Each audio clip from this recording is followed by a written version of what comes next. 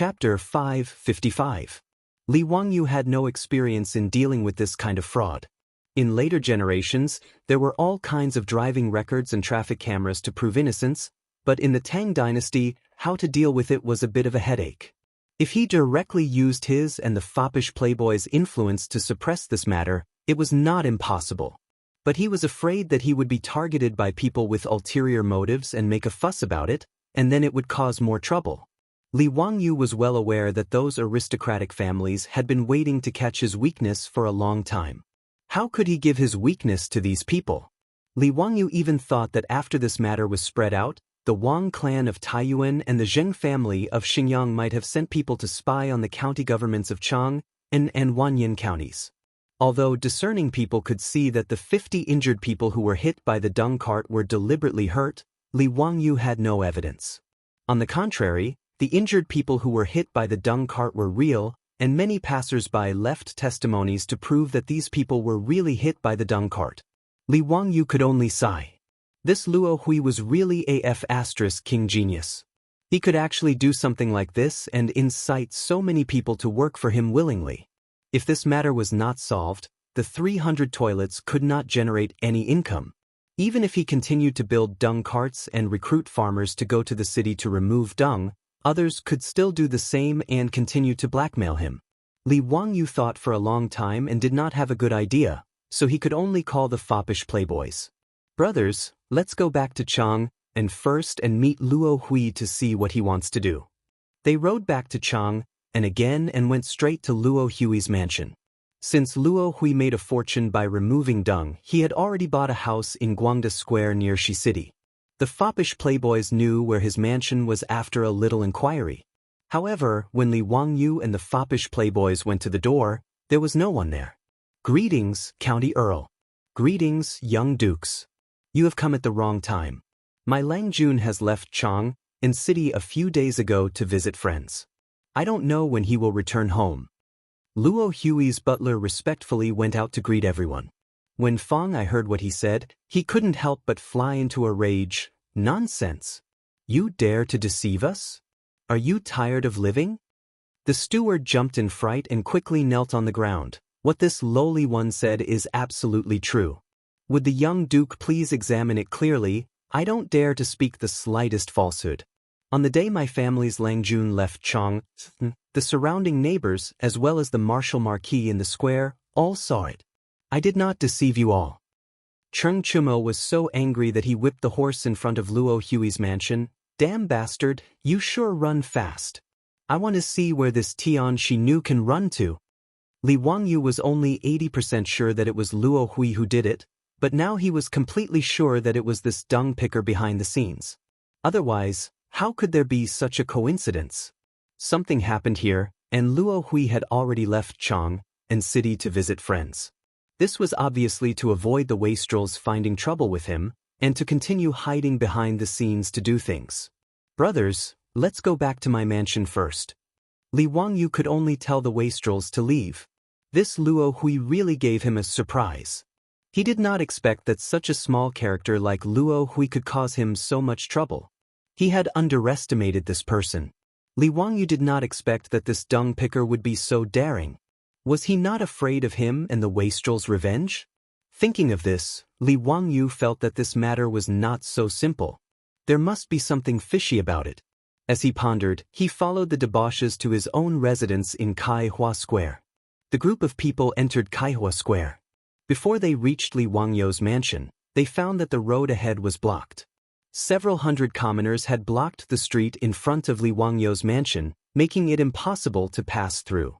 Cheng Chumo was in a bad mood. He impatiently shouted from his horse, "Out of the way, out of the way. What are you all doing here? This is the Hu County Count's mansion. You think you can come here?" It would have been better if he had not shouted. Once he finished shouting, the crowd of commoners in front of Li Wangyu's mansion all began to crowd around them. "Hu County Count, your carriage hit my aunt. Is a noble person like you going to do nothing? We are looking for you, Hu County Count. Please, Hu County Count, give us commoners a way out. My eldest son's leg was broken, and he has no livelihood. How can our family live? Everyone come and see." My poor old mother was hit by Hu County Count's carriage. Her head is bleeding. How pitiful. If you don't give us an explanation today, we won't leave. Hu County Count, you are a noble person, so we commoners naturally don't dare to act rashly. But you can't condone your subordinates and humiliate us commoners like this. My father is 63 years old this year, but he was hit by your carriage and broke his arm. If you don't give us an explanation today, we won't leave. These several hundred commoners were carrying the door planks. Lying on top of the planks were people who had been injured in today's racketeering. Li Wangyu and the wastrels were all dumbfounded by this scene. What was going on? Were these people addicted to racketeering? They actually came all the way to his mansion to demand an explanation? But in the face of these several hundred agitated commoners, Li Wangyu was also a bit flustered. He had never imagined that Luo Hui would have such a backup plan waiting for him. Seeing that the commoners were getting more and more agitated, Niu Wu and his troops subconsciously drew out the she blades at their waists. They looked at the crowd nervously, afraid that they would suddenly charge forward and threaten the safety of Li Wangyu and the silk pants. Let's go, don't fight with them. Let's go back to the mansion first. Li Wangyu shouted.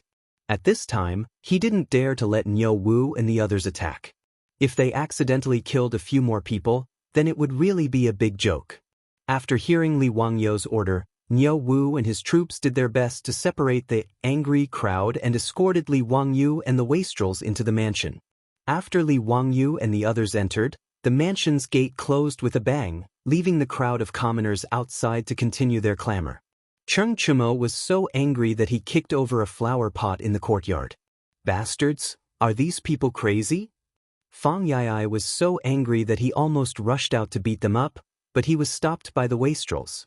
Li Wangyu didn't say anything. His mansion being surrounded was really out of his expectations. But this matter confirmed one of his conjectures. Behind Luo Hui, there was definitely another faction causing mischief, a mastermind behind the scenes. Otherwise, how could a lowly person like him dare to oppose him, the county count who founded the country, and a bunch of wastrels? Li Wangyu didn't believe that he had such guts. Not to mention that he had incited these commoners to cause trouble in his mansion. Moreover, he didn't see the marquises of Kaihua Square or the bailiffs of Wanyan County come to drive these people away. He didn't believe that Lu Dehang and the marquises of Kaihua Square didn't know that so many people had gathered here. It was clear that someone was exerting pressure on Lu Dehang and the colonel of the marquises to make them stand by and allow these commoners to surround his mansion. Li Wangyu thought to himself. The Wang clan of Taiyuan, the Zheng clan of Xingyang, the Duke of Lu Hojunji, and the Duke of Chongping Zhongliang. In this half a year, the only people who had enmity with him were these few. Any one of them, or even several of them, could have instigated Luo Hui to do this. This was interesting. It seemed like these people had suffered a loss and were very unwilling to accept it. Chapter 556. The commotion in front of Li Wangyu's mansion lasted for more than 2 hours before a martial marquis finally came to disperse the crowd. After the crowd surrounding his mansion dispersed, Li Wangyu ordered people to open the mansion door. He walked out and looked at the mess on the ground, then looked at the group of martial marquis standing in front of the mansion door with their hands hanging down. He could not help but sneer. Everyone, I will remember today's matter and will definitely repay you in the future. Li Wangyu's words immediately scared the martial marquis into kneeling on the ground. County Count Hu, please calm down. It's not that we want to be negligent, we.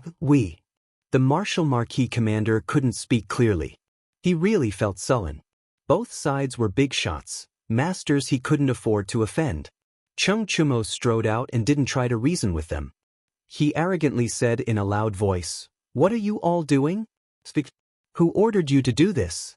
If you can't explain, this old man will put this on your heads." The martial marquis gloomily looked at each other. This was a fight between immortals, and mortals suffered. They hesitated for a moment, but before they could speak, they saw the two brothers Cheng Chubi and Cheng Chuliang standing on either side of their brother. "Big brother, it seems that our Duke Lu Mansion's reputation is not enough. They are not afraid at all." Yuchi Bao Lin and Yuchi Bao Qi also stood out. "If you think that the Duke Lu Mansion is not enough, then add my Duke E Mansion. And my Duke Qiao Mansion." My Lai Mansion will advance and retreat with the County Count Hu Mansion. Duke Liang Mansion also has the same attitude. Duke Xing Mansion also has the same attitude. Niu Jingping dragged his lame leg out. Hee, our Langya County Duke Mansion can't compare to these Duke Mansions, but if anyone wants to oppose the County Count Hu Mansion, then they can try the Langya County Duke Mansion's blade. The words of the wastrels finally made the Marshal Marquis clearly remember the power behind these wastrels. They were so scared that they almost wet their pants. Their backs were soaked in cold sweat. They now felt that they were like pigs in a mirror, completely inhuman. He wanted to say who was the instigator, but when he thought about that person's power, crushing them was not much harder than crushing ants. Thus, he swallowed the words that were about to come out of his mouth. County Count Hu, young dukes, today is all our fault. Please punish us, County Count Hu and young dukes. The colonel of the Wu Marquis shop opened his mouth for a long time, but he didn't dare to say that name. He just kept kowtowing. The colonel's words made Cheng Chumo and the others furious. They rushed over and wanted to beat him up, but were stopped by Li Wangyu. He walked in front of the colonel and squatted down to look into his eyes. Even if you don't say it, I can guess it. If I'm not mistaken, did Duke Lu instruct you to do this? Li Wangyu's words made the colonel's eyes widen as he looked at him in disbelief. You didn't say anything? The colonel was so scared that his teeth were chattering. With his reaction, how could Li Wangyu not know that he had guessed correctly? He chuckled and stood up. You don't have to say any more. I already know. The colonel didn't dare to say anything and just kept kowtowing. Li Wangyu stood up and sneered. All right, I won't make things difficult for you. But as Wu Marquises of the Tang dynasty, you are not the servants of a certain family. Don't make a mistake. After saying this, he turned and walked back into his residence. The wastrels coldly snorted and looked around at the kneeling Wu Marquises before following him back into their residences and slamming the gates shut. The Wu Marquises sighed and silently got up from the ground before leaving dejectedly. Inside the gates, Cheng Chumo was very confused. Zio, how did you know that Ho Junji was behind this? Yes. Li Wangyu smiled. The Wu Marquis shops are controlled by the left and right imperial guards. The hands of the great clans shouldn't be able to stretch that far. And among the many generals, the only ones who have a grudge with me are Ho Junji and Zhang Liang. A few days ago, Zhang Liang was appointed as the chief steward of Huai province by the sage and has already gone to Huai province. Isn't that only Ho Junji left? His words enlightened the wastrels. That bastard! I was wondering why that Tian Shiwei Luo Hui was so bold to do such a thing.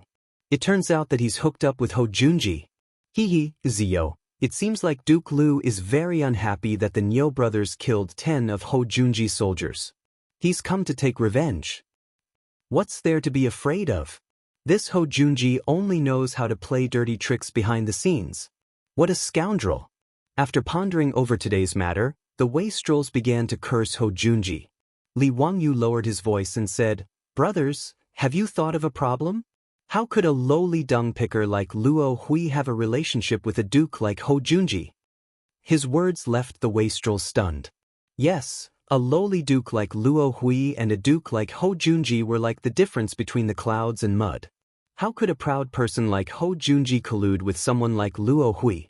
Confused, the wastrels turned to Li Wangyu and said, Zio, speak. Don't keep us in suspense. Li Wangyu chuckled.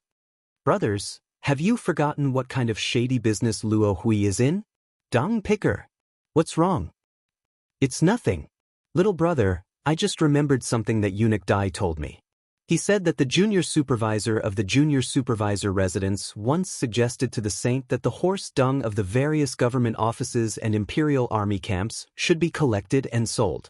Do you know about this? Li Wangyu changed the topic and spoke about what Dai Zhou had said to him in the Hall of Governance that day. The wastrels didn't understand what he meant. They looked at each other and nodded. I've heard of this matter. It seems that the saint didn't want his reputation to be good, so he gave up. What does this have to do with anything? Zio, why are you making me more and more confused? Zio, don't keep us in suspense. Speak clearly. Li Wangyu rolled his eyes at them and said, the horse dung of the imperial army. Brother Chumo, Brother Baoqi, Brother Jing, how did you deal with the horse dung in your lord's camp? Cheng Chumo and the others were stunned. Naturally, it was collected and sold as military funds. Wait, Zio, you mean to say that Ho Junji's Zui residents sold the horse dung to Luo Hui? Li Wangyu nodded. That should be the case. Otherwise, how could the mighty Duke of Lu have anything to do with someone like Luo Hui? And even secretly order him to oppose us? He felt that the relationship between Ho Junji and Luo Hui wasn't as simple as selling horse dung. Li Wangyu recalled a case of the Song dynasty that he had read in a book in his later life. During the reign of Gaozong of the Southern Song dynasty, Yang Zuanzhong was the chief commander of the Southern Song army. This person was later impeached by the imperial censor for embezzling more than 100,000 yuan of dung money. But Yang Zuanzhong had planted spies in the imperial censor and learned of this news in advance. Thus, he rushed to submit a memorial to the emperor and said, "There is a certain amount of dung money in the army, but it is only for the use of the imperial court." When the imperial censor was impeached, the emperor naturally didn't believe him and said that the imperial censor was dismissed from his post, but his surviving relatives flourished day by day. When Li Wangyu had read the book, he had only sighed that even the ancients could play the role of spies, and he had even mocked a great general like Yang Zuanzhong for embezzling dung money. He was truly too greedy. But now that he thought about the matter between Ho Junji and Luo Hui, Li Wangyu couldn't help but stroke his chin. There was an 80% chance that Ho Junji had embezzled the dung money of the Zui residents, right? This matter could be used as an excuse. Chapter 557.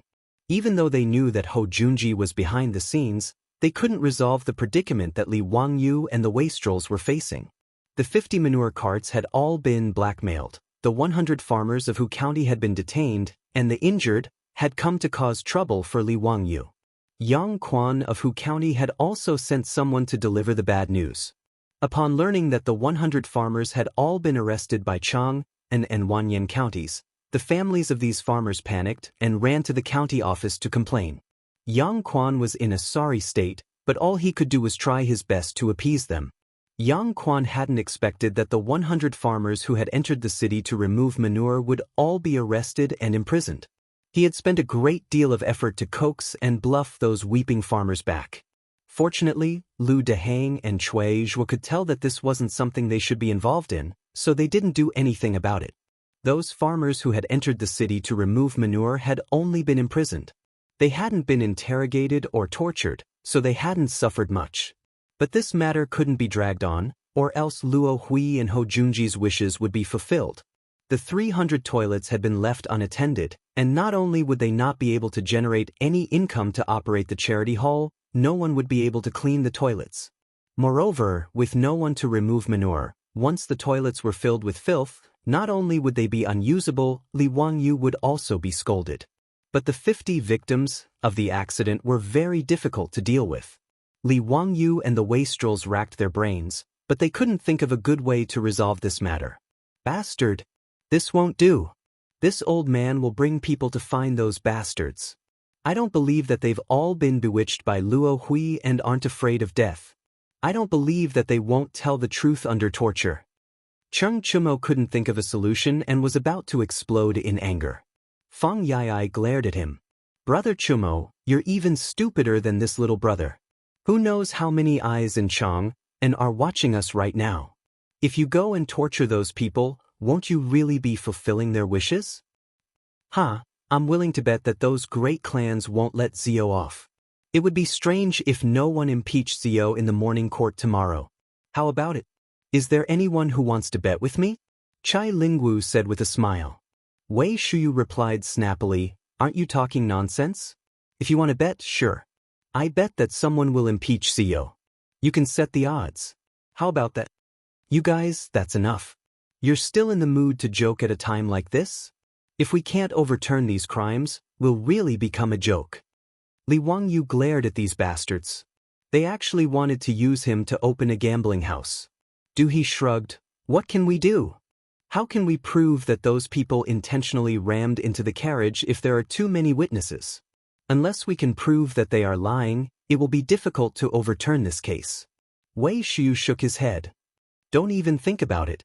It's impossible for them to retract their testimony.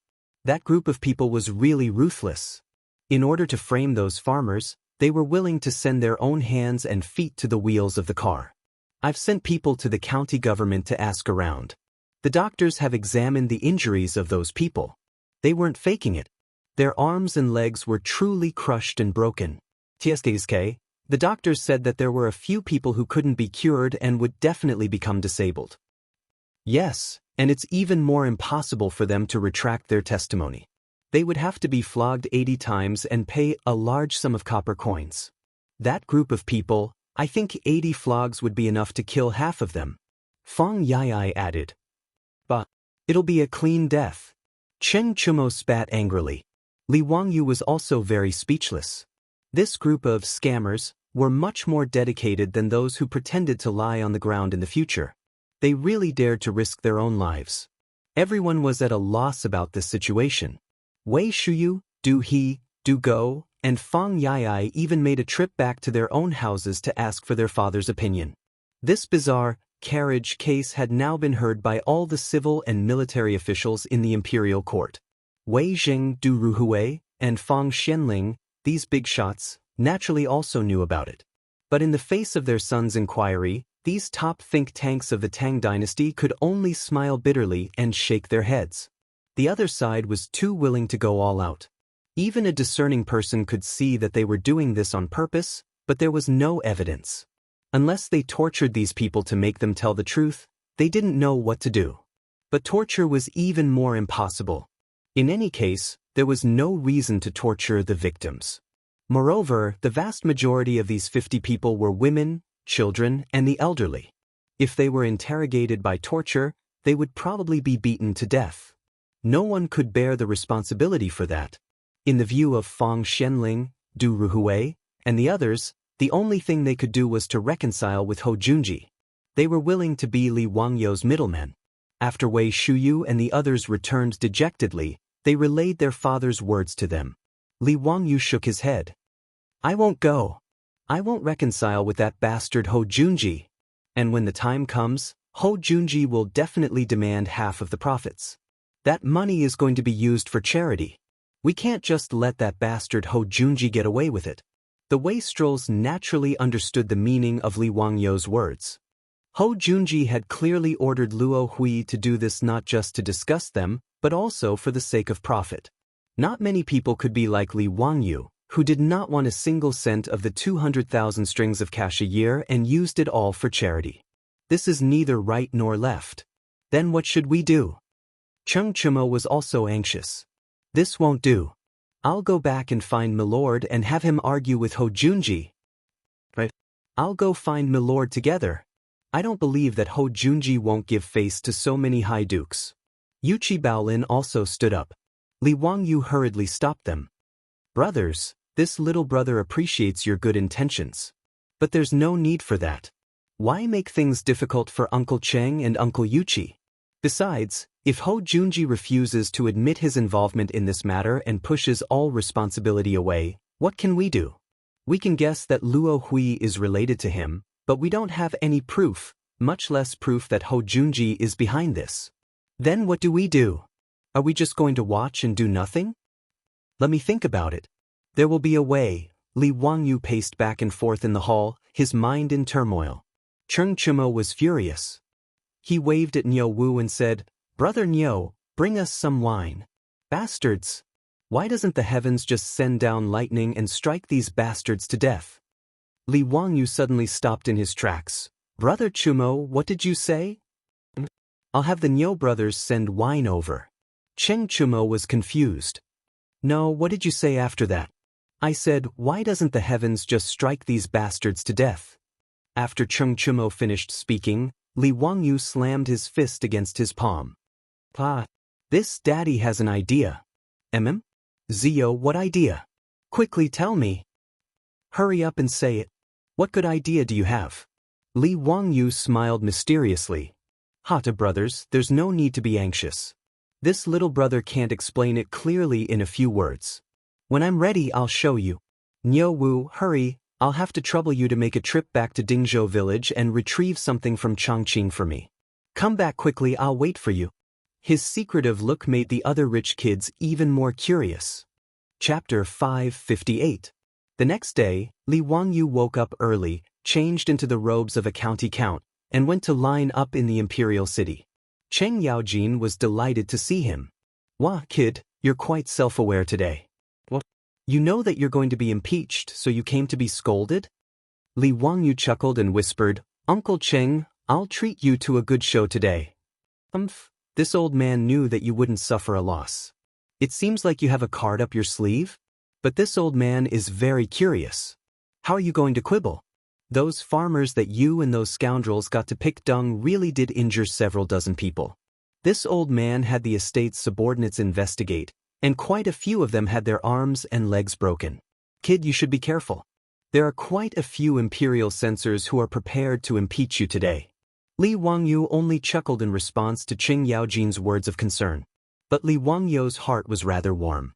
This old hoodlum was rather concerned about him. He would just waive the money he owed him for mahjong. It wasn't just Cheng Yaojin who was concerned about Li Wangyu attending the court. Yu Shernan, Dai Zhou, and Kong Yingda had naturally come to inquire about him. His two disciples, Ma Zhou and Yan Liben, were even more worried about their teacher. But Li Wangyu only smiled in response to their questions, saying that he would prove his innocence today and telling them not to worry. As everyone was chatting and waiting for the court session to begin, Ho Junji strode over. When he saw Li Wangyu, he couldn't help but smile. "County Count Huxian, long time no see. I hear that you recruited quite a few farmers to pick dung in Chang, but all of them came in carriages? Tisatiske, how careless." Li Wangyu didn't even bat an eye at Ho Junji's jeering words. "Many thanks for Duke Lu's concern. Those farmers truly are ignorant and don't understand the sinister nature of people's hearts. One can know a person's face but not his heart. Isn't that right, Duke Lu? Count Huxian truly has a sharp tongue. I hope you can do the same later." Li Wangyu's sarcastic words caused Li Wangyu's face to go stiff. With a cold snort, he left, not intending to waste any more words with Li Wangyu. Within his wide sleeves, Li Wangyu raised two middle fingers at Ho Junji's back. "This hypocrite, I despise him." When it was time for court, the officials lined up and went up to the palace to pay their respects. Pai Lupi walked up the steps and sat on the throne. When he saw Li Wangyu among the officials, he couldn't help but frown. Pai Lupi naturally knew about the bizarre, traveling horse case that happened in Chang and yesterday. Of course, he wouldn't believe that all of this was just a coincidence. Only a fool would believe that there could be such a coincidence. 50 dung carts had entered the city, and within an hour, all of them had run over and injured people. This was a naked humiliation to the intelligence of the officials. But this laughable trick had become an unsolvable problem because of the infighting between the officials. Those imperial censors from the noble clans had even used this as a weapon to impeach Li Wangyu, not caring if this matter was absurd or not. Pai Lupi could only sigh in helplessness. Pai Lupi had also been racking his brains over Li Wangyu for a long time, but he still hadn't been able to find a way out of this situation. Now that the evidence was irrefutable after today's court session, Cui Zhua and Lu Deheng, the two county magistrates of Chang and Wanyan, could only follow the laws of the Great Tang and sentence the drivers to 80 strokes of the cane and compensate the injured with copper coins. And now that Li Wangyu had been impeached by the imperial censors, Pai Lupi couldn't protect him in front of the officials. He could only reprimand him and add copper coins to the punishment. Li Wangyu had lost face and was fined some copper coins, but this wasn't important. What was important was that Li Wangyu's proposal of the charity hall to Empress Zhang's son might be aborted. Pai Lupi was actually very angry. According to the report from the 100 Cavalry Department, this matter was most likely done by a rich man in Chang, and who cleaned dung for a living, a man named Luo Hui. Hearing this news, Pai Lupi almost thought that the 100 Cavalry Department was spouting nonsense. How could a lowly person who cleaned dung for a living dare to do such a thing? He naturally thought that there must be someone behind Luo Hui. Li Er was so angry that he ordered the 100 Cavalry Department to arrest Luo Hui and throw him into the 100 Cavalry Department's prison.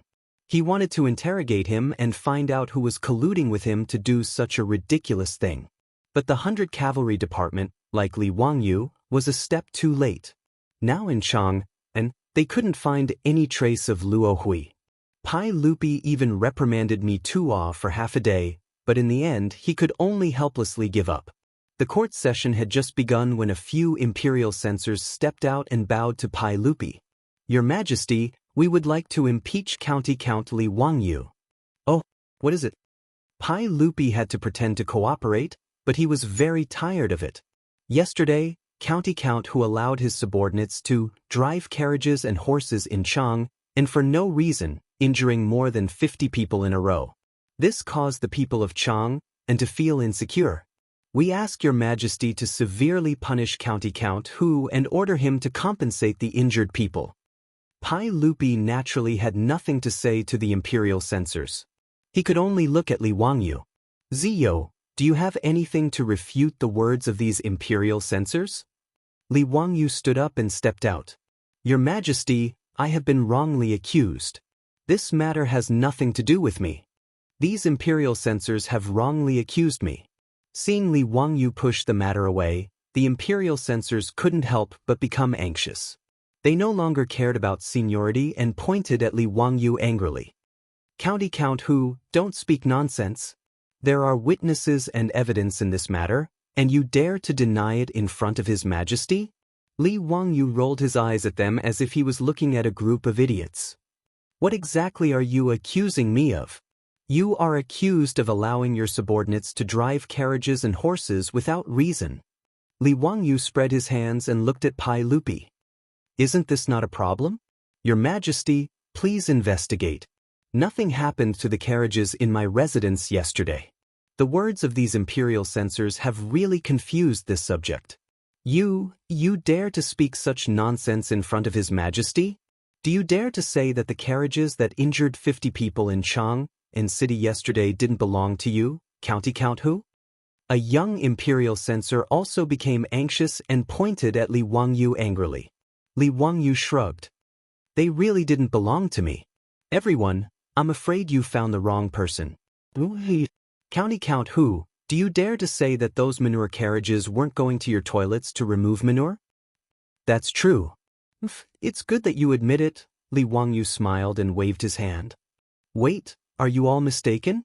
It's true that those manure carriages were going to my toilets to remove manure, but those manure carriages and drivers weren't recruited by me, nor were they my subordinates. Everyone, please don't speak nonsense." His words stunned the imperial censors. They opened their mouths but didn't know what to say. They simply turned their heads and knelt before Pai Lupi. "Your Majesty, those carriages that injured people belonged to County Count who. Everyone in Chang'an city knows about this. Now, County Count who is actually trying to shirk responsibility. It's truly despicable. Your Majesty, please make a judgment." Pai Lupi also felt a headache coming on. He couldn't help but look at Li Wangyu. "Ziyo, what's going on? Explain it clearly to us." "Yes, Your Majesty. Those manure carriages were indeed going to this official's toilets to remove manure, but the manure carriages and drivers have absolutely nothing to do with this official." Li Wangyu smiled very easily. "Then these imperial censors have misunderstood you? Who did those carriages belong to?" Li Wangyu smiled even more happily. He had been waiting for these words. Pai Lupi really was a good supporting actor. "Reporting to Your Majesty, those carriages and coachmen were all created and recruited by Cheng Chumo, Cheng Chuliang, Cheng Chubi, Yuchi Baolin, Yuchi Baoqi, Du He, Du Go, Fang Jun, Wei Shuyu, Chai Lingwu, and Niu Jingping." Li Wangyu's words instantly silenced the hall. Ho Junji, the clan officials, and the imperial censors who had impeached Li Wangyu all began to curse in their minds. Shameless, truly too shameless. Since he could push the blame onto these debauches, Fang Xianling, Du Ruhui, and the others glanced at each other, wondering what Li Wangyu was up to. Chapter 559. Li Wangyu's words left even Pai Lupi speechless. This brat was actually able to throw the blame away so cleanly. It was truly difficult for him. Pai Lupi coughed dryly. "Ziyo, are you sure?" Those carriages and farmers belong to Chengchumo and the others? Yes, Your Majesty. If Your Majesty and the other officials do not believe me, you can summon Chengchumo and the others into the hall and ask them. Li Wangyu said casually. They are in my residence in Kaihua Square today. Your Majesty can summon them into Taiji Palace for questioning. Pai Lupi nodded.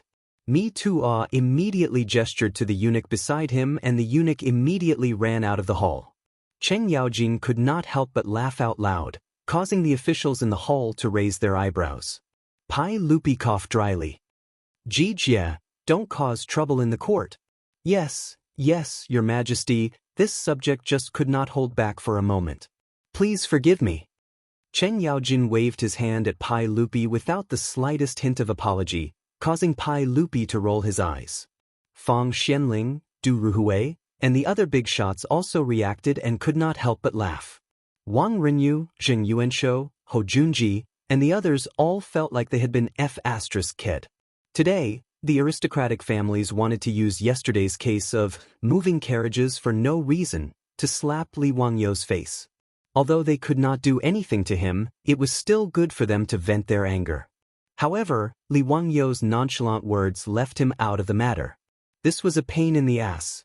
If the imperial censors continued to impeach him, they would offend Fang Xianling, Du Ruhui, Cheng Yaojin, Yuqi Jingde, Chai Shao, and the other big shots. But it was even more impossible to not impeach him. They could not possibly go to Pai Lupi and say, "Sorry, we impeached the wrong person. We won't impeach him, right?" Cheng Yaojin thought of this and could not help but laugh, mocking the aristocratic families for being humiliated today. None of the imperial censors had expected Li Wangyu to be so shameless. Everyone in Chang knew that the horse carriage that entered the city to remove dung yesterday belonged to his mansion. But he refused to admit it. What could he do? Not long after, the group of hedonistic sons were led into the Taiji Palace by the servants and had an audience with Pai Lupi. The censors who impeached Li Wangyu were extremely disgusted at this moment, but they could only pinch their noses and ask the foppish lords, "General Cheng, may I ask if the carriage that killed someone in Chang and yesterday belongs to you?" Cheng Chumo nodded his head casually. "That's right, that's exactly the case." The faces of the imperial censors became more and more ugly. Director Cheng had tacitly agreed to this matter, making their impeachment today a complete farce. "Your Majesty, the carriages of General Cheng and the others are traveling in Chang'an City. We feel that Your Majesty should reprimand them to not disturb the people." The censors could only be careful with their words and tried their best to speak to Li Erqi in a tactful manner. Pai Lupi naturally knew why they changed their minds, but he was too lazy to say more. Just as he was about to reprimand the foppish lords, Li Wangyu suddenly opened his mouth. "Your Majesty, the imperial censors had impeached me for the same crime, but they had asked Your Majesty to severely punish me and order me to compensate the injured people. Why is it that when it comes to Cheng Chumo and the others, you only reprimand them? What kind of logic is this? I ask Your Majesty to severely punish Cheng Chumo and the others as a warning to others." Li Wangyu said these words righteously, as if he was the upright and plain-spoken imperial censor who was absolutely irreconcilable with Cheng Chumo and the others. His words made the faces of the imperial censors who had impeached him turn even darker, but they could not refute. They could only shut their mouths and pretend to be ostriches, allowing Li Wangyu to slap their faces. Cheng Chumo and the others looked very wronged and bowed to Pai Lupi. "Your Majesty, if we were not strict enough and the carriage in Chang and injured dozens of people, we are willing to accept Your Majesty's punishment. However, we are not satisfied with this matter. The so-called injured people who hit the carriage were deliberately injured. If we are punished because of this, we are not satisfied. We ask Your Majesty to issue an edict to order Chang and Wanyan counties to interrogate the injured people and give us justice." The imperial censors did not know how to respond to the foppish lord's complaints. If these words were said by Li Wangyu, they would naturally jump out and righteously reprimand Li Wangyu for talking nonsense. They would also take out a large number of witnesses and evidence to prove that Li Wangyu's carriage hit and injured the people. But these words were said by the foppish lords, so the imperial censors did not know what to do. They secretly turned their heads to look at Wang Lin and Zheng Yuanshou, but saw them slowly shaking their heads. They knew that this matter could only be dropped. Pai Lupi did not expect that Li Wangyu could shift the blame to such an effect. Previously, he was like Fang Xianling and the others. They were all thinking that Li Wangyu would be impeached and it would be difficult for them to get away. But he did not expect that Li Wangyu and the foppish lords would change the target of the imperial censor's impeachment to a group of foppish lords. The great clans were naturally unwilling to offend so many imperial court bigwigs over such a small matter. This gave Li Wangyu and the others a chance to reverse the situation. As long as the officials did not obstruct them, Pai Lupi would naturally agree to the demands of the foppish lords. As long as they were willing to investigate this matter, they would definitely find the truth. Wang Lin and Zheng Yuanshou glanced at each other and decided not to intervene. Today, Li Wangyu had gotten off lightly. While the great clans were unwilling to participate in this matter, Hou Junji's complexion turned unsightly. At this point, he could no longer continue to watch from the sidelines. Before Pai Lupi could speak, Hou Junji stepped forward and said, "Your Majesty, this subject believes that Cheng Chumo's words are incorrect. Those 50 injured people were all hit by carriages. This matter is absolutely true, and there are several dozen passers-by as witnesses. How pitiful and innocent are these injured people? It's one thing for the authorities not to compensate the injured, but how can they be interrogated? This is truly detrimental to your Majesty's reputation of loving the people as your own children. This subject believes that this matter cannot be allowed." Li Wangyu and the foppish lords were not at all surprised by Hou Junji's words. On the contrary, they looked at each other and smiled. Li Wangyu had naturally predicted that Hou Junji would make such a choice. If he didn't step forward, then all his previous efforts would have been for naught. As long as he interrogated those injured people, the matter would naturally become clear. At that time, those injured people would be falsely accused and the peasants would be released. How could he, Hou Junji, stop Li Wangyu and the foppish lords from organizing people to enter the city to remove excrement? That was a profit of 200,000 strings a year. Li Wangyu did not believe that Hou Junji, famed for his greed in history, would be able to hold himself back. Reality was just as he had predicted. The great clans had retreated because of the factions backing the foppish lords, but Hou Junji had charged in. Cheng Chumo chuckled and said, "Your Majesty, since Duke Lu has said so, I would like to ask your Majesty to make a trip to Chang and County and have the injured confront the farmers. Ask them about the case and clear our names." "Nonsense. Your Majesty must not." Hou Junji was just about to stop him when Pai Lupi waved his hand at him. Pai Lupi stood up from his throne and said, "Junji's words are reasonable. There are many injured people in this matter and cannot be underestimated. However, since Cheng Chumo and the others feel that they have been wronged, there is a need to clarify the case. Since that's the case, why don't we do as Cheng Chumo suggested and confront these peasants? Let's see if they drove the carriage for no reason or if they were framed. Someone, send a carriage to Chang. We will personally interrogate them today. Send a carriage to Ving." Before Hou Junji could dissuade him, Mi Tu-ah had already shouted in a shrill voice. Chapter 560. Pai Lupi had personally arranged for Chang and County. In order to not disturb the common people, he and his officials had changed into civilian clothes. Even so, when Pai Lupi led his officials into the Chang and County Hall, Cui Zhuo was still given a fright. Upon learning that Pai Lupi was going to personally interrogate yesterday's carriage case, Cui Zhuo immediately ordered the bailiffs to summon the peasants to the hall. Lu Dehang, the county magistrate of Wanyan County, was also summoned to Chang'an County. The peasants imprisoned in Wanyan County were also escorted to the Chang'an County Hall so that they could be interrogated together. As for the injured people who had been hit by the carriages, the bailiffs naturally went to inform them so that they could be brought to Chang'an County for a face-to-face confrontation with the peasants. Many of the injured had to be carried to the main hall of the county yamen. Their bodies were wrapped in bandages and blood was seeping out of them. They looked very miserable. Seeing this, Li Er couldn't help but frown.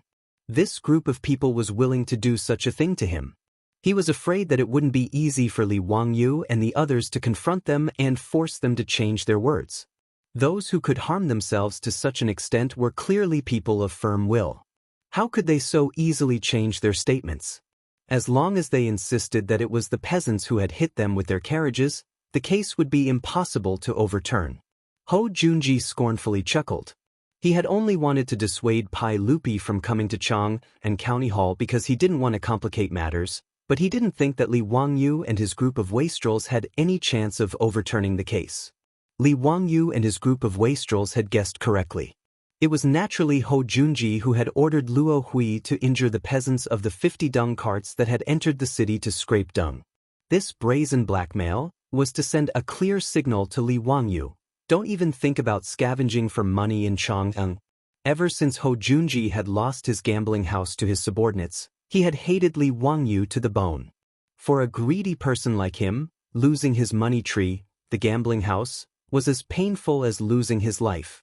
And when he learned from Luo Hui that the 300 toilets Li Wangyu had built in Chang and were bringing in more than 200,000 strings of cash each year, Ho Junji's eyes had gone red. Luo Hui didn't dare to oppose Li Wangyu, the county count who founded the country, but Ho Junji did. Stimulated by this enormous profit, Ho Junji had ordered Luo Hui to stop Li Wangyu's men from entering the city to scavenge the excrement. He had to seize this fat piece of meat. The two of them planned this absurd car and horse case in order to embarrass Li Wangyu. Ho Junji had even calculated the reaction of the great clans, and he was certain that they would not let go of this opportunity to impeach Li Wangyu. As long as the great clans sent men to impeach Li Wangyu, they would be able to turn this absurd car and horse case into an ironclad case. If Li Wangyu could not send men into the city to scavenge for excrement, Luo Hui would be able to openly claim the 300 toilets as his own. He wouldn't even need to share half of the profits with Li Wangyu. Ho Junji did not believe that Li Wangyu would be so shameless as to argue with Luo Hui over those filthy things and fight over Jinkala. Moreover, if the toilets were left unattended, excrement would spill everywhere and pollute the environment, and Ho Junji might even find someone to impeach Li Wangyu. Luo Hui had gone to scavenge for excrement, but he had done a good deed without leaving his name behind. How could he be blamed? This was Ho Junji's wishful thinking. He had never imagined that Li Wangyu would shift the responsibility of scavenging for excrement onto the wastrels. Ho Junji was filled with regret that the great clan's impeachment plan had been abandoned halfway. But Ho Junji didn't care. If he couldn't scam Li Wangyu, then so be it. The most important thing right now was to stop those farmers from scavenging for excrement. As long as he could pin down the crime of car and horse case, Ho Junji didn't believe that anyone would dare to scavenge for excrement in Chang. Luo Hui had carefully selected these self-inflicted wounds from his own subordinates, and these elderly, women, and children were the family members of Luo Hui's excrement pickers. Luo Hui had promised them a large sum of money, and once the matter was settled, these excrement pickers would no longer have to pay him. All the money they earned from scavenging for excrement in Chang and would belong to them. As the saying went, birds die for food and men die for wealth. These excrement pickers were already their family members, so how could they not be tempted by these conditions? They had always been looked down upon by others, and they cared even less about their bodies. Thus, these people, whether old or young, did not give themselves any leeway when extorting money. If they could break a leg, they would not break a hand, and they made themselves miserable. Now that they were in the main hall of the county yamen, these people were crying and making a fuss, all of them begging the Ming House to uphold justice for them. They had to severely punish those farmers who had injured them and give them justice. As for the farmers, they were all kneeling on the ground, glaring angrily at these people, their eyes almost spitting fire. At the time, Lu Shi had believed that he had accidentally run into that old woman while driving the carriage. But after he was imprisoned in the Chang and County Prison, he understood everything. How could he have been careless? Someone was clearly trying to frame them. Even if Lu Shi was a fool, he would never believe that he and his companions had accidentally run into someone. The chances of this happening were even lower than winning 200 taels of gold in the lottery. Ming House, we've been wrongly accused. These people clearly ran into our carriage on purpose. Ming House, please uphold justice for us. Ming House, we're all honest farmers in the county.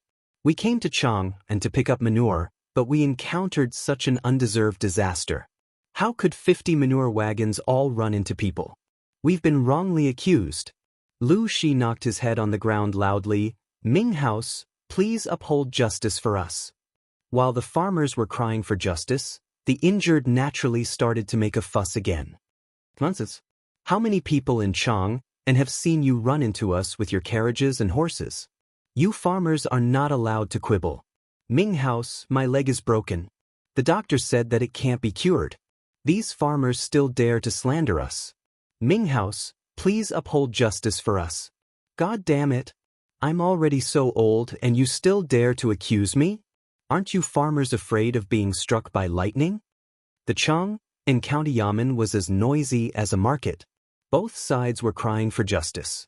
Cui Zhuo was so angry that he picked up his gavel and slammed it loudly. Only then did everyone shut up. If anyone dares to cause trouble in court again, I'll give them 20 strokes of the cane.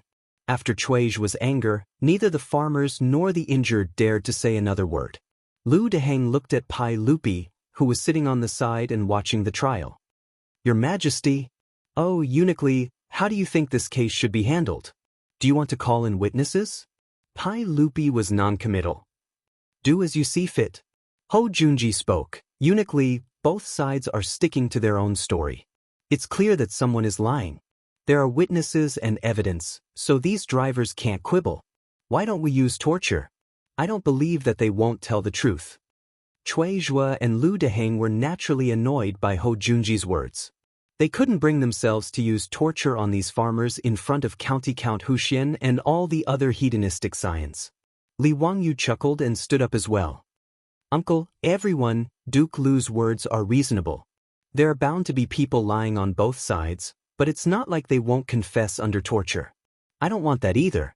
It's easy to tell if they're telling the truth. I have a divine tool that can detect if someone is lying. Since both sides are sticking to their own story, why don't we try my divine tool and use it to detect if someone is lying? Divine tool? Detect if someone is lying? Pai Lupi and everyone else felt their minds go blank. What was the meaning of this? Chapter 561. Pai Lupi was drinking tea, and when he heard Li Wangyu's words, he almost choked to death. There was naturally no such thing as a lie detector in the Tang dynasty, but based on its literal meaning, everyone could understand that it was a test to see if one was lying, right? The officials naturally didn't believe Li Wangyu's words and began to question him. Ziyo, don't joke around. How could there be such a thing? Haha, this is the first time in this old man's life that I've heard of an object that can detect lies.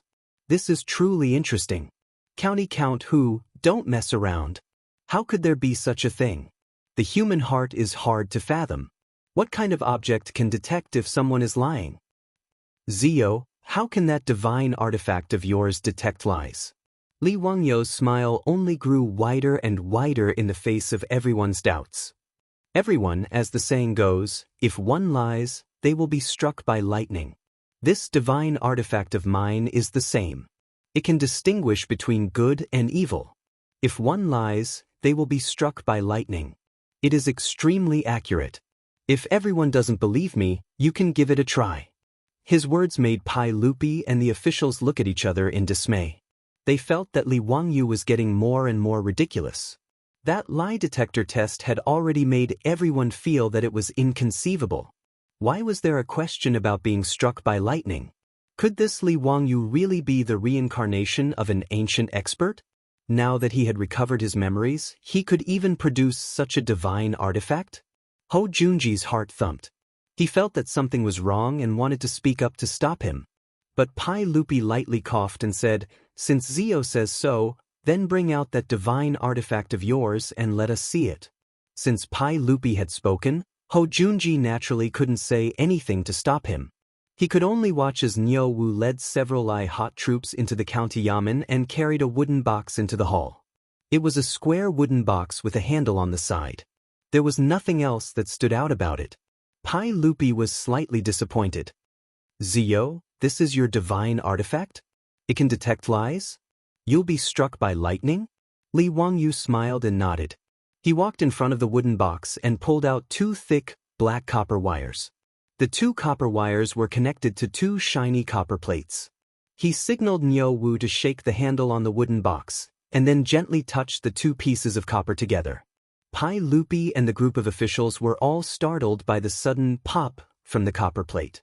What made them even more incredulous was that the copper plate emitted a lightning-like electric light. Although it wasn't as earth-shattering as the thunderbolts, it could be seen that the lightning flashing from the copper plate was very similar to the thunderbolts falling from the sky. Zio, what is this? Electricity. Was that Mo Fei just an electric light? Dao ancestor above, is it really lightning? Are my eyes playing tricks on me? The Tang people naturally didn't know how lightning was formed, but they knew enough about electricity. As the saying goes, sound is thunder, light is electricity. The battle between yin and yang is thunder, and the excitement is electricity. Electricity is the brilliance of yin and yang. These were the ancient Chinese people's understanding of electricity. The word electricity in the oracle bone inscriptions was like a mysterious and frightening bolt of lightning that split in all directions. Li Wangyu pretended to be mysterious for a long time. The thing that he showed off was actually the hand crank generator that he had built to charge his mobile phone. Niu Wu shook the handle of the generator to generate electric current. When the positive and negative poles came into contact, there would naturally be sparks. Of course, those who studied physics in junior high school would know that this was the phenomenon of electric charge breaking through the air and causing the air to conduct electricity. However, this scene in the eyes of Pai Lupi and the group of officials had a different feeling. Li Wangyu really created electric light in front of them. This was really too unbelievable. A hand crank generator, a simple discharge phenomenon. To the Tang people, the stimulation was no less than a UFO suddenly landing on the road and aliens walking out. Ho Junji's mouth dropped open in disbelief. Demonic arts. This is demonic magic. Fang Xianling immediately refuted. Thunder and lightning are righteous, how can it be demonic? Duke Lu, don't talk nonsense. How can this lightning be a demonic technique? Du Ruhui also nodded. Since ancient times, China believed that thunder and lightning were controlled by the god of thunder and the goddess of lightning.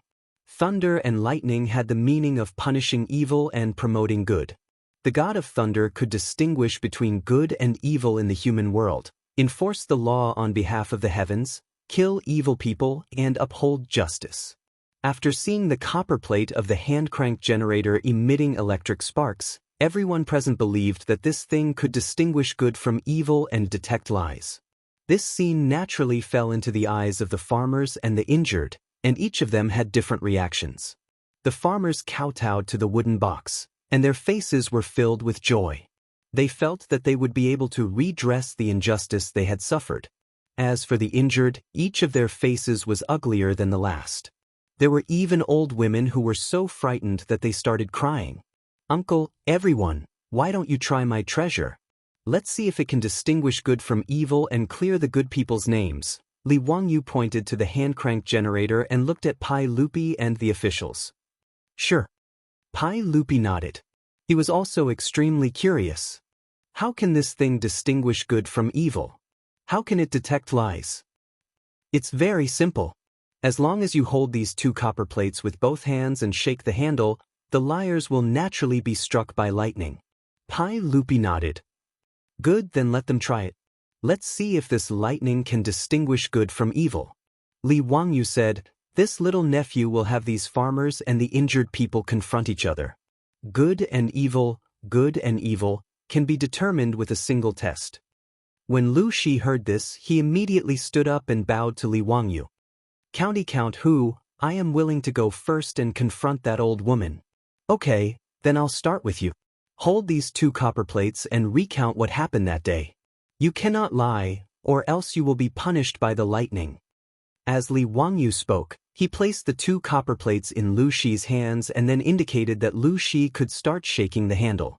Pai Lupi and the other officials stared at Lu Shi without blinking. But Lu Shi was completely fine. Holding the copper plates, he began to recount what had happened the day before. Uncle, please take a look. The lightning did not punish this farmer, which means that he is telling the truth, Li Wangyu said with a smile. Hou Junji suddenly stepped forward. Wait a moment, you want this one to shake the handle? Is that possible? He naturally didn't believe in some divine tool. He felt that Li Wangyu must have done something to it, so he wanted him to personally shake the handle. Li Wangyu naturally didn't object. He indicated that Niu Wu should step aside and hand the handle to Hou Junji. Duke of Lu, this treasure of mine is extremely simple to control. Once they start talking, just shake the handle, and this divine tool can tell if that person is lying or not. Hou Junji expressionlessly nodded. He carefully examined the wooden box, and after confirming that there were no traps, he took the handle. He was still worried, so he had Lu Shi hold the copper plates in one hand and repeat what he had said just now while shaking the handle. Seeing that there was still no reaction, he awkwardly stopped. Li Wangyu indicated that Lu Shi should step aside, and then he indicated that the old woman he had knocked over should come forward. The old woman's head was wrapped in thick gauze, and she had a miserable and pitiful appearance. But at this moment, there was a hint of timidity on her face, and her legs were trembling. However, in the main hall of the county yamen, in front of the two Ming residence officials and a group of officials, she did not dare to say anything. She could only tremble as she received the 2 copper pieces and held them carefully in her hands. This old woman went out yesterday, and as soon as she stepped out of the workshop, she was knocked over by that carriage. Just as the old woman began to speak, she howled miserably as if she had received a huge shock. She threw away the copper plate in her hand. Her intense reaction left Hou Junji dumbstruck. Chapter 562. Hou Junji angrily glared at the old woman. Old woman, what are you screaming for? It hurts, it hurts. This thing is biting my hand. The old woman became even more panicked, her face turning nasty. Hou Junji naturally didn't believe her words and angrily roared at the old woman. Don't speak nonsense. Hurry up and grab those copper plates. With a long face, the old woman had no choice but to hold the 2 copper plates with trembling hands. Hou Junji shook the handle, and just as expected, the old woman screamed again and threw away the copper plates. Li Wangyu and the other wastrels couldn't help but laugh, and Niu Wu was grinning from ear to ear. Back then, he had been tricked by his Langjun just like this. When Li Wangyu had first created the hand-crank generator and wasn't sure if it would succeed, he had tricked Niu Wu into touching the copper wires. Niu Wu had been badly tricked. Niu Wu had long ago known that this wooden box was so magical that just by shaking the handle, it could generate electricity. Although he didn't know what this electricity was for, he knew that it couldn't be touched. Li Wangyu inwardly laughed. It would be strange if the old woman didn't scream. Unless she had mutated into a superhero like the Storm, anyone would scream after being electrocuted. Li Wangyu wasn't sure how many volts the hand-crank generator he had created could produce. In short, while it couldn't kill, it was still uncomfortable, no better than being electrocuted. In any case, ever since Li Wangyu had seen Niu Wu get electrocuted, he had no intention of personally trying it out. And yesterday he had sent Niu Wu back to Zhou village to ask for this hand-cranked generator from his beautiful superior. In order to keep the generator a secret, Li Wangyu had carpenter Lu make him a sealed wooden box to seal the generator within. After seeing the item that Niu Wu brought back, the silk pants didn't understand what was going on. After being fooled by Li Wangyu, each and every one of them foolishly ran to touch the copper plate that was connected to electricity. Naturally, they were electrocuted to the point that they screamed in pain. They had personally experienced the power of this hand-crank generator. The sight of the old woman being electrocuted and being forced by Hou Junji to touch the wire again naturally made these scions grimace in laughter. As for why Lu Shi hadn't been electrocuted when he was holding the copper plate, that was obviously because Li Wangyu and the other rich kids had cheated. The silk pants had long sent a lot of beeswax to the prisons of the 2 counties in Chang, so that the peasants could smear a thick layer of beeswax on their palms. Beeswax did not conduct electricity. It formed a translucent protective layer in the palms of the farmers. Therefore, Lu Shi didn't feel anything when he held the copper piece. Any junior high school student in the future would laugh their heads off if they saw such a trick. But in the eyes of the Tangs, This was what Li Wangyu meant when he said that the divine artifact could distinguish good from evil and detect lies. The reason why the old woman was bitten by the copperplate was naturally because she had lied. Faced with such a situation, the old woman really didn't know what to do. She simply knelt on the ground and wailed. Chuizhua's eyes brightened. He waved his hand, indicating for the yamen runners to push the crying old woman to the side, and then for another farmer to come forward. Just like Lu Shi, this farmer didn't panic in the slightest. Gripping the copperplate with both hands, he began to recount what had happened yesterday. Hou Junji continued to turn the handle, but it was to no avail. After saying this, the farmer bowed to the crowd and retreated to the side. The injured person he had run over was also carried over with a mournful face. This injured person's calf had been crushed by the wheels of the carriage, and he could only lie on the door as the yamen runners carried him over to the divine artifact. His face ashen, he gripped the 2 copperplates as if he was about to be executed. Yesterday, this lowly person was walking along the street when that carriage. Another scream was heard. Under the stimulation of the electric current, no matter how strong the person's willpower was, he could not bear the pain. He screamed and threw away the copperplate in his hand. Wah, Zio, this divine artifact of yours is truly interesting. It seems like there's no need to continue investigating this case. Isn't it obvious who's loyal and who's a traitor? You scoundrels actually dared to frame a good man. Even the heavens won't let you go. Cheng Yaojin laughed heartily. Pai Lupi and the others nodded in agreement. This scene was enough to explain the problem. Hou Junji still wasn't willing to give up. He pointed out several more farmers and had them hold the copperplate while he turned the handle of the generator. Hou Junji's efforts were naturally futile. The farmers had smeared beeswax on their hands, so how could the electricity from the hand-cranked generator threaten them? As for the victims, they screamed as they were electrocuted. None of them were able to escape. This ironclad fact was placed in front of everyone's eyes. The group of victims, who were still clamoring before, no longer made a sound. One by one, they knelt on the ground and kowtowed repeatedly. At this point, there was nothing more to be said. Hou Junji was so angry that he threw down the generator and returned to stand among the officials in a daze. He had no idea how things had come to this. Chuizhua and Lu Deheng glanced at each other and then slapped down the gavel. What else do you have to say? Hurry up and confess the truth. Must you force this district to punish you? Finally, someone couldn't resist the pressure and confessed. This commoner will confess. We intentionally ran into those carriages. It has nothing to do with the drivers.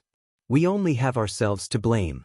With this precedent, the others naturally couldn't continue to deny it. With sullen faces, they obediently confessed everything. Speak. Who ordered you to do this? Chuizhua asked once more. It's Luo Hui who ordered us to do this. He said that as long as we did this, we wouldn't be charged for scraping dung in Chang. This commoner was muddle-headed and did this. Please, Ming House, for the sake of our physical disabilities, forgive us. That's right. It was Luo Hui who ordered us to do this. Ming House, please investigate. Luo Hui is the true mastermind. Ming House has pity on us. We know our wrongs. Please forgive us, Ming House. We are willing to testify against Luo Hui. Please, Ming House, show mercy. This group of people began to feel fear. Falsely accusing someone of being punished was no laughing matter. Thus, they all began to accuse Luo Hui in a futile attempt to lessen their crimes. Come, sign their confessions. Chuizhua didn't waste time. In front of Pai Lupi, he naturally had to punish them according to the laws of the Tang Empire. He didn't care whether these people lived or died. He directly had the scribes deliver their confessions for these people to sign. Once everyone had signed, Chuizhua directly announced that the case of the 100 farmers of Hu County had been framed and that they would be acquitted. The 50 scammers were falsely accused and punished. Based on the crime of driving without reason, they were all caned 80 times. The first offender, Luo Hui, was arrested by the yamen runners and sentenced separately. Pai Lupi and the other officials naturally had no objections to Chuizhua's punishment. Meanwhile, in the main hall of Chang, and county government, the 100 farmers burst into thunderous cheers. The sound waves almost tore off the roof of the county government. Ming House is wise. This lowly commoner kowtows to Ming House. The farmers all knelt down and thanked Chuizhua and Lu Deheng. Then they turned their heads and kowtowed to the rich playboys and Li Wangyu. Pai Lupi nodded in satisfaction. He got up and prepared to return to the palace. However, he waved at Li Wangyu and whispered, "Ziyo, can you give me that precious magical item of yours?" Li Wangyu looked around, then moved closer to Pai Lupi's ear and whispered, "Uncle, that thing is fake. It doesn't have the ability to detect lies." When Pai Lupi heard this, he became a Spartan. Damn, I was tricked by this bastard again? Chapter 563. Pai Lupi angrily glared at Li Wangyu. He knew that this wasn't the place to talk, so he indicated for Li Wangyu to follow him back to Taiji Palace. As for the hand-crank generator, Pai Lupi had me Tuo bring it back. Li Wangyu saw that it was still early, so he hurriedly called out to the other scions and had them arrange for the farmers to start digging excrement today. They didn't want to waste any more of their time to earn money. As for Ho Junji, his expression was constantly shifting. Standing among the officials, he gave Li Wangyu an extremely unfriendly look. Li Wangyu would occasionally meet his gaze, and when he saw this expression, not only did he not fear it, he even smiled even more happily. After following Pai Lupi back to Taiji Palace's administrative hall, Pai Lupi had me Tuo bring the hand-crank generator over and walked around the wooden box a few times. After asking Li Wangyu, he indicated for me Tuo to open the wooden box. After carefully examining the structure, he couldn't help but be disappointed. As expected, it wasn't some divine treasure. It was just some copper wire wrapped around a magnet, and it didn't have any mysterious energy.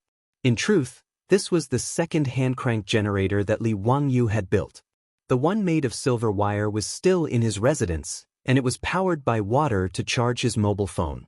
This was just a backup, so it didn't matter if Pai Lupi took it apart. Pai Lupi couldn't figure out what it was, so he turned to Li Wangyu and asked, "Ziyo, what's the use of this thing?" Li Wangyu spread out his hands. "Uncle, you've also seen it.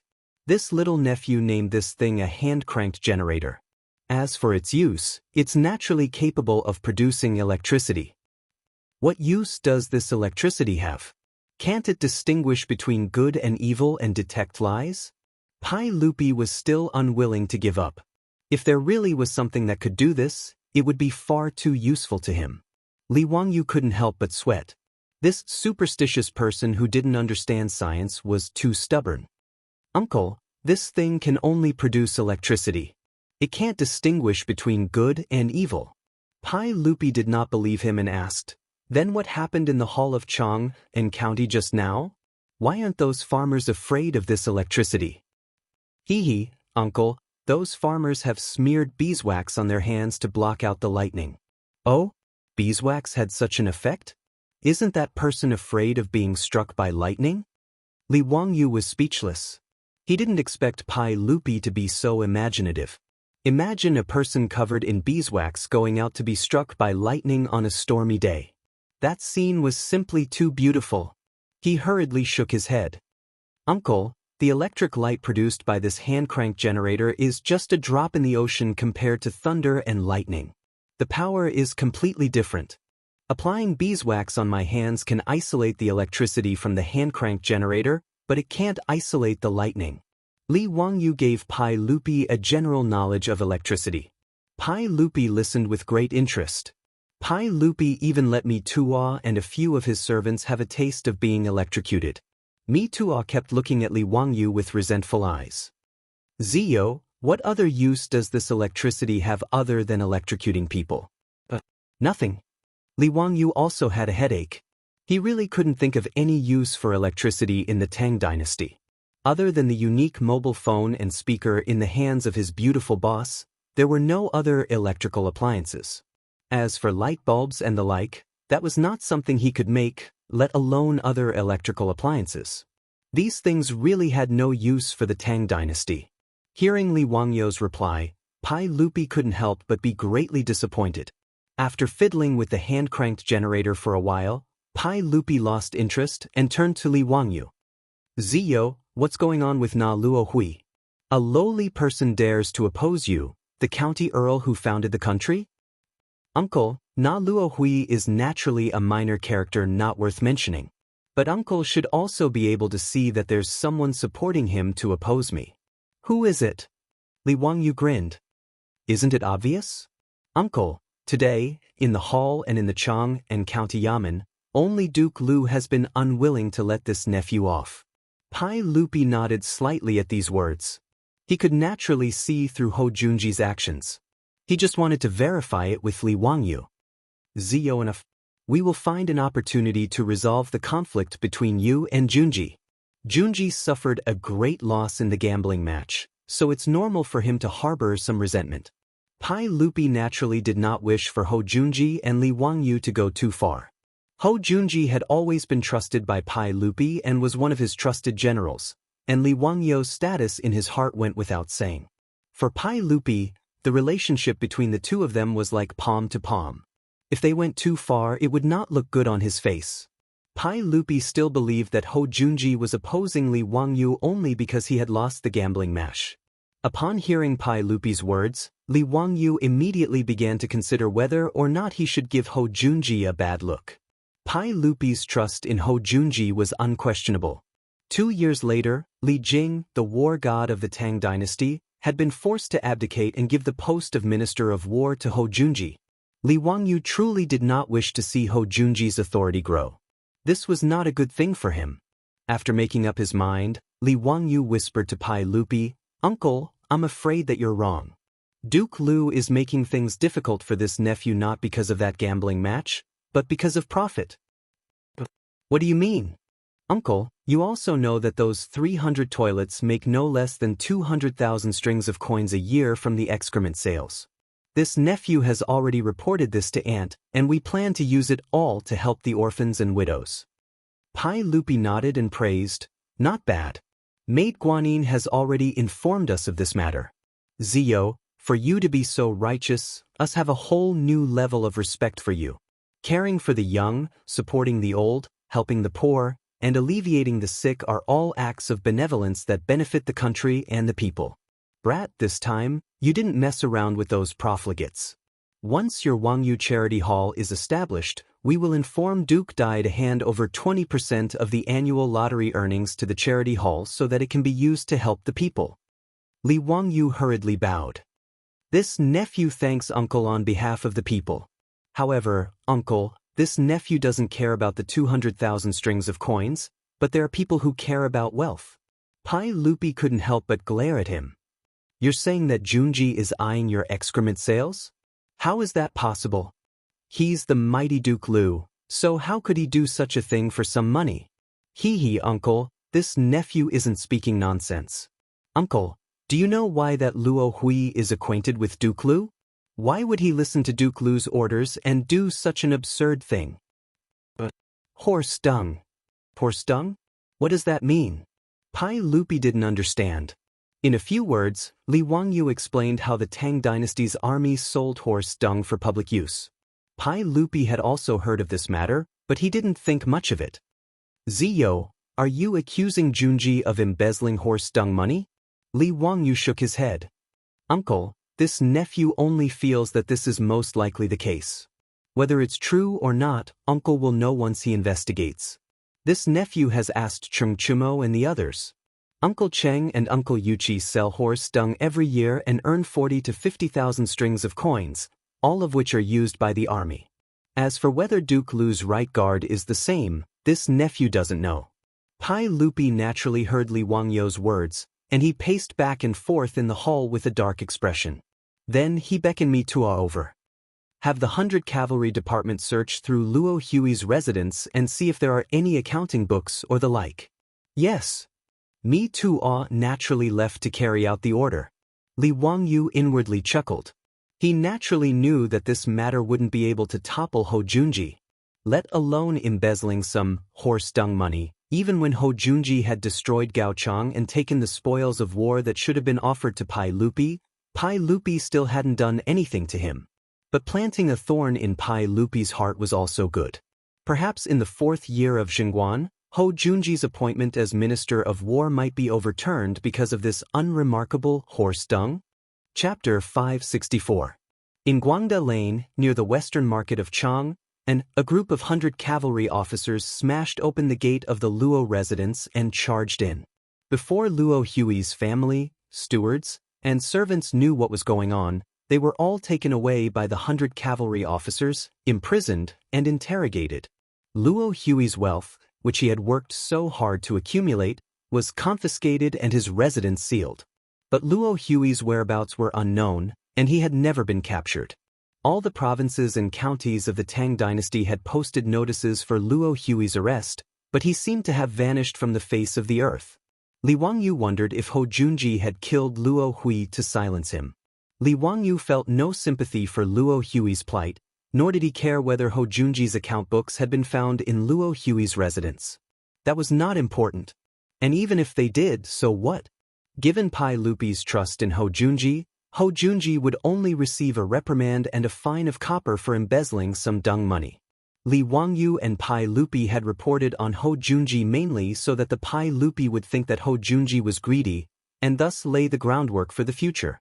Now that Ho Junji and Luo Hui were no longer obstructing them, the farmers of Hu County could enter Chang and to harvest dung. Every day, a steady stream of jinkala would be transported to the provinces and counties around Chang, and in exchange for coppers. By the time all this was done, it was already the 10th month of autumn, the most important day of the year in the Tang dynasty. But this year, the plague of locusts had caused the farmers of the Guanzhong circuit to miss out on the joy of harvests. On the contrary, all the families were sighing in despair. The wheat fields that had once yielded 1 dan per mu were now only able to harvest 4 or 5 bushels. In fact, many fields had only harvested 2 or 3 bushels this year. With such a small harvest, not to mention paying the rent, it was not even enough for the family's rations for the coming year. Ma Zhou submitted a memorial to the Pai Lupi requesting that the land rent for this year's Guanzhong circuit be reduced. Pai Lupi nodded his head in agreement. He issued an edict to the Guanzhong Pass prefectures and counties to waive the land rent, and issued a general amnesty to the people. The autumn harvest had nothing to do with the people of Hu County. With Yang Quan's full cooperation, the 100,000 people of Hu County all switched to winter rice. Originally, the commoners were uneasy and felt that this matter was not reliable.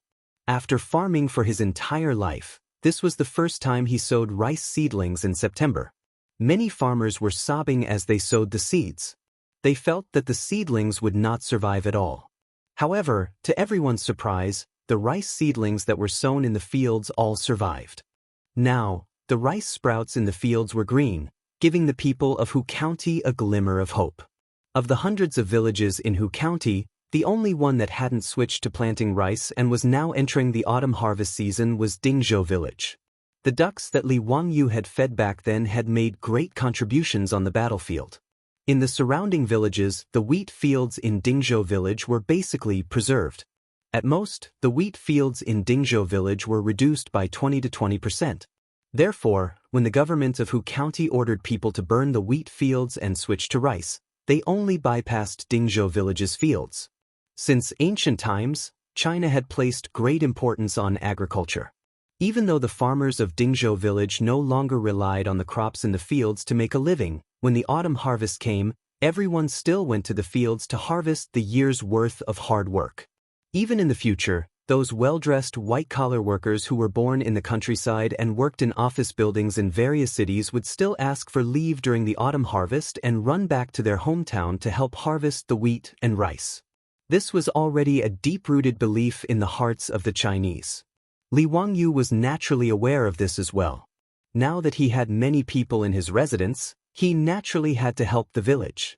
Early in the morning of the autumn harvest, Li Wangyu led Niu Wu and Niu Yong, as well as a group of servants to the fields in the village to help harvest the wheat. Even his beautiful superior led the old steward, Perrin, Aphrodite, and a group of maidservants to help. Some delivered water, while others followed to pick up the wheat. It was very lively. Li Wangyu symbolically harvested a few clumps of wheat before he was so tired that he was sweating profusely. He felt like he couldn't even straighten his back. The old village chief hurriedly advised him to rest at the side. His beautiful superior waved at him from under the shade of a tree. Hee, didn't someone boast to me that he was a village boy? Why can't you do it after just a few times? Your body is really weak. Li Wangyu was so angry that he almost wanted to drag her back to his residence to prove his ability after being teased by his beautiful superior for being weak. However, this was clearly just a thought. Li Wangyu rolled his eyes at her. Nonsense. When I was young, my family harvested by hand, but it wasn't my turn to work at that time. By the time I grew up, the village was already harvesting mechanically. Every year during the autumn harvest, there would be an army of harvesters that would come to work with harvesters. They would only harvest 100 pieces of wheat per moo. Who would be so full as to put in the effort to harvest? Sophistry. In the end, you are too weak. With your small body, I don't know where you got the courage to kill 3 Japanese in a row. The beautiful superior changed the topic and brought up this matter again, making Li Wangyu very embarrassed. He could only touch his nose and not say anything. That day in the prison, he drew his sword and killed 3 Japanese. Naturally, the beautiful superior knew about it immediately. Because of this, the beautiful superior was so scared that she couldn't sleep well for several nights. She had nightmares and had to comfort Perrin, who was also scared. After seeing Li Wangyu again, the beautiful superior couldn't care less about being reserved. She directly threw herself into his arms and cried for a long time.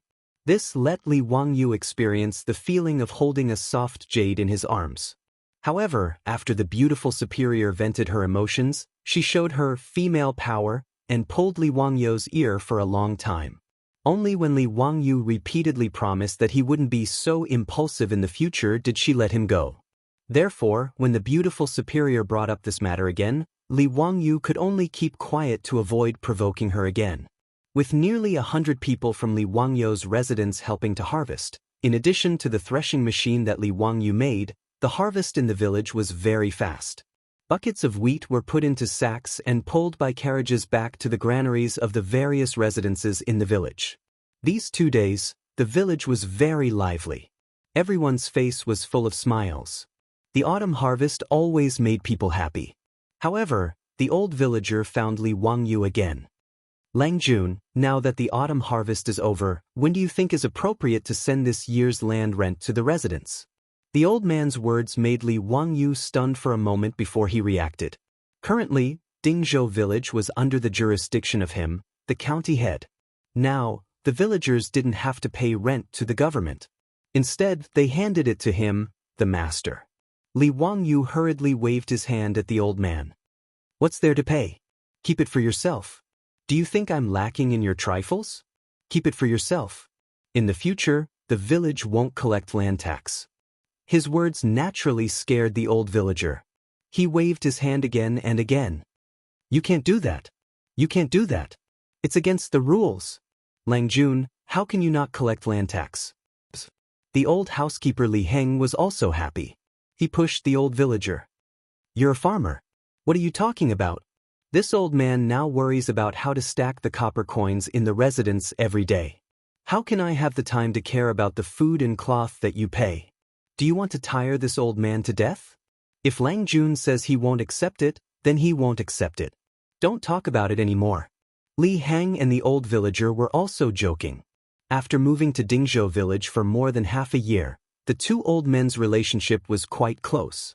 They often met to drink wine and chat. Now that the residents didn't lack anything, and his Langjun had been promoted to county head, Li Heng was full of energy every day. His originally white hair had become a lot darker, and he looked a lot younger. The old villager naturally didn't get angry at his words. He could only sigh in his heart that Dingzhou village's ancestors were blessing them to meet a master like Li Wangyu. It was a blessing that they had cultivated for several generations. After repeatedly thanking Li Wangyu on behalf of the villagers, the old villager looked at Li Heng and suddenly grinned. Housekeeper Li, how old are you this year? Li Heng was stunned. He didn't understand why the old villager asked this question. This old man is 48 years old. His words, however, gave Li Wangyu a shock.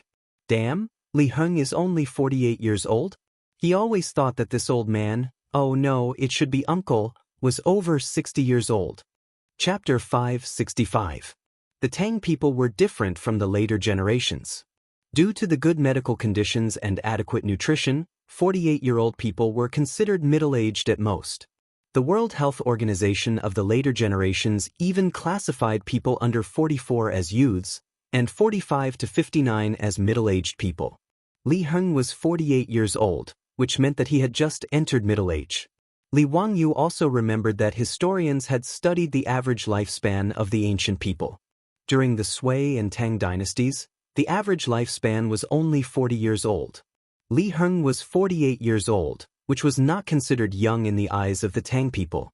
As for the long-lived elders like Yu Shinan and Sun Simiao, they were already considered to be Renrui and could not be lumped together. Perhaps it was because of a lifetime of hard work, but in Li Wangyu's eyes, the 48-year-old Li Heng was as old as a 60-year-old man in the future. He had never asked about Li Heng's age, and the original owner of his body did not seem to know either. He only knew that when Li Heng was born, he was already an elder in the family and had served Li Zhou for many years. However, like Li Heng, he did not understand why the old village chief asked about Li Heng's age. The old village chief laughed. "Housekeeper Li, you haven't married yet, right? You should have seen the wife of the Zhao family in the village, right? She is 33 years old now, and she is also very beautiful. In the early years, her husband was also a government soldier, but he was unlucky and did not come back. This wife of the Zhao family raised her daughter and has been a widow ever since. Now this wife of the Zhao family has taken a fancy to you, old man. I just don't know if you are a good man or—" The old village chief did not finish his words, but Li Wangyu and Li Heng immediately understood what he meant. Was he trying to be a matchmaker? As for whether Li Heng was a good man or a slave, this was naturally a prerequisite for the wife of the Zhao family to be willing to remarry. If Li Heng was a slave, then this wife of the Zhao family, no matter how much she secretly admired Li Heng, would not choose to marry him. After all, if she married a slave, she and her descendants would all become slaves. Without waiting for Li Heng to speak, Li Wangyu immediately nodded repeatedly. "Good status, of course it's good status. Li Heng is only my residence's housekeeper, not a servant. Old village chief, is that Madame Zhao the mother of that Madame Zhao who once sold me a pig?" "Exactly. And that little Miss Zhao is a diligent and dutiful girl. Madame Zhao also looks decent. Li Heng, isn't this too convenient for you? Now I have a wife and a daughter." Li Heng's face turned red when he heard their words. "No, Langji, I can't do that." "Why not? Are you looking down on that Zhao family's wife, or do you dislike other people's daughters?" Li Wangyu glared at him. Li Heng quickly waved his hand. "No, I don't mind. Old slave means, what slave? I've already given you your discharge papers. Don't talk nonsense. Go to the county yamen today and find Registrar Liu to go through the procedures. If you can't do it, don't return home." Previously, when they were still at the old residence in Hu County, Yang Quan wanted to collect his debt, but Li Wangyu released all of the servants in the residence. This angered Yang Quan so much that he almost died.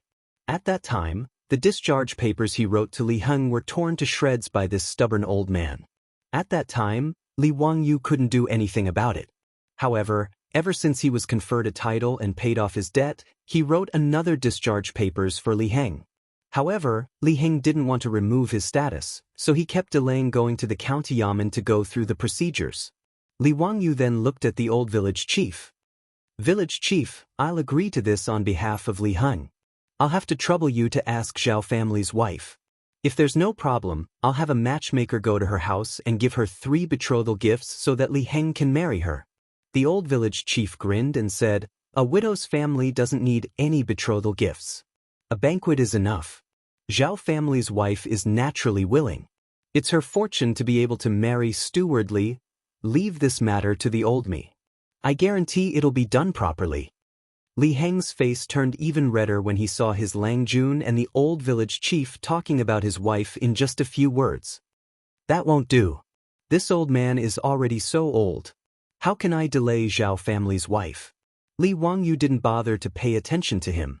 He went to discuss with the old village chief how to give the betrothal gifts and how to pick up the bride. After the discussion, Li Wangyu was full of joy. When he was about to call everyone back to the mansion, he felt that the troops behind him seemed to be looking at him. He turned his head and saw a few resentful eyes looking at him. What did this mean? Li Wangyu was frightened by the eyes of his troops. It took a long time for him to react. Damn, when these old bachelors heard that Li Heng was going to marry a wife, they all wanted to marry a wife, right? Damn, he seemed to have promised them that he would introduce a palace maid to them to be their wives. He had long forgotten this matter. Well, a man can't live without integrity. As a master, he couldn't deceive the troops. Li Wangyu didn't go back to the mansion. Seeing that it was still early, he led the troops to Chang'an City. In the legislative hall, Pai Lupi was reading the memorials and dealing with official business. When he heard that Li Wangyu wanted to see him, he was very surprised. Ziyo, how come you have time to come to the palace to see me today? What's the matter? Li Wangyu touched his nose and smiled. Nothing. I just miss uncle, so I came to the palace to see you. Pai Lupi looked up and glanced at him with a faint smile. Is there really nothing? If there's nothing, then you can go back. I have to deal with official business and have no time to chat with you. Li Wangyu was speechless. F***ck, can't you be more polite? He racked his brains and thought about how to ask Pai Lupi for the 73 palace maids. If he directly asked, he was afraid that Pai Lupi would beat him up. That day, in order to recruit the troops, he boasted that he would match them with palace maids as their wives. But this matter was simple and difficult at the same time. Although there were thousands of palace maids in the Taiji Palace, not everyone could spy on them. Usually, Pai Lupi would only reward those who had done meritorious service with a few beautiful palace maids. There were many palace maids in the Taiji Palace who were willing to marry out of the palace.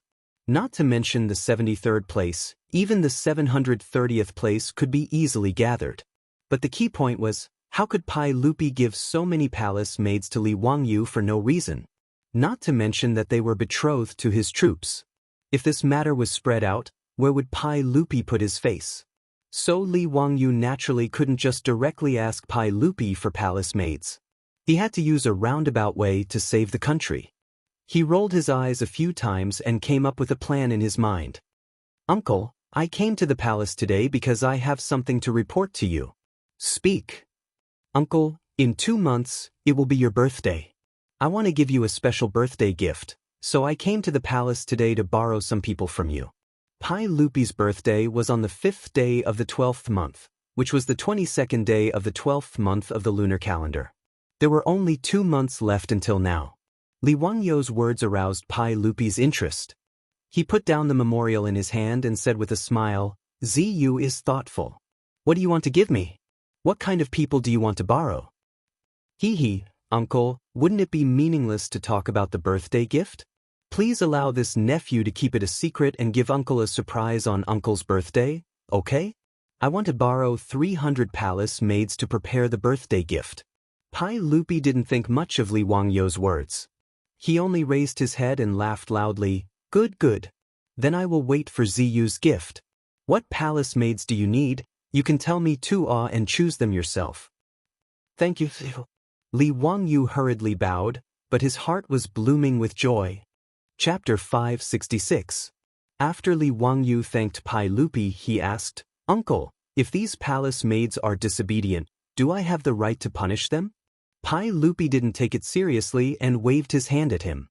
I'll leave them to you. Naturally, you can punish them however you want. Anyone who refuses to obey will be beaten to death. Li Wangyu had been waiting for him to say this.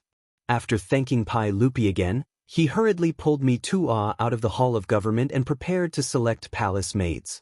May I ask, County Uncle, what kind of palace maids do you need? I'll send someone to inform them in advance. Li Wangyu chuckled. Naturally, I need someone who can sing and dance and who is good at all kinds of musical instruments. As for their age, they can't be too young. It would be best if they are at least 20 years old. It would be best if they are palace maids who are willing to leave the palace to marry. His words stunned me too. He didn't understand what Li Wangyu meant. It was easy to understand that he needed someone who could sing and dance and know how to play musical instruments. However, he needed someone who was old and willing to leave the palace to marry. What was this for? What did this have to do with giving Pai Lupi a birthday gift? County uncle who, how come I don't understand what you're saying? Don't ask. This is a secret. A secret, you know? I didn't even tell the saint when he asked. If I told him, there would be no surprise. Li Wangyu wasn't willing to tell Mitua the truth.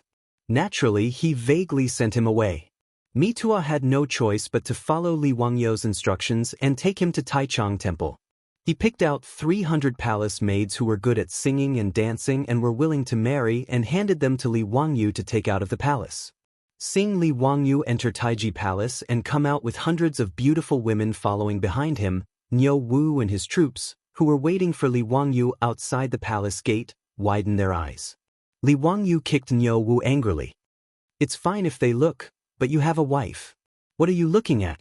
Be careful, I'll talk to your grandmother when we get back. Lang Jun, don't, hee, I'm just taking a look for my brothers, hee. Niu Wu hurriedly smiled and begged for mercy. Li Wangyu angrily glared at him. Quickly go to the East Market and ask the villagers to bring the carriages here.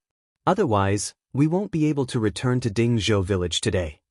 Lang Jun, are you letting the young ladies sit in that four-wheeled carriage? Those are carts for transporting goods. Niu Wu mumbled. Nonsense, if we don't take those four-wheeled carriages, are you going to carry them back? There are 300 palace maids here. Where am I going to find so many horses? Why don't you ask the farmers to prepare some benches and other things and put them in the carriage? That's right, someone should go back first and inform Lady Su and Li Heng to make preparations. These 300 palace maids will be staying in the residence for 2 to 3 months. Niu Wu naturally could only follow Li Wangyu's instructions. He arranged for a troop to go back to Dingzhou village to report, and then hurried to the Shunfeng Carriage Company in the East Market.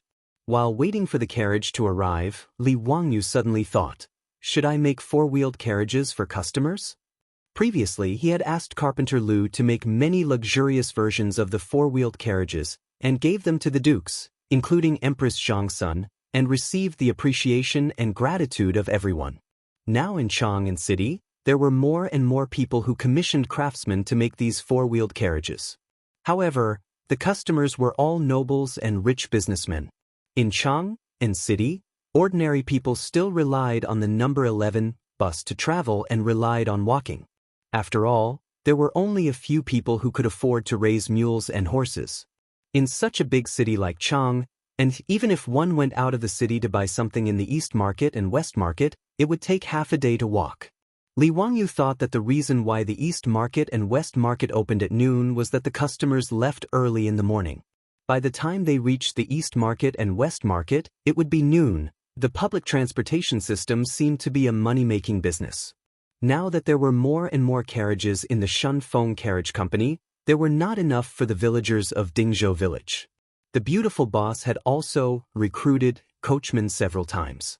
The coachmen who came to apply came in an endless stream. After all, the income of the coachmen of the carriage company was very enviable.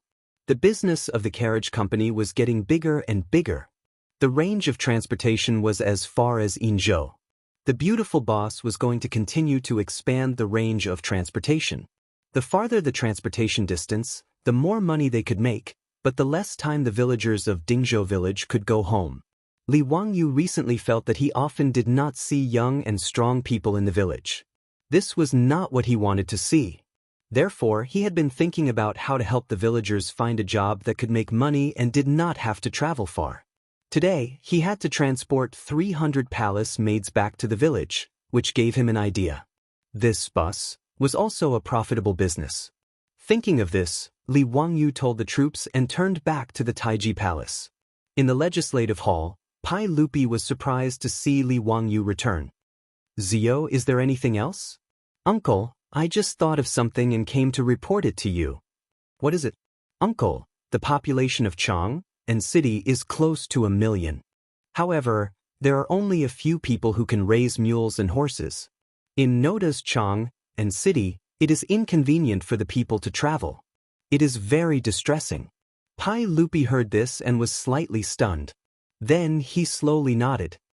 Zio, you are right. I have heard that many people are complaining about this. However, I have no choice. Chang and city is so big. I can't send a horse and a mule to each of them. Li Wangyu rubbed his hands and laughed. Uncle, I have a way to solve the problem of the people of Chang and city. Are you interested? Pai Lupi asked curiously, what is it? Tell me quickly. Public carriage. What is a public carriage? Pai Lupi did not understand. He understood the word public. The records of the Grand Historian explained it as, the law belongs to the emperor and the world is public. Which means publicly owned, public. But how did the carriages become public? Uncle, I plan to build a batch of carriages with built-in benches for people to sit in. They will follow a fixed route in Chang and city. When the people need it, they can raise their hands and call for a stop. When they reach their destination, they can get off at any time. The fare is also very cheap. I think 2 coins per person will be enough. In this way, the problem of the people of Chang and city being difficult to travel can be solved. Pai Lupi carefully thought about Li Wangyu's words. He nodded and then shook his head. Ziyo, your idea is very good. With this public carriage, the problem of the people of Chang and city being difficult to travel can be solved. However, I don't think it is too little to only charge 2 coins for the public carriage. Isn't it too little? I am afraid it is not enough for the coachman's monthly salary and the horse's fodder. With only your subsidy, I am worried that the public carriage will not be able to operate for long. It is better to charge more. Pai Lupi's words made Li Wangyu roll his eyes. In the future, the public carriage was only $2. If he charged 2 coins, it would be equivalent to $8 in the future. Pai Lupi actually thought it was too little. He despised him. He could only patiently explain. Uncle, 2 coins may seem little, but sand accumulates into a tower. A 4-wheeled carriage can carry 10 people without any problem. In Noda's Chang and city, investing in 200 public carriages is not much at all. In other words, these carriages only need to make 1 trip for 4 strings of copper coins. However, the passengers can get on and off at any time. Regardless of distance, it is 2 coins. In addition, the carriages will be on the road from the opening of the gate to the beating of the drum. I estimate that with 200 public carriages, the daily income will not be less than 100 strings of copper coins. It is enough to cover expenses. Pai Lupi was slightly surprised. He did not expect to earn so much. That's right. In that case, Ziyo, quickly build these public carriages. I am looking forward to it. Li Wangyu smiled and said, Uncle, I want to ask you for an imperial edict. What imperial edict? Hehe, exclusive rights in Chang and city. Chapter 567. Li Wangyu had asked Pai Lupi for exclusive rights because he was afraid that others would see the benefits and also build carriages to compete with him. This public carriage was the private land that he had prepared for the villagers of Dingzhou village. Naturally, he would not let others have a share of the profits. Not only the public carriages in Chang and city, but also between Hu County and Chang and city, he planned to open public carriages for the people to travel. Pai Lupi naturally saw through his thoughts. He could not help but shake his head and smile bitterly. Ziyo, you are really thinking about the future of your villagers. Hehe, uncle, no matter what, the villagers of Dingzhou village are business partners with Ant. We should take care of them. Li Wangyu smiled slyly. He was not wrong. The royal family owned 50% of the shares of Shunfeng Carriage Company, Li Wangyu owned 30%, and the remaining 20% belonged to Chang, An's Zhou family and Dingzhou village. A small shareholder was still a shareholder. All right, this public carriage is your idea, so I will do as you wish. Only your family is allowed in Chang and city, but I also have a condition. Uncle, please say it. Since you said that 2 coins is enough, then after the public carriage is put into use, the price cannot be raised. How about it? Are you willing to agree? Li Wangyu nodded repeatedly. Of course, I can guarantee it. Pai Lupi nodded with satisfaction and agreed to Li Wangyu's request. Although he had never seen a public carriage before, he could imagine the many benefits it would bring to the city. It would be convenient for the people to travel, and the people in the city would come and go more frequently. The vitality of Chang and city would also naturally increase. Pai Lupi thought about Li Wangyu's suggestion of a public carriage and secretly praised him. He felt that his nephew was indeed a genius. No one in the world could compare to his quick thinking.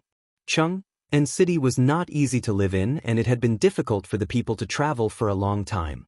However, none of the civil and military officials in the court could think of such an inconceivable method like his 16-year-old nephew. Pai Lupi picked up a brush and wrote the words, "public carriage," on the paper. He looked around and was very satisfied. "Zio, I will give you this calligraphy. Don't let me down." Li Wangyu quickly took Pai Lupi's calligraphy with both hands. "Uncle, don't worry, within 10 days, this public carriage will appear in Chang'an City. I can guarantee it." In fact, public carriages were not the ideas of Li Wangyu. Public carriages appeared in Paris as early as the 19th century. The appearance of public horse carriages also promoted the development of the city, shortening the distance between the city and the neighboring villages and increasing the frequency of travel. After bidding farewell to Li Er and leaving the Taiji Palace, Niu Wu returned with several dozen carriages. With the help of Wuha's palace, Wuha, Wuha, Wuha, Wuha, Wuha, Wuha, Wuha, Wuha, and Wuha, Wu, Lai Hat's palace guards were even more attentive. They rode their horses around the carriages and chatted cheerfully with the Wuha maids. It was very lively. Li Wangyu shook his head. This group of old bachelors was really too unreserved. After the carriages returned to Dingzhou village, the beautiful superior asked Li Heng and the palace maids to settle down the 300 Wuha maids. She pulled Li Wangyu to the side. "Wangyu, why did you bring so many Wuha maids back?" The beautiful superior's face was slightly ugly. Li Wangyu hurriedly explained the matter. In the end, he sighed and said, "It's really too difficult for me to be the master. I have to worry so much about the marriage of the palace guards. Of these 300 Wuha maids, I'll see who is willing to marry those old bachelors and let them stay. I plan to let the others rehearse a program. In 2 months, on Li Shimin's birthday, I'll send them to celebrate his birthday." After figuring out Li Wangyu's plan and knowing that she had misunderstood him, the beautiful superior stuck out her tongue in embarrassment. She thought that Li Wangyu felt that there weren't enough women in the palace and asked Pai Lupi to expand his harem. When Li Wangyu saw the change in her expression, he knew that the beautiful superior had misunderstood. He couldn't help but feign anger and said, "F***ck. Chongqing, you don't think that I plan to bring these 300 Wuha maids back to enjoy myself, do you? You're too evil." "Bah, I don't think that way. Don't talk nonsense." The beautiful superior's face reddened. She quickly changed the topic. "Wangyu, your idea is pretty good. But these Wuha maids aren't people that you can privately keep, right? Aren't you afraid that Li Shimin will settle accounts with you?" "Hee, I've already thought about it. I've asked him before. If these Wuha maids are disobedient, will they be at my disposal? When the time comes, I'll say that those Wuha maids didn't listen to this count's words and were punished by me. I'll punish them by marrying them to the troops in my palace and forbidding them from returning to the palace in the future. Li Shimin can't go back on his words, right? Letting me deal with them is his golden mouth and jade words." The beautiful superior speechlessly rolled her eyes. "You can think of it. You see, Li Shimin will definitely settle accounts with you. Who cares about him? Anyway, when the time comes, they will be married. Can he still take them back?" Li Wangyu said indifferently. "Then what program are you going to let these Wuha maids rehearse?" "I haven't thought about it yet. Song and dance? Choir? You help me think about it again. Anyway, it's as lively as possible. I'm afraid that I can't suppress Li Shimin and his group of country bumpkins." The beautiful superior was speechless. This guy really doesn't treat the emperor as a cadre. "By the way, Chongqing, I thought of another idea today." Li Wangyu talked about the public carriage again, but the beautiful superior nodded repeatedly. "This is a good idea. Chang'an City is too big. Without horses, it's really difficult to move around. I think the public carriage will work. Are you going to let the villagers of Dingzhou village drive the public carriage?" "Well, I think so. Now they often have to run long-distance transportation. Once they go out, they can't go home for a few days. It's very hard. It's far better to drive the public carriage in Chang'an City." It's close to Dingzhou village and can go back and forth every day. Li Wangyu said. The beautiful superior nodded. I think this is a good idea. In a while, let someone invite the old village chief and the others to discuss this matter. Since you promised Li Shimin to start operating within 10 days, then hurry up. Li Wangyu naturally had no objection. He immediately asked someone to invite the old village chief and the others. Not long after, the old village chief, Carpenter Lu, and several respected old people in the village came to his mansion. Langjun, you summoned old me and the others. Is there anything you need? Li Wangyu smiled and showed the calligraphy written by Pai Lupi to everyone. Village chief, elders, this is the calligraphy written by the sage. Today, I've invited all of you here because I want to change the livelihood of the villagers to operate the public horse carriages. His words made the old village chief and the others look at each other. Public horse carriages were something that no one had heard of before. From Li Wangyu's words, it seemed that he didn't intend to let the young men in the village work as drivers for the four-wheeled carriage. This caused everyone to feel a little hesitant. The villagers drove the carriages. Although it was hard, the income was quite good. They could earn 200 coins a day and 6 rounds of cash a month, which was the same as the monthly salary of the second-class leaders in the imperial court. If they were to run the public carriage business, would they still be able to make such a profit? But since this matter was proposed by Li Wangyu, the old village chief and the others naturally had no reason to refuse. The old village chief gritted his teeth and nodded in agreement. We'll do as you say. Dingzhou village won't dare to talk nonsense. Langjun, don't worry. If anyone has the slightest complaint, old me will personally beat that bastard to death. Yes, the village chief is right. Whoever has complaints will be driven out of the village. We don't want such an ungrateful person in Dingzhou village. A group of old people in the village echoed. Li Wangyu was stunned at first, then he laughed loudly. Chapter 568. Li Wangyu's laughter made the old villager and the others confused. They didn't understand what was so funny about what they said. Their beautiful boss also covered her mouth and chuckled. Old men, you don't think that operating this public carriage is not profitable, do you? The old villager and Carpenter Lu looked at each other and felt that they might have misunderstood. The old villager hurriedly cupped his hands to Li Wangyu and said, Old me and the others are slow-witted. Please enlighten us. They really didn't know what Li Wangyu meant by public carriage. Li Wangyu reached out and handed over a drawing. It was a simple sketch that he had just drawn. The drawing was still a four-wheeled carriage. The difference was that the carriage was very tall, enough for a person to stand in. There were 2 benches on both sides and some wooden poles in the middle of the carriage. Carpenter Lu looked at it for a long time and didn't understand. This carriage was obviously not used to transport goods. However, it was completely different from the luxury carriages that Li Wangyu had asked him to build. Not only was it very simple, but he also didn't understand what the wooden poles in the middle were for. Langjun, what is this public carriage for? Old me is slow-witted. I don't understand, the old villager asked. Li Wangyu smiled and said, It's for transporting people.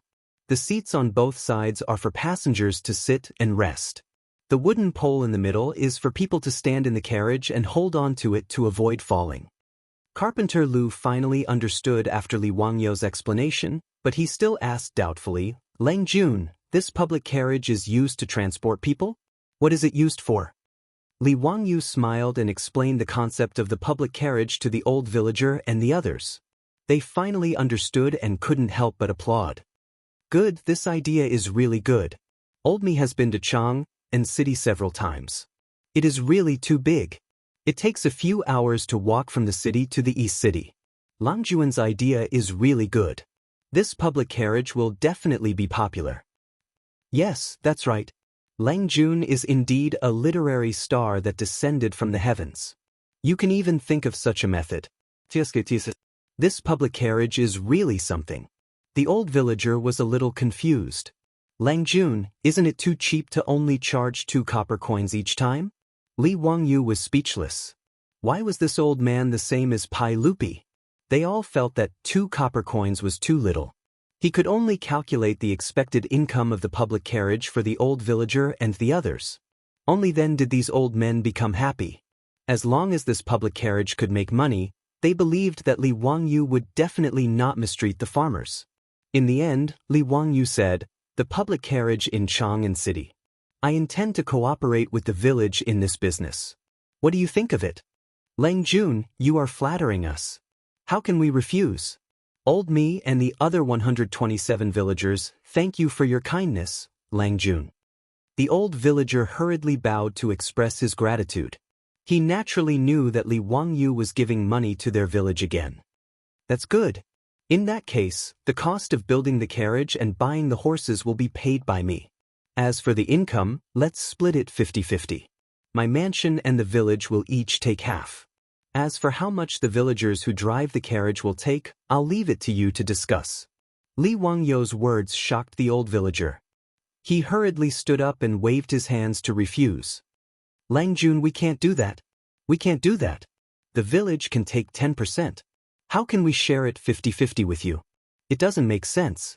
"Yes, Lang Jun, it's too much. We can't do that." "Lang Jun, how can we just sit back and reap the benefits when you pay all the capital? We can't do that." Li Wangyu rubbed his temples. This group of old men was too stubborn. "Well, the village will also pay half of the capital, and then we'll split it 50-50. That's it. If you say one more word, I won't do this business." Dingzhou village was not short of money now. Back then, the Chiu family took out a large amount of copper coins to buy 10% of the shares from the old villager. In addition to the share from the carriage company for half a year, the village's public account was full of money. When the old villagers saw that Li Wangyu was so determined, they could only thank Li Wangyu again and settle this matter. Carpenter Lu patted his chest and said, "Old me will immediately go back and start building the carriage.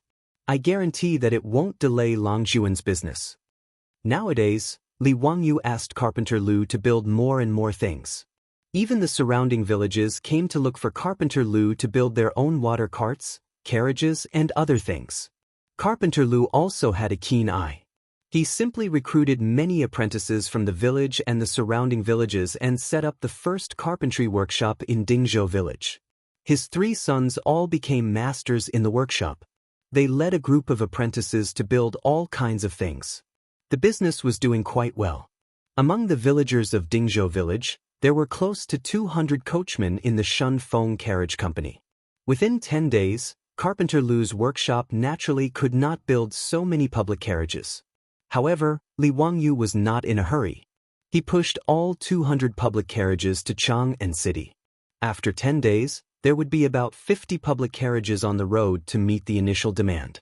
After the matter of opening public carriages in Chang'an City was confirmed, the villagers of Dingzhou village were naturally all smiles. Driving a public carriage in Chang'an City was much better than running on the road in the rain and wind every day. Moreover, they did not have to travel far. They could drive the carriage back to Dingzhou village after getting off work every day. Why not? Li Wangyu also went to Chang'an City a few times in the past few days. He found Chuizhua and Lu Deheng. The 3 of them followed the map of Chang'an City and planned a preliminary route for public carriage operation. Chuizhua and Lu Deheng were completely convinced by Li Wangyu's ability to create trouble. These things happened one after another.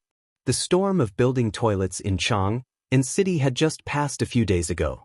This county earl who created a public carriage. However, Chuizhua and Lu Deheng, the 2 county magistrates of Chang'an City, had to admit that Li Wangyu created good things. Not to mention the toilets. Since the 300 toilets were put into use, and with the supervision of the yamen runners and the marquis, the situation of people urinating everywhere was no longer there. There were no yellow and white things in the streets and alleys. Even the flies and mosquitoes had decreased a lot. This public carriage was even better. It only cost 2 coins to make it convenient for people to travel. Naturally, it was a good thing for the country and the people. However, the 2 of them did not understand why Li Wangyu had to define the route of public carriages with such strange names as First Road Public Carriage and Second Road Public Carriage. Li Wangyu was too lazy to explain. Of course, this was just his bad taste acting up. Li Wangyu was never tired of being able to bring about all kinds of shadows of later generations in the Tang dynasty. Cui Zhua and Lu Deheng did not delve into why these public carriages had to be called first road public carriage. They just raised a question, which made Li Wangyu depressed. County Earl who, most of the people here are illiterate. Even if you write second road on the carriage, I'm afraid it won't work, right? Not to mention the carriage stop you mentioned. No one will be able to understand the words on it. Li Wangyu was speechless. Damn, I forgot about this. Nowadays, illiterates were everywhere in the Tang dynasty. Chapter 569. The earliest tram in China was put into use in Tianjin in 1900. At that time, the literacy rate of the people in Tianjin was not much better than that of the Tang dynasty. Therefore, they did not use numbers to distinguish the lines, but instead used colors: red, yellow, blue, green, white, flower, and purple. 7 tram lines ran through the main bustling roads in Tianjin. As for the term certain road that people in later generations were used to, it actually originated from England and was translated from English as route. In the face of Cui Zhua and Lu Deheng's questions, Li Wangyu could only shake his head and suggest using colors to distinguish the public carriage lines. This made Cui Zhua and Lu Deheng applaud. The people were illiterate, so colors were the most convenient way to distinguish. After the 3 of them discussed, they arranged 3 horizontal and 3 vertical routes in Noda's Chang and City, and a circular route between West City and East City. There were a total of 7 public carriage lines, which corresponded to the 7 colors of red, yellow, blue, green, white, black, and purple. After the discussion, Cui Zhua and Lu Deheng were responsible for arranging the bailiffs to post notices in each lane, informing the people that the public carriage was about to be put into operation and the route map of the 7 routes. This immediately became the hottest topic in Chang and City. Everyone talked about the public carriage when they met. De Lang, have you heard? County Count who came up with something new again. I know. You're talking about the public carriage, right? Heh, this is something new. The county magistrate said that you can ride a horse carriage for 2 copper coins? Is there such a good thing? Won't County Count who suffer a loss? Who knows? Anyway, County Count who doesn't lack money. He can afford it. If this is true, I have to thank County Count who. This is good for us. Of course. My mother has always wanted to go to Xuandu Temple to burn incense. I'm an unfilial son. I can't borrow a carriage and my mother's legs are inconvenient, so I haven't been able to go. If the public carriage is real, then it is the blessing of the Dao ancestor. I can bring me to the Xiandu Temple. Just wait. The bailiffs said that the public carriage will be in operation in 5 days. I asked clearly, this blue plate carriage has to go from the Qixia Gate Street in front of our inner square to the Golden Light Gate Street. If we change to a red plate carriage, we can go directly to the East Market or the West Market.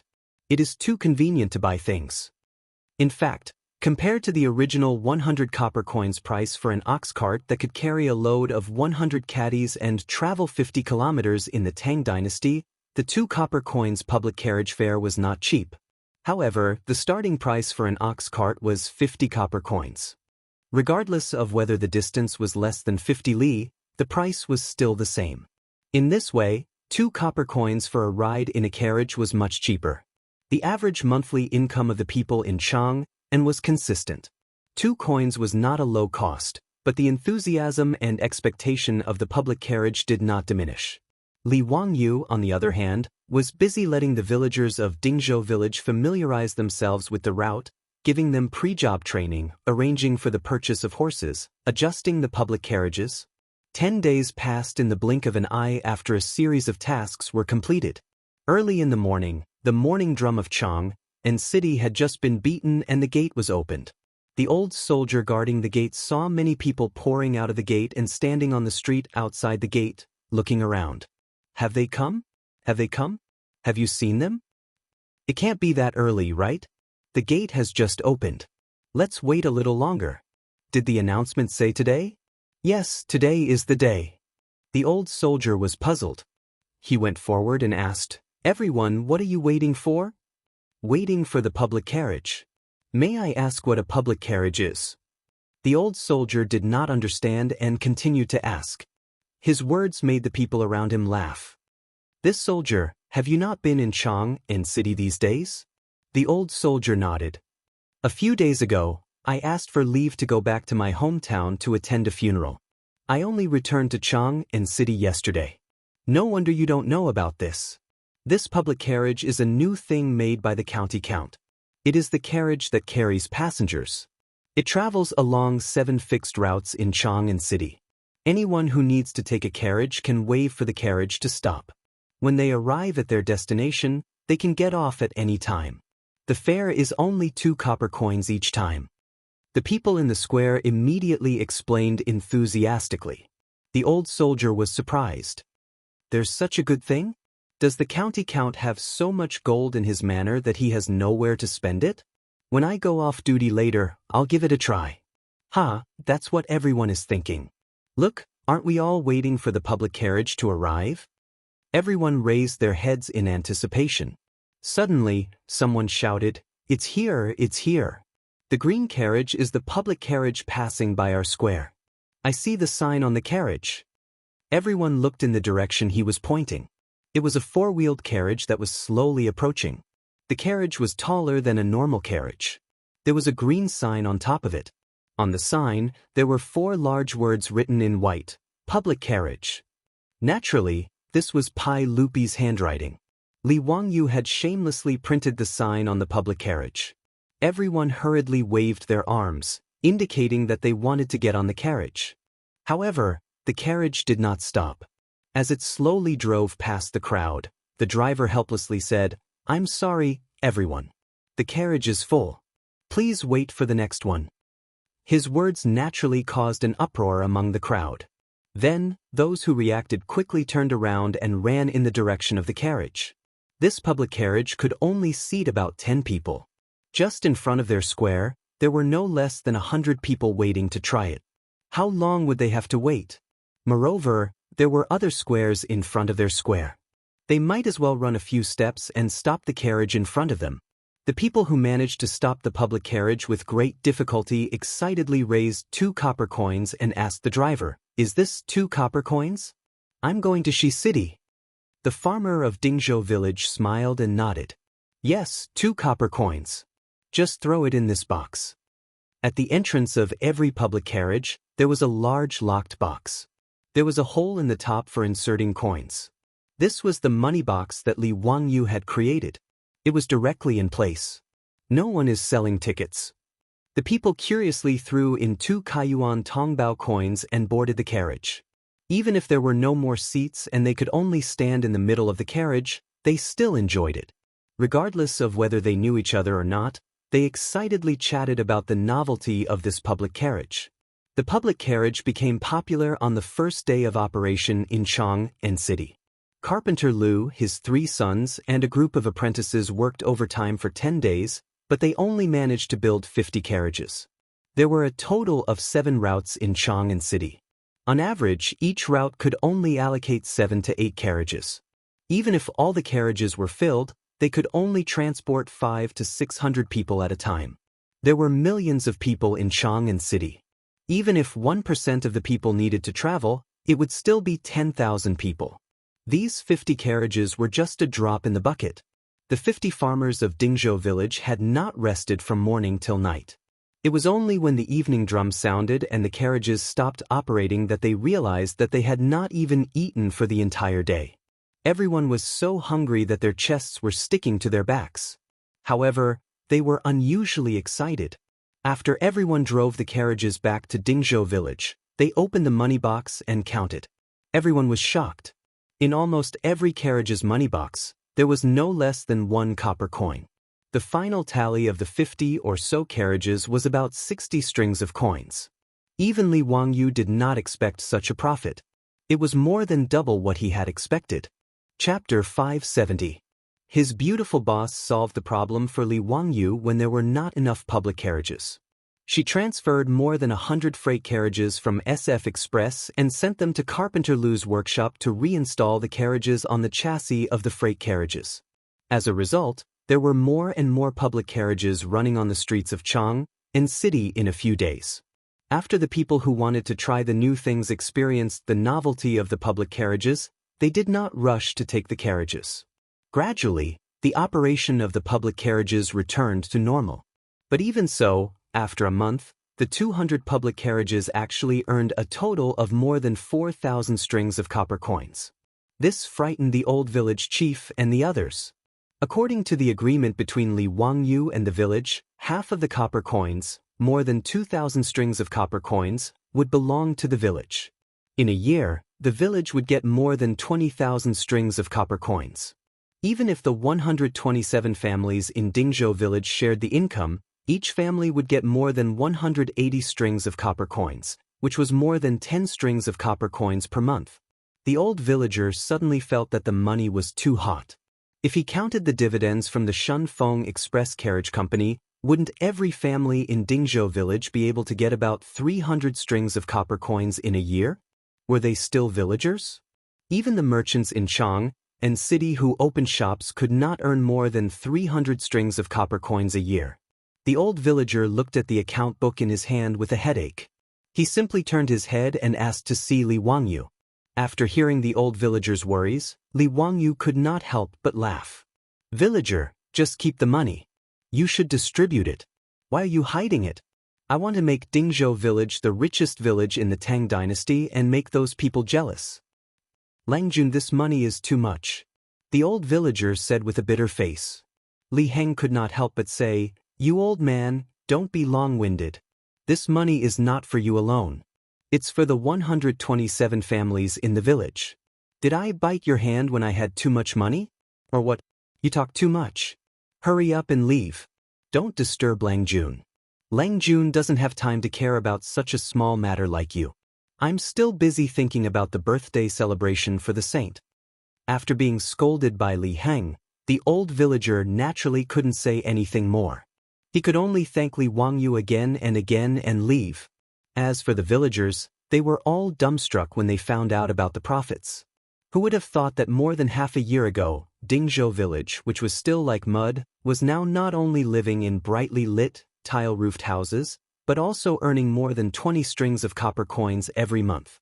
This kind of thing was something that he didn't even dare to dream about back then. None of the villagers dared to disturb Li Wangyu. They simply ran silently to the front door of Li Wangyu's mansion and kowtowed to it. When Li Wangyu found out about this, he didn't know whether to laugh or cry, but he could only follow the villagers. Just as Li Heng said, he was busy.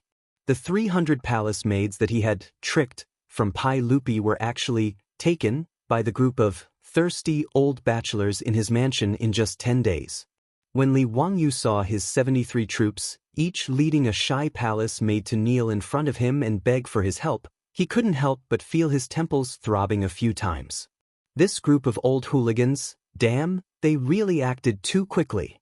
When he thought about how he still hadn't coaxed his beautiful boss to bed and carried out some healthy physical and mental exercise, Li Wangyu felt stifled. Why were these palace maids and young ladies so unreserved? How could he let these old hooligans get what they wanted so easily? Li Wangyu didn't think about it. These palace maids that he had brought out from the palace originally wanted to leave the palace to marry people.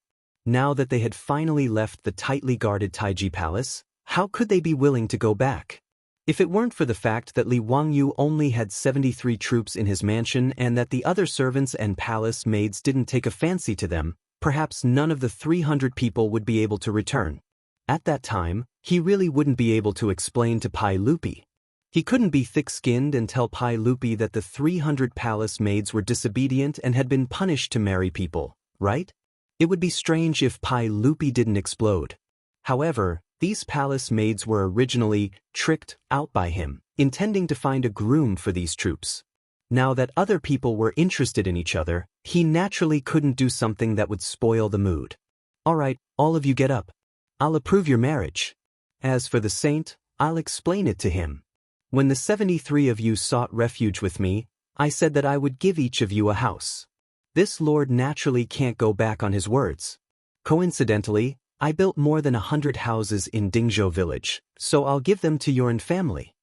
Li Wangyu's words naturally made the troops overjoyed, and they kowtowed again and again. As for the 73 palace maids, their faces were filled with joy, and many of them were crying tears of joy. These days, they had already seen the various benefits of Dingzhou village. They were even more envious of the palace maids who could marry the old soldiers in the village. Many of the palace maids were familiar with the 3,000 palace maids that Pai Lupi had moved out of the palace, and naturally, they had been guests in their new homes. They yearned for those well-equipped houses.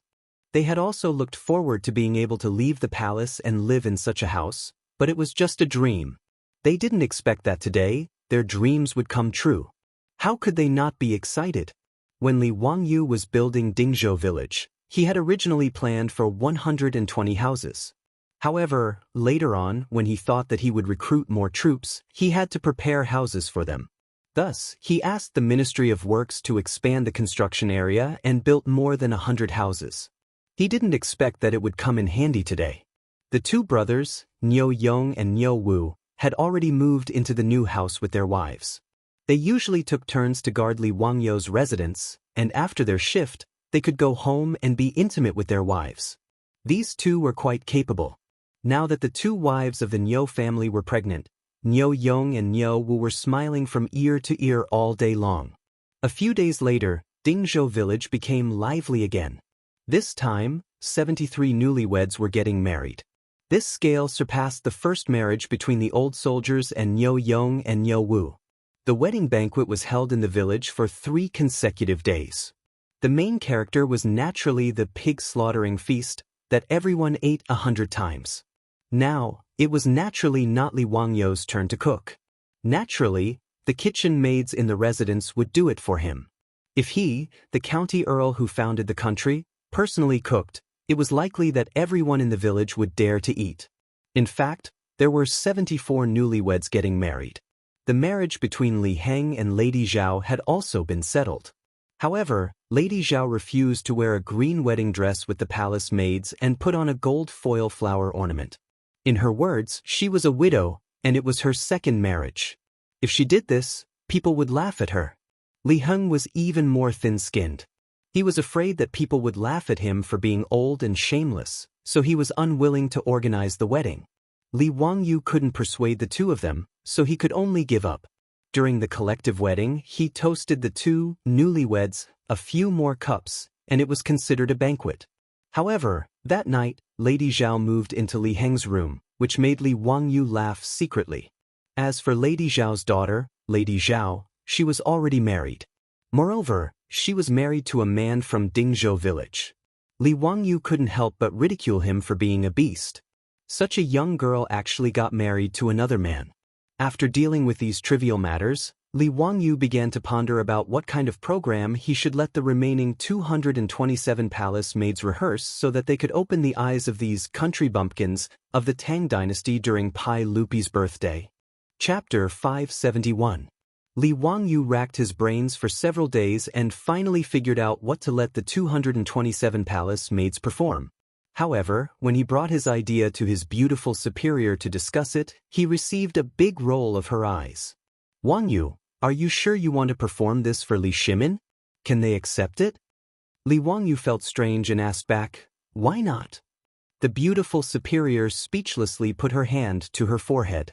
"Okay, since you say it's okay, then it's okay. Changqing, you have to do this. I'll leave the rehearsal to you. I can't teach them, right? I can't either." The beautiful superior glared at him angrily. "You only know how to be lazy. No, you've wronged me. Can't I prepare the ultimate weapon? When the time comes, I'll definitely shock these bumpkins." Li Wangyu certainly wouldn't admit that he was being lazy. "Humph, I'd be a fool to believe you." It wasn't strange that the beautiful superior would think this way. Li Wangyu was indeed quite lazy. Although he came up with ideas one after another, this guy was only responsible for starting the fire and didn't care about the aftermath.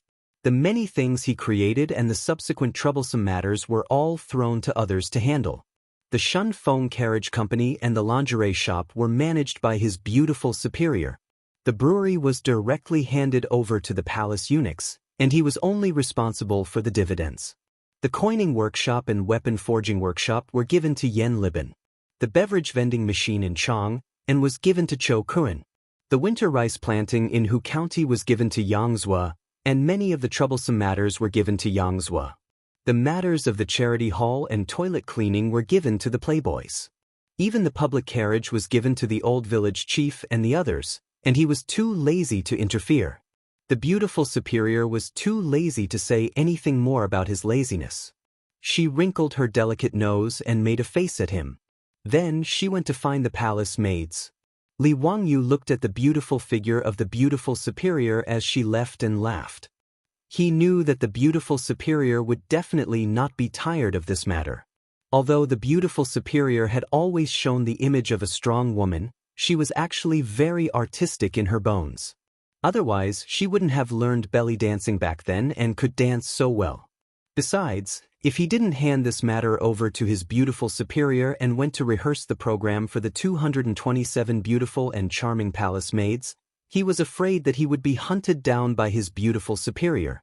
Besides, he was not idle. He planned to make a secret weapon during Pai Lupi's birthday to shock the country bumpkins of the Tang dynasty. This secret weapon was the fireworks. The earliest fireworks in China appeared in the Song dynasty.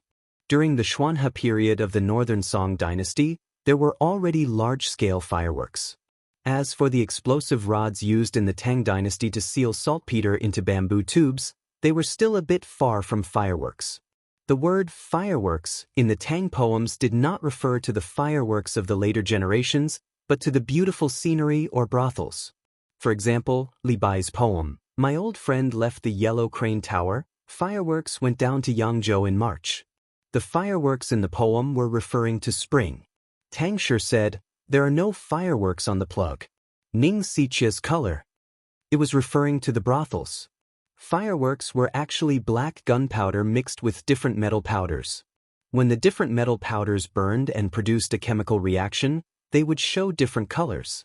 Li Wangyu previously thought that the explosive rods were not lively enough. On a whim, he had already made black gunpowder.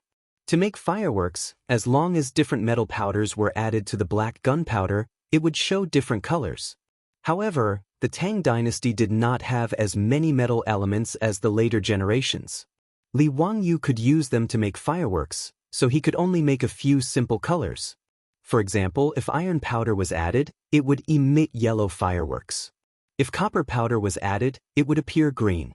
Even so, Li Wangyu felt that as long as he could make fireworks, it would be enough to shock Pai Lupi and the officials. However, how to make fireworks made Li Wangyu scratch his head. He only knew the general principle and had never really done it in the later generations. Fortunately, it was still early, so he was not in a hurry. He could slowly experiment. He led Niu Wu and Niu Yong to a secluded place in the mansion. After fiddling with it for a few days, Li Wangyu still could not make fireworks. This made Li Wangyu very depressed. Today, the fireworks experiment failed again. Li Wangyu simply gave up and ran to Dingzhou village to relax. He chatted and laughed with the villagers and ants along the way. He greeted them and chatted about daily life. He also taught the naughty children in the village a lesson. Li Wangyu's depressed mood improved again. He walked around the village with his hands behind his back. Unexpectedly, he saw his old butler Li Heng arguing with the old village chief.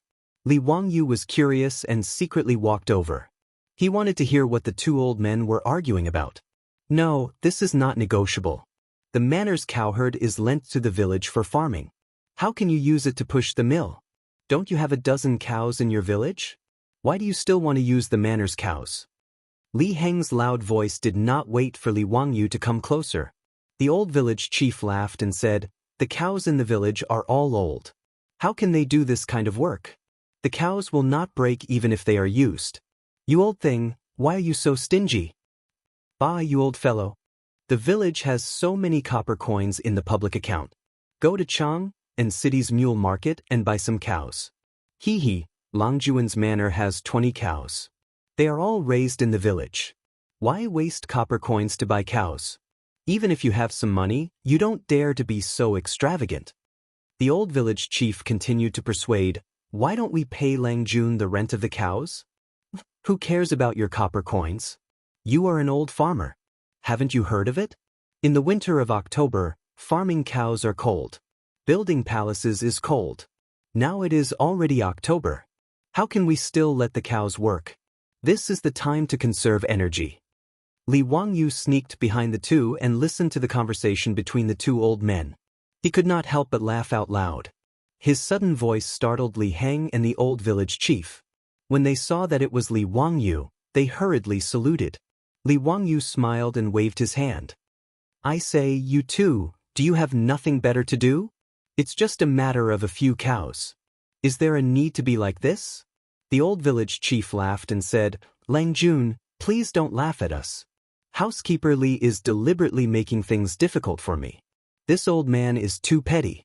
Didn't I win some money from him in mahjong yesterday? Is he deliberately going against me today? Li Heng was exposed by the old village chief in front of Li Wangyu. He could not help but blush. Nonsense, am I such a stingy person? Humph, yesterday I just had bad luck. What's there to be proud of? Not stingy.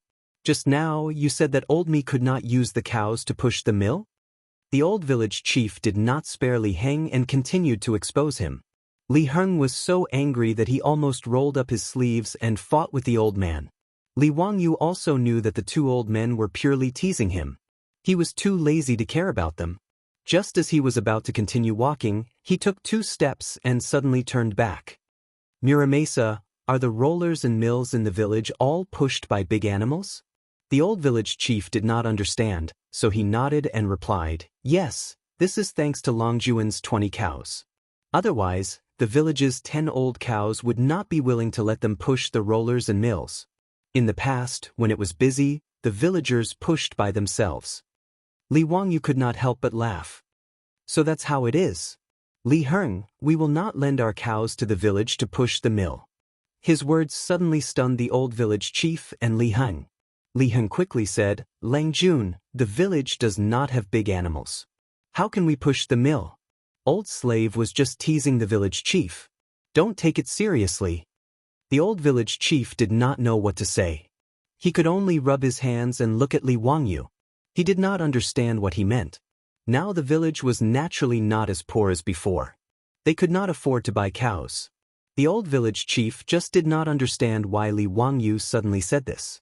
Li Wangyu laughed and said, Li Heng, Muramasa, I have a way to grind rice and flour without manpower. Do you believe me? His words naturally made Li Heng and the old village chief look at each other. They did not know how to respond. Chapter 572. Li Heng and the old villager naturally didn't believe Li Wangyu's words.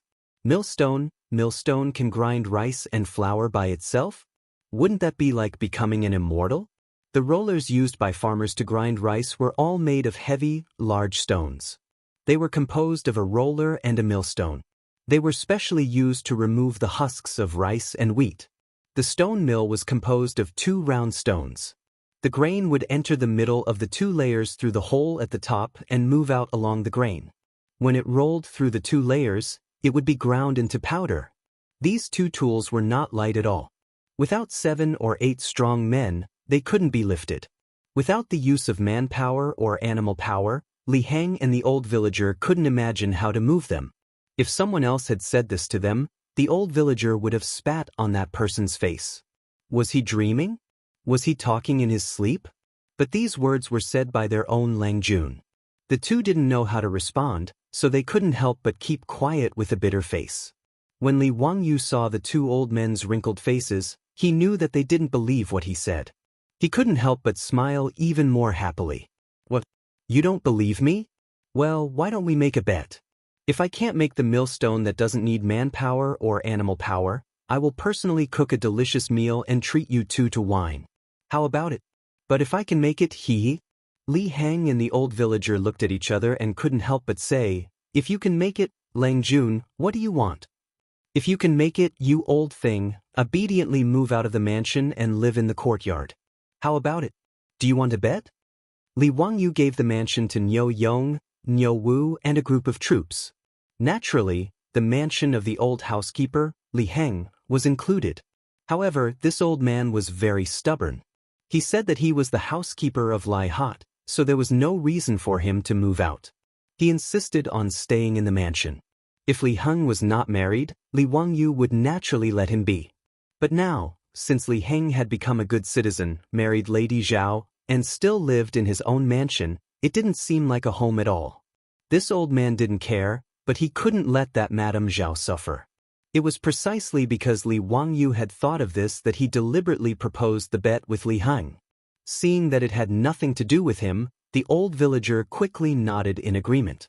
If he won, he could get a delicious meal personally cooked by Li Wangyu. If he lost, it would be even better. It would be very convenient for the village to grind rice and flour in the future. Lang Jun, it's a deal then.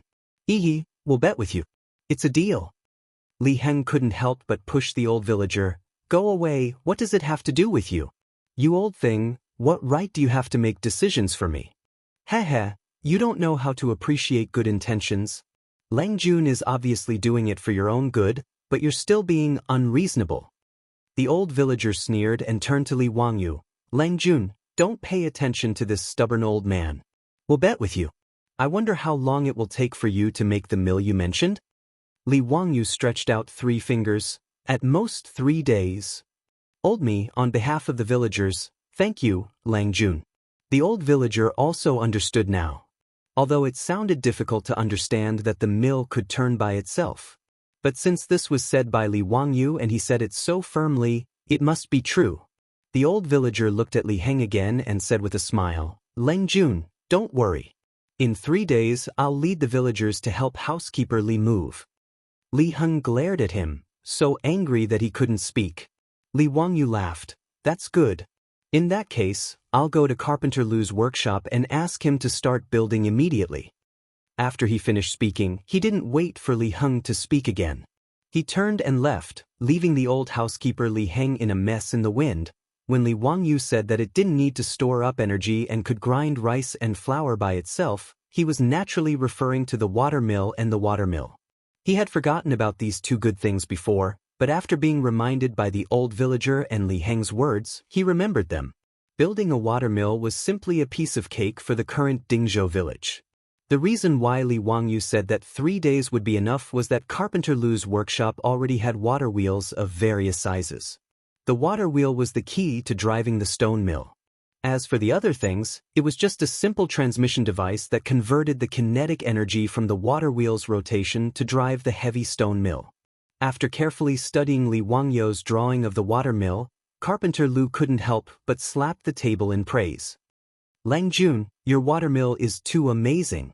Why didn't I think that since the water can drive the water wheel to a high place, it can also drive the stone mill to rotate? Li Wangyu asked, how is it? How long will it take to build the water mill? Very fast. 2 to 3 days will be enough. The water wheel and stone mill are ready-made. We only need to build the transmission device. In addition, it's easy to build a water mill next to the Gan River. I'll let my 3 sons lead people to build the water mill now. I'll ride a horse to Hu County and find a blacksmith to build the rotating iron axes. Li Wangyu nodded and told Carpenter Lu to hurry up and build the water mill in 3 days. He didn't want to waste time and give Li Heng an excuse to refuse to move. With Li Wangyu's instructions, Carpenter Lu naturally didn't dare to waste time. He let his sons and apprentices put down their work and quickly built the water mill. The villagers didn't know what Carpenter Lu and the others were busy with by the Gan River. They only knew that they had taken away the large stone mill used by the village to grind flour, causing many villagers who were waiting to grind flour to complain. Some people even ran to the old village chief to complain, but they were scolded by the old man and told that they would know in 3 days. The villagers didn't know what was going on and discussed it. It wasn't until 3 days later that the old village chief knocked on the gong and loudly called everyone to go to the water mill that everyone gathered around. Miramesa, what did you say just now? What did Lang Jun build for us? Water mill. You idiot. It's a mill that doesn't need human labor and animal labor. It can turn on its own. The old village chief laughed. Everyone doubted their own ears. Miramesa, did you say something wrong? Don't joke with us. The mill is so heavy. How can it turn on its own without human labor and animal labor? That's right. How is that possible? The large stone mill in the village required 2 oxen to move. It doesn't need oxen to pull it or people to push it. Did Lang Jun cast a spell on the stone mill? The old village chief knocked a chestnut on the head of the youth in front of him. "You idiot, how can Lang Jun be wrong? I went to take a look. It's a mill that uses a water wheel to move it." Despite his explanation, the villagers still shook their heads. "It's good that the water wheel can carry water, but the stone mill is so heavy. How can the water wheel move it?" "That's right. The small stones by the river can't be washed away by the river. It takes 7 or 8 strong men to lift the stone mill. How can a water wheel move it?" The villagers didn't believe him, but they still followed the old village chief to the water mill by the Gone River. When they saw the large stone mill that Carpenter Lu had taken away spinning under the water wheel, they were so shocked that their jaws almost dropped. Chapter 573. The water mill was installed with the stone mill that Carpenter Lu had dismantled from the village. The stone mill was huge, with a diameter of about 1.5 meters. Originally, it would have required 2 bulls to pull it. But now, what appeared in front of everyone's eyes was a millstone that was constantly rotating under the push of the water wheel. "Oh my God, so this water can really move the millstone?" "You idiot, didn't the village chief say it just now? This is something that Lang Jun made, so how can it be wrong?" "Bah, you seem to be doubting it just now, right?" No, you heard wrong. How can I doubt Lang Jun's words? Tisk tsk, not using mules, horses, or oxen to pull the mill is really convenient and convenient. A villager immediately discovered the benefits of the water mill. Using animals to pull the mill not only required a lot of effort to drive the animals, but people also had to follow the animals and walk around the millstone. Grinding a dough of grain was not easy at all. Every time a dough of grain was ground, the animals had to rest. After all, even oxen would get tired. If they used manpower to move the mill, they could only move a small mill. This kind of large mill could not be moved by humans. Moreover, if they used manpower to move it, the efficiency would be even slower. With this water-powered stone mill, one person could grind grain. Moreover, there was no need to move at all. They only needed to continuously add grain to the stone mill. It was really much easier. Just as the villagers were discussing excitedly around the water mill, someone suddenly rushed out of the water mill. Someone curiously shouted, "Zhao Senling, why are you running? Go back and move the grain. Come and grind the flour." After being reminded by his words, the villagers immediately reacted. They stopped watching the water mill and all turned to run back to their houses. Not long after, there was a long line outside the water mill.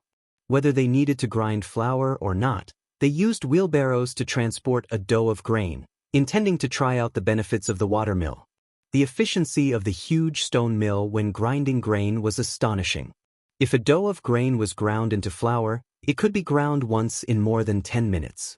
However, to grind it into fine flour, it usually needed to be ground at least twice. That would only take half an hour. Furthermore, this water mill didn't need to rest. It could grind continuously, so its efficiency was naturally very high. When Li Wangyu led Li Heng to inspect the water mill, the villagers of Dingzhou village crowded around and bowed to him. "Lang Jun, this water mill is really useful." "Thank you, Lang Jun. Thank you, Lang Jun." "Lang Jun, look, this is the mill that I just made. It's so white and fine. This water mill is really too good. It doesn't take any effort at all. It only took a moment to grind it out."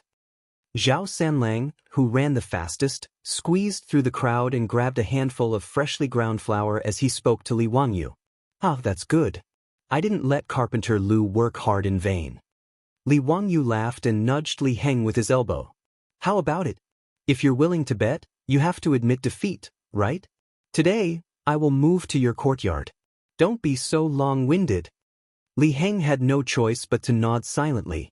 The water mill of Dingzhou village became the busiest place in the village. For the entire day, as long as the villagers had free time, they would run to the water mill and stare at the spinning millstone without blinking. The news quickly spread from 1 to 10, and from 10 to 100. After receiving the news, Yang Quan once again rode a horse and rushed from Hu County to Dingzhou village. He went straight to the water mill. "Ziyo, why didn't you tell your elder brother that you made such a good thing?" Yang Quan squatted in front of the water mill without a care for his image. He carefully inspected the watermill before pulling Li Wangyu to complain. Then he stretched out his hand and asked, "Where is the blueprint for this watermill?" Li Wangyu rolled his eyes speechlessly. Aren't these officials of the Tang dynasty too self-conscious? Why do I feel like I owe them something? Hee, Brother Xuqing, what do you want the blueprint for? Li Wangyu pretended to be ignorant and asked back. Yang Quan was familiar with him, so naturally, he wouldn't fall for his trick. Of course it's to promote the construction of this watermill in all the villages in Hu County. Ziyo, don't tell me you want to ask me for money again? You are the dignified county magistrate of Hu County, yet you have the nerve to ask? Li Wangyu asked curiously, why should I have the nerve?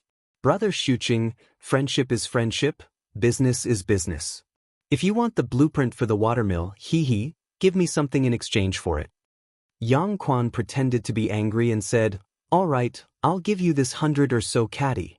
How about it? Li Wangyu looked at Yang Quan from head to toe and shook his head. No, you're too old. It's not worth much. His words almost made Yang Quan's nose crooked from anger. He breathed heavily and said, tell me, what do you want to do this time? Li Wangyu was waiting for him to say this. He laughed mischievously and said, not much, not much. I'm not greedy. Help me repair the road in exchange. How about it? Yang Quan was stunned. Repair the road? Repair what road? The road from Dingzhou village to Hu County. You're the dignified county magistrate of Hu County. Haven't you noticed that this road is too lousy? Every time it rains, it becomes a muddy pond. I can't even go out. That road should have been repaired long ago. Speaking of this matter, Li Wangyu had a stomach full of complaints. The road from Dingzhou village to Hu County was not an official road and lacked maintenance. Now it was already in tatters. Moreover, the road was narrow and could only accommodate one horse carriage. If there was a horse carriage coming from the opposite side, they had to find a wide place to pass. It was fine if they traveled on horseback, but if they sat in a horse carriage, they would feel dizzy from the bumps and it was really torturous. Now that Dingzhou village was getting richer and there were more and more horse carriages, it was time for the road to be repaired. Li Wangyu had been thinking about this for a long time. When he met Yang Quan today, he casually brought it up. Yang Zue, on the other hand, was shocked by his words. Ziyo, you're asking for too much. You actually want me to build a road that's 20 li long for a watermill blueprint? Do you know how much it will cost to repair this road? Brother Xuqing, you're the dignified county magistrate of Hu County, the Ming House. How can you be so stingy? TSK, forget it. I know that you, the Ming House magistrate, are also poor. I won't bicker with you. I'll pay for the cost of repairing the road myself. However, you have to mobilize the laborers in the county to help me repair the road. Is that okay? When Li Wangyu ridiculed him for being poor, Yang Quan was speechless. However, he could agree to Li Wangyu's conditions. After all, the laborers recruited by the county every year were used to build and maintain various facilities in the county. Of course, it was also okay to let these laborers repair the road. Moreover, since Li Wangyu said that he would pay for all the expenses, Yang Quan had no reason to refuse. He pondered for a moment and nodded. Okay, I can agree to this condition. Seeing that he agreed, Li Wangyu quickly added, I want to double the width of this road. The county will have to settle the land that the roadbed occupies. Yang Quan almost wanted to blow his beard again. However, when he thought about it, there weren't many farmlands on both sides of the road from Hu County to Dingzhou village.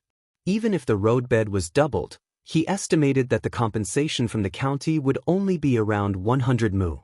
After doing this calculation, Yang Quan decided to endure it. In any case, this road really did need to be repaired. Especially now that Pai Lupi came to Dingzhou village from time to time, the road was too bad. It really couldn't be justified. Seeing that Yang Quan nodded in agreement, Li Wangyu opened his mouth to speak again. This time, Yang Quan couldn't hold back anymore. His saliva almost sprayed on Li Wangyu's face. Ziyo, that's enough. Li Wangyu shrugged. Brother Xuqing, why are you in such a hurry? I mean, I'll treat you to a drink. Chapter 574. At Li Wangyu's residence, Yang Quan drank and chatted merrily with Li Wangyu. After eating and drinking to his heart's content, he returned to the county office with the blueprints for the watermill. It was currently the slack season, so enlisting laborers wasn't too troublesome. Yang Quan didn't go back on his word.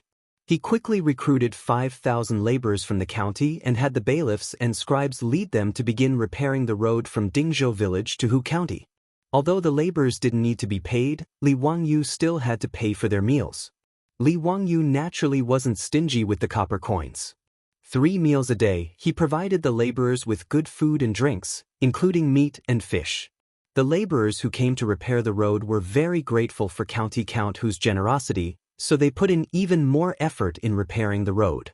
20 li wasn't very long. The 5,000 laborers were divided into 10 groups. Under the direction of the craftsmen sent by the county office, they started working in 10 different places.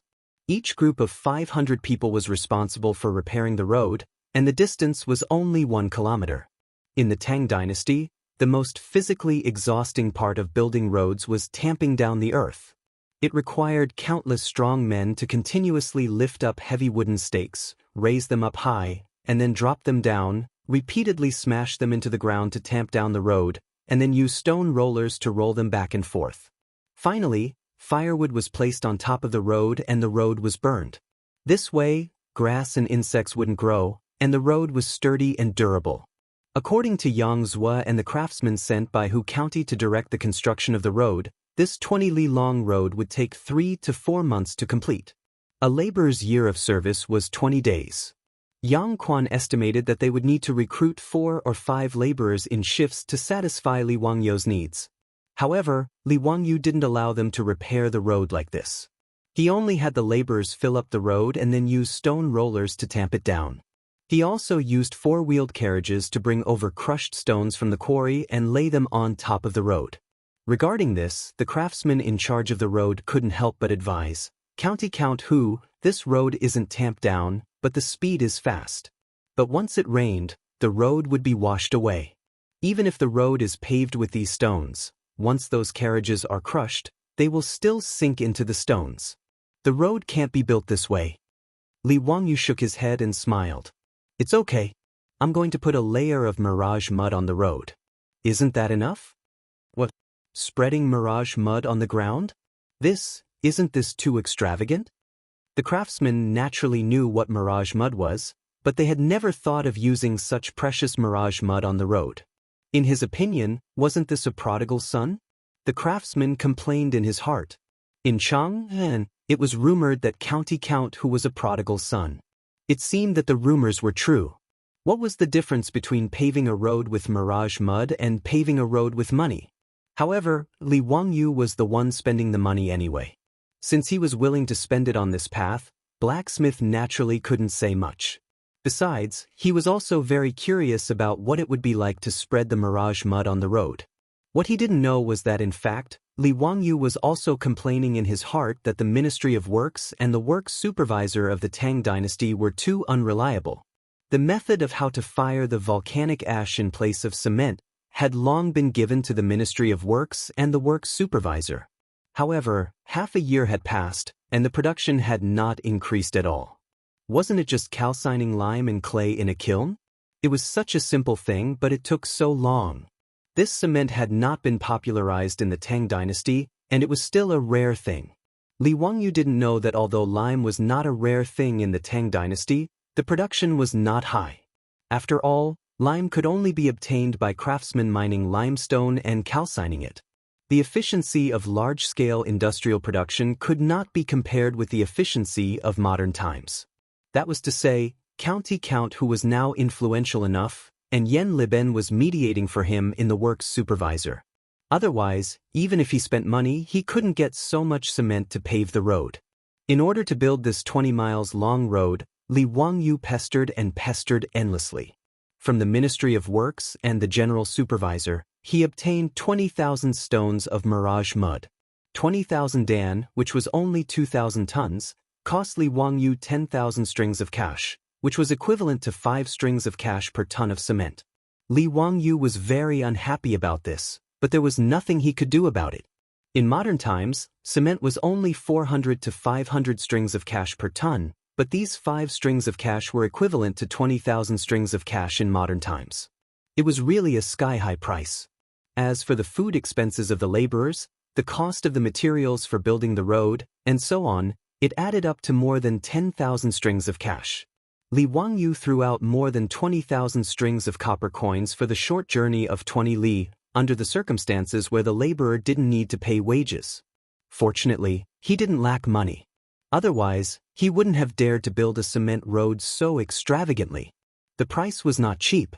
In modern times, building a 4-meter-wide village road with concrete cost about 300,000 strings of cash per kilometer. And Li Wangyu spent 20,000 strings of cash to build this 10-li road, which was equivalent to 80 million in modern times. The cost of 8 million per kilometer was an astronomical price. With enough financial support and the laborers' hard work, a never-before-seen cement road appeared in the Tang dynasty in a short 20 days. Wuxia County Count Li Wangyu was squandering again. This news quickly spread through Hu County, and even into Chang and Pai Lupi's ears. Everyone had different reactions to this. Some shook their heads and sighed, some were envious, and some were expectant.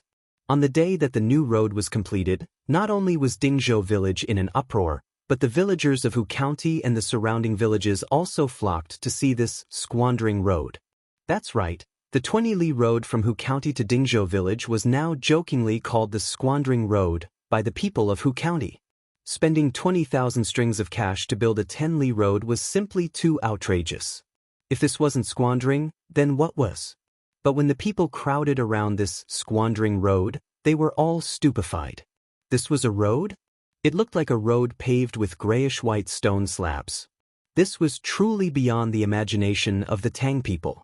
Although Li Wangyu had already handed over cement to the imperial court, it was still rarely seen among the common people, much less used to pave roads. The common people had never seen a road paved with cement, and they had never imagined that it would look like this. An elderly man smashed his crutch on the cement road a few times in disbelief. Not only was there no dent, his hand went numb from the impact. This is an immortal art. This road is clearly paved with stone slabs. Great-grandfather, this is mirage mud. Do you know what mirage mud is? It was made by the Count of Hu County. After the mirage mud dries up, it becomes this kind of mud. It's incomparably hard and impervious to fire and water. It's truly miraculous, someone explained to the old man. A busybody immediately ran over to fetch a bucket of water and poured it over the road. The crowd watched as the water did not seep into the road. Instead, it flowed to the sides of the road and into the drainage ditches. The remaining water stains on the cement road quickly evaporated under the sunlight, leaving not a single trace of water behind. There were also 4 grooves in the cement road, with wooden tracks embedded in them. These were tracks designed for carriages and they were called tracks.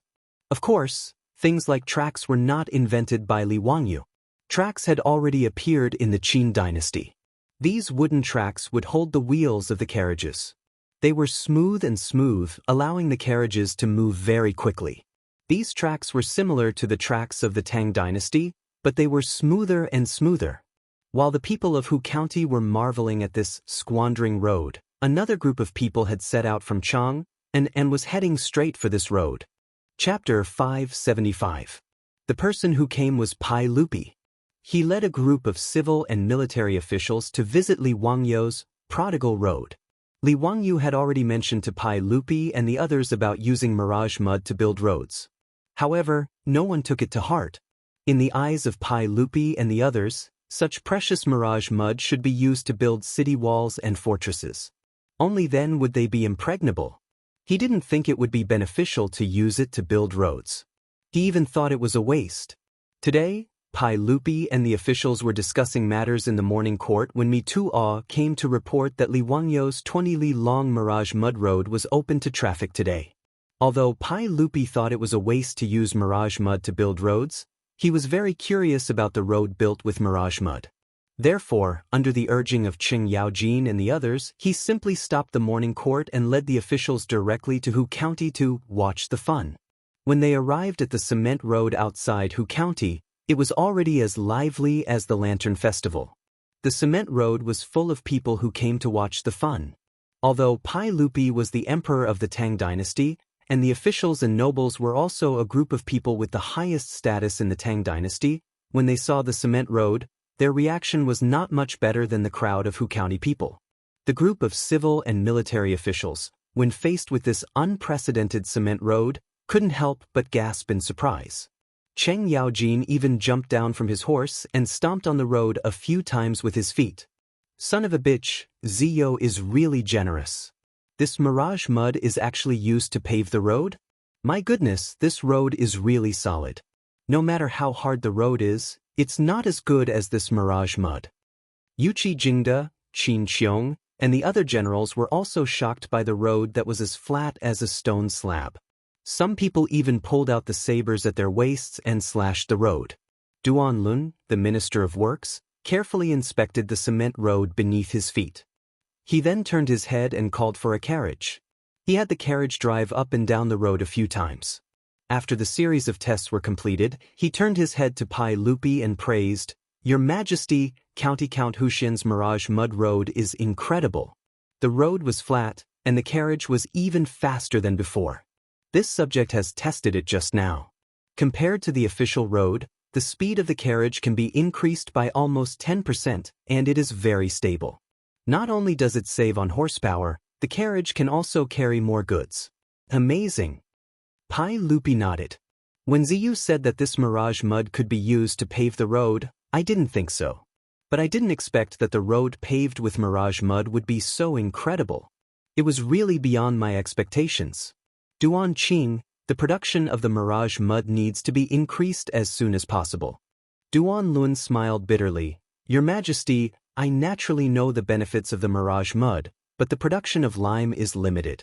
This subject has already ordered people to do their best to mine the limestone and burn it. The main reason is that the limestone mine is remote and inconvenient to transport.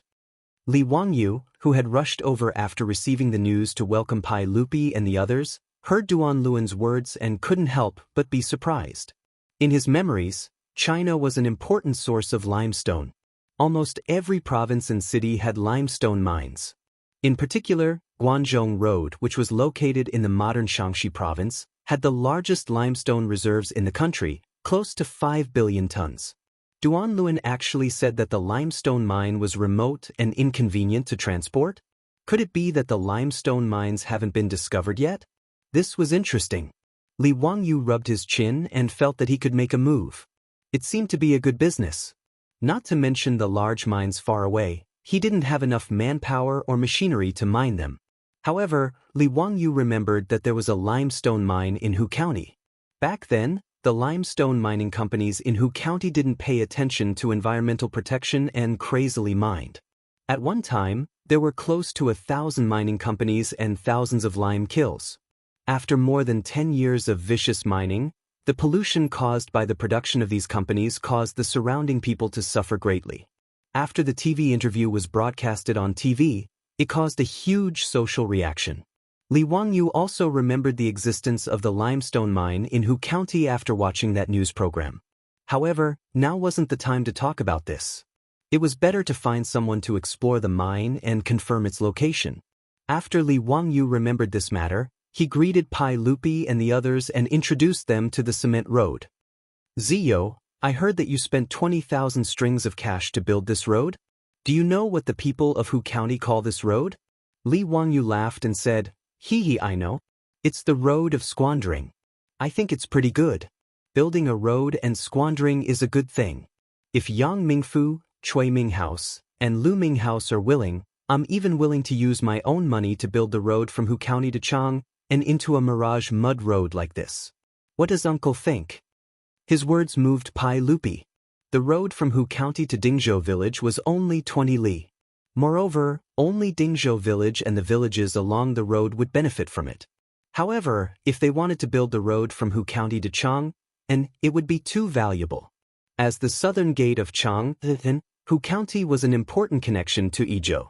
Moreover, due to the high price of housing in Chang, many merchants set up their workshops in Hu County. Every day, countless carriages and caravans traveled between Hu County and Chang. In fact, after seeing the cement road built by Li Wangyu, Pai Lupi had already thought about how spectacular it would be if such a road could be built throughout the Tang dynasty. However, 20,000 yuan to build 20 kilometers of road was such an expensive price that it directly discouraged Pai Lupi from building the road. How many official roads were there in the Tang dynasty? If all the roads were to be built at this price, the Tang dynasty would probably become the first dynasty to go bankrupt because of road construction. Now that Li Wangyu proposed to use his own money to repair the 80 li road from Hu County to Chang, and Pai Lupi was naturally happy to see it happen. If 20 li cost 20,000 strings of cash, wouldn't 80 li cost 80,000 strings of cash? Moreover, the official road from Hu County to Chang was incomparable to the small road from Dingzhou village. It was at least twice as wide as the Mirage mud road in front of them. Based on this calculation, it would probably cost no less than 100,000 strings of coins to build this 80-mile-long road, or even more. Li Wangyu was willing to pay for this. Whether it was Pai Lupi or the civil and military officials, no one was unwilling. Yang Quan, Cui Zhua, and Lu Deheng looked at each other and immediately stood up. Your Majesty, we naturally agree. If the Count of Hu County is willing to pay for the construction of the official road from Hu County to Chang, and we will take care of all the enlistment without any objections. Pai Lupi nodded slightly and looked at Li Wangyu. Zio, have you thought it through? Are you willing to pay for the construction of the official road from Chang and to Hu County? Li Wangyu's smile became even brighter. Uncle, I naturally can pay for the construction. However, if I spend a lot of money to build this official road, there should be some benefits, right? Pai Lupi was slightly stunned. What benefits do you want? Not much, not much. I only want 100 copper coins. Chapter 576. Li Wangyu's words stunned Pai Lupi and the officials. They thought that there was something wrong with their ears. Only 100 copper coins? What the hell? What kind of condition was this? Li Wangyu calmly explained, Uncle, if I were to pay for the construction of this official road, the people would naturally be free to use it. However, shouldn't I pay a fee for the carriages of the merchants that come and go? 100 copper coins per carriage shouldn't be too much, right? His words made the officials and Pai Lupi even more confused. Many of them immediately began to silently calculate how much profit Li Wangyu could make by proposing this. At present, there were no less than 1,000 carriages going back and forth between Chang and Hu County every day. 100 copper coins per carriage really wasn't much. When Li Wangyu ate breakfast with Niu Yong, Niu Wu, and the others at Chongren Square, he spent more than 100 copper coins. The officials secretly pondered.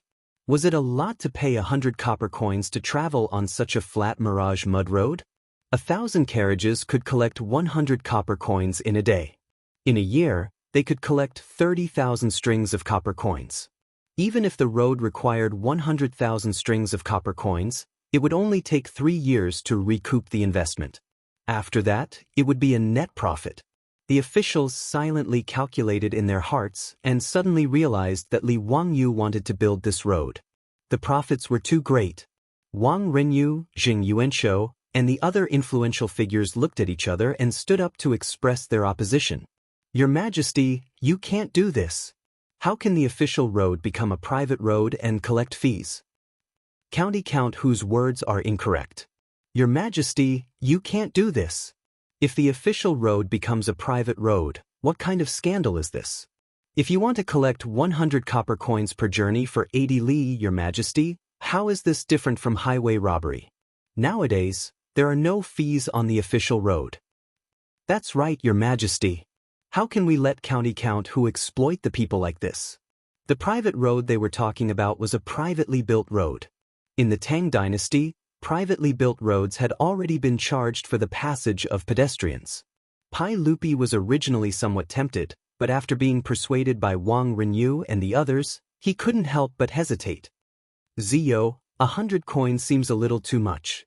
Li Wangyu had a very reluctant expression on his face. Then what about 50 copper coins? Can I charge you 50 copper coins? Wang Renyu and the others naturally shook their heads.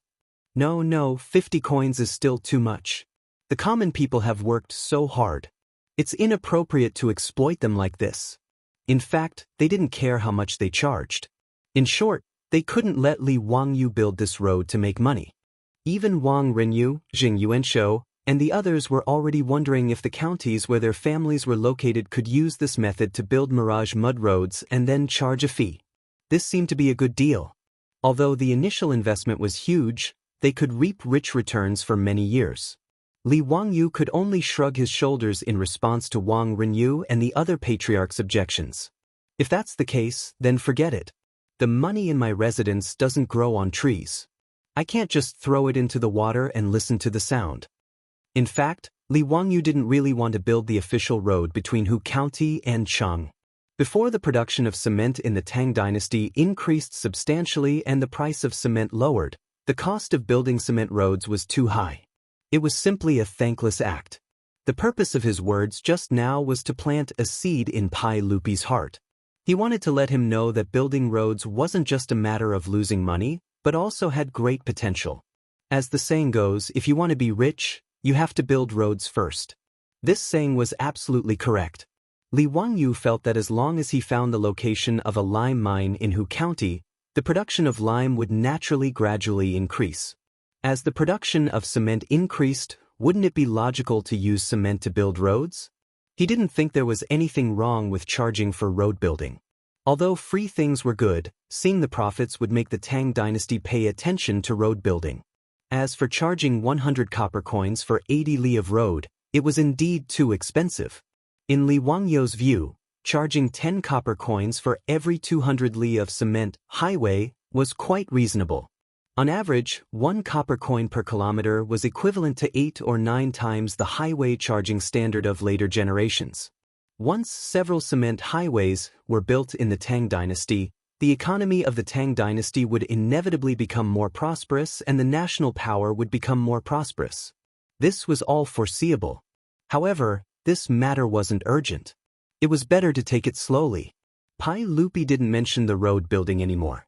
He and the other officials were in high spirits. They carefully observed the mirage mud roads several times. They even pulled Qing Yaojin and the others to gallop back and forth on the 20 li of cement road several times. The iron horseshoes collided with the cement road, constantly producing crisp sounds of hooves. It was very pleasant to the ears. After Pai Lupi had his fill, he called the officials to return to Cheng. Although he didn't say anything before leaving, it was obvious that Pai Lupi had remembered this cement road in his heart. For a long time after that, the prodigal road, built by Li Wangyu with a huge sum of money, became the favorite place of the people of Hu County. Every day, many busybodies would go there to watch the fun. It was called the Internet Celebrity Road. Even in Cheng, and many people would ride horses to see it. Some people even used stones to knock on the road to test if it was really as indestructible as the rumors said.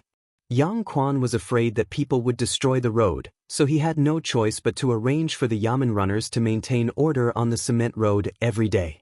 After more than half a month, it wasn't until the middle of the 11th month of the second year of Xingguan that the popularity of the prodigal road slowly dissipated. There were no longer many onlookers. Li Wangyu was living a carefree life now. He had already fiddled with the fireworks and was waiting for Pai Lupi's birthday to show them.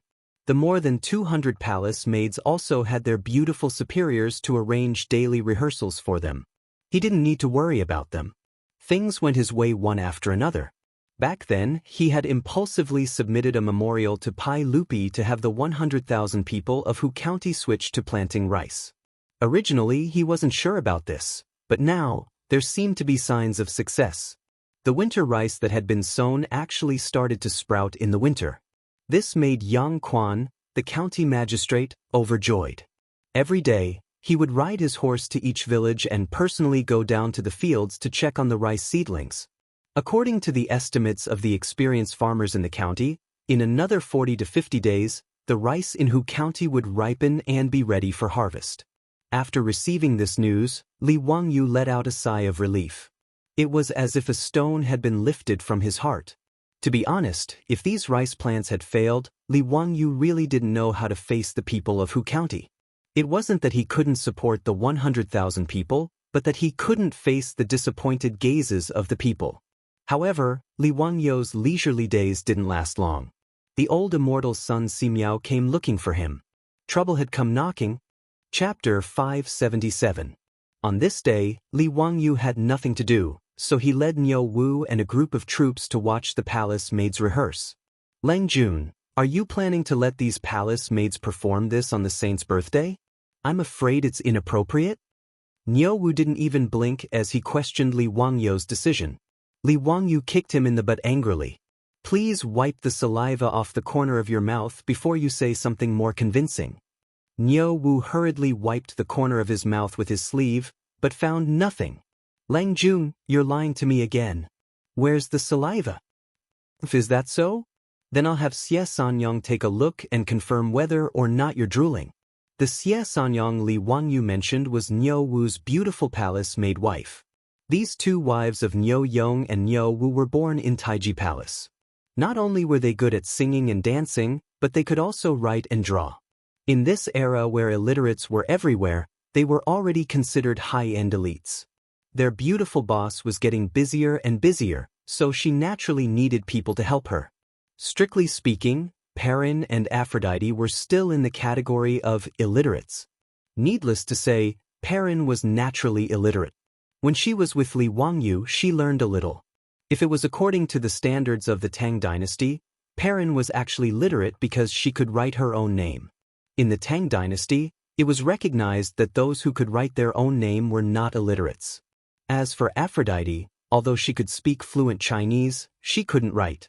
According to the standards of the Tang dynasty, she was a standard illiterate. Even if she had received excellent education in Byzantium, it was useless. Therefore, Perrin and Aphrodite were still bitterly learning to read from their beautiful boss. Niu Yong's wife, Su Qiao, Niu Wu's wife, Xie Sanyang, and the dozen or so palace maids who married into Dingzhou village were in high demand in the eyes of their beautiful boss. What was the most precious thing in the 17th century? Talents. In the eyes of her beautiful superior, this group of palace maids who could write and calculate were the talents of the Tang dynasty. Under her persuasion, all the palace maids abandoned their families and husbands, one after another. They no longer stayed in the courtyard to take care of their husbands and children. Instead, they followed their beautiful superior and worked for her. These dozen or so former palace maids were all regarded as capable assistants by their beautiful superiors. Many palace maids were even appointed by their beautiful superior as stewards of the carriage business and lingerie shop.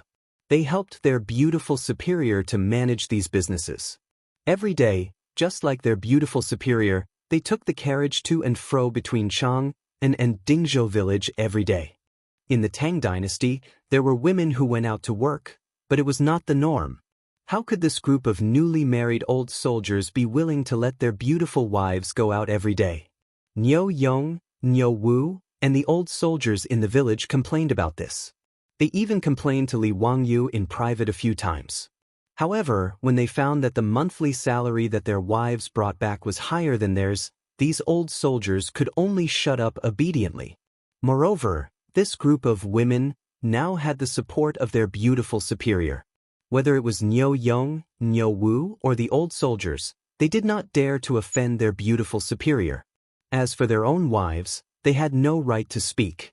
In this regard, Li Wangyou was heartless and laughed very happily. Wah! It's time for you old men to experience the miserable situation of men in the future in advance. Now, when their beautiful superior went out, she was followed by a group of beautiful stewards and assistants. How impressive! As the 73 troops married palace maids again, Li Wangyou could foresee that the group of women around their beautiful superior would continue to grow. Now, even though the two daughters-in-law of the Niu family, Su Qiao and Xie Sanyang, were pregnant, they still followed their beautiful superior and helped her do things. When he heard Li Wangyou's words, Niu Wu immediately stopped smiling and replied seriously, Lang Jun, your idea is really amazing. The sage will definitely like it. Get lost. Li Wangyou was too lazy to pay attention to this guy. He turned his head and continued to watch the palace maids rehearse. Needless to say, in the future, he had never received such treatment. More than 200 graceful and beautiful women in thin clothes were twisting their bodies seductively in front of him. It was really a rare sight. Li Wangyu, Niu Wu, and the troops were watching happily. Then, they saw their beautiful superior leading her group of female assistants over. Is it nice? Li Wangyu subconsciously wanted to reply that it was nice, but his strong desire to live made him change his words. It's okay. The dance team is not neat enough. Chongqing, you have to supervise them and be strict with them. The sage's birthday is in a month. I don't dare to delay. Time is tight and the task is urgent. I'll leave it to you. And I just came to see how the rehearsal is going. Since there are no problems, I'll leave first. After Li Wangyu finished speaking, he prepared to lead Niu Wu and the troops to retreat. However, he heard his beautiful superior instruct Su Qiao and the others. In the future, when the palace maids are training, pay attention to the door. Don't let some people peep at the palace maids. Humph, big pig trotter. Her words almost made Li Wangyu stumble and fall. He didn't dare to say more and quickly pulled Niu Wu and the others away. Lang Jun, why did Lady Su say that you're a big pig trotter? Niu Wu asked Li Wangyu, touching a sore spot. Shut up. She was talking about you. Li Wangyu was so angry that he kicked this guy twice to vent his anger. While he was playing with Niu Wu, he saw the old housekeeper Li Heng hurriedly come over. Lang Jun, I saw that old Immortal's son sent someone to ask you to go to the Daoist temple. He said that he has something important to tell you. When Li Wangyu heard this, he felt that it was strange. Why was Sun Simiao looking for him? Li Wangyu had already asked the supervising craftsman to make the microscope that Sun Simiao wanted and sent it to the Daoist temple. Although the magnification wasn't high, Li Wangyu estimated that it was at most 40 to 50 times magnification. It was similar to the simple microscopes used by elementary school students in the future to do scientific experiments. They could barely see the microorganisms in the water. Li Wangyu really didn't know how to make a lens with a bigger magnification. He could only ask the supervising craftsman to continue to study how to increase the magnification of the microscope. Even so, the simple microscope that was sent to the Daoist temple shocked Sun Simiao, and he treated it like a divine weapon. Especially when the old Daoist saw the magnified scenes in his hair, blood, water, and leaves under Li Wangyu's guidance, he became even more obsessed. He hugged the microscope every day and refused to let go. Recently, the old Daoist didn't find trouble with Li Wangyu. He spent every day in the Daoist temple doing his scientific research. Since Sun Simiao was looking for him, Li Wangyu naturally wouldn't delay. He immediately rode to the Daoist temple. When he entered the Daoist temple, Sun Simiao's disciples naturally led him to the old Daoist. Ziyo, you came at the right time. Ha, the penicillin you mentioned before, this poor Daoist has made it. Sun Simiao's words struck Li Wangyu like lightning. What? Penicillin was made? Chapter 578. Sun Simiao's words made Li Wangyu's voice tremble uncontrollably. Old Immortal son, what did you say? Penicillin is the miracle drug you mentioned. I made it according to your method, but I don't know how to use it. Ziyo, please explain it in detail, Sun Simiao said with a smile while twirling his beard. Li Wangyu fell to the floor, his lips trembling. It's really penicillin? Old Immortal son, you can't joke about this. Have you tested the efficacy of the drug? The method of making penicillin that he gave to Sun Simiao was just something he learned from the TV series. Whether it was true or not, or if the scriptwriter made it up, he didn't know. The reason why he told Sun Simiao this was that he wanted to keep the old Daoist so that he and his beautiful boss could have a medical insurance. Secondly, he also had the mentality that Sun Simiao, the king of medicine, could really make penicillin. However, Li Wangyu didn't have much hope for this.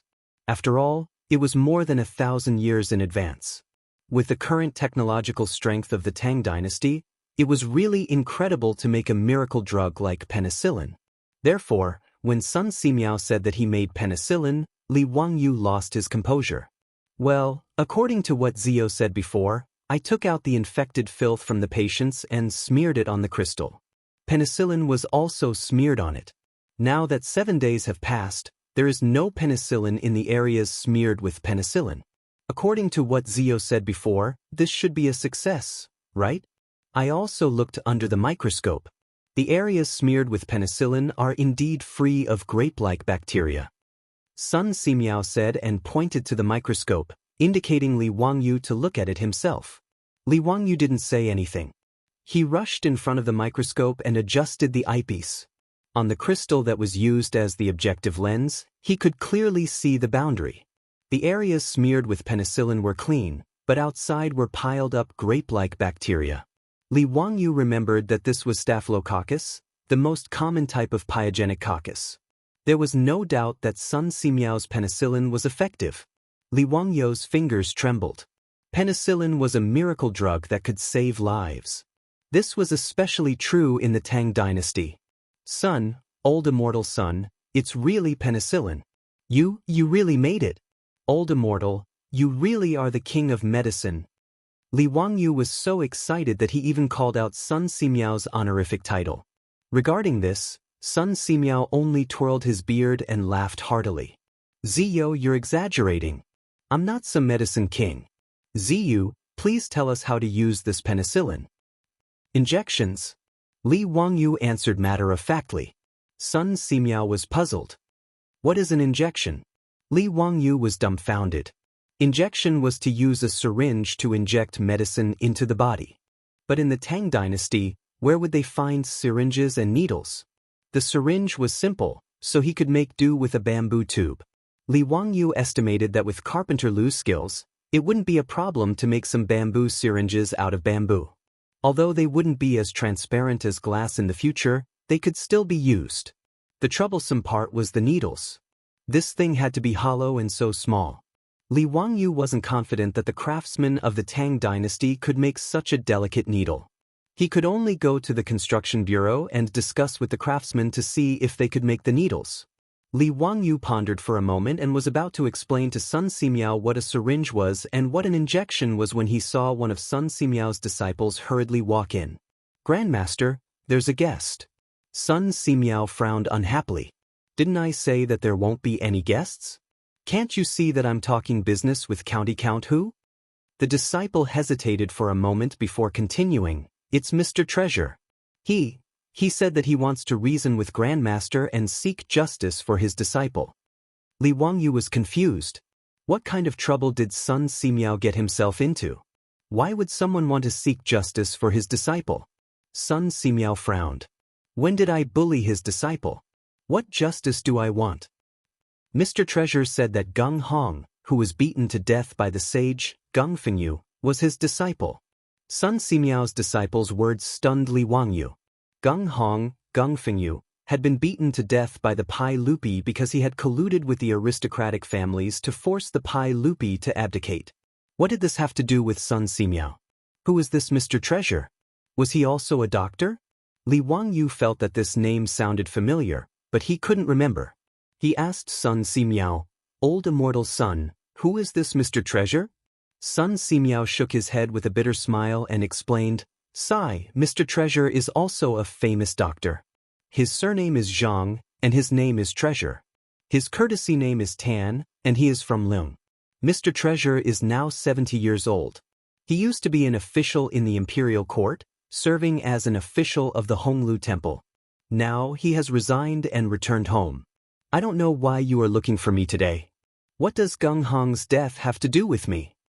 Li Wangyu heard this and remembered that Zhang Treasure was also a famous doctor in the early Tang dynasty.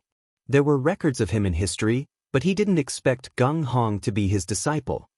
Old immortal son, there must be some misunderstanding? Maybe so. Ziyu, sit for a while. I will be back soon.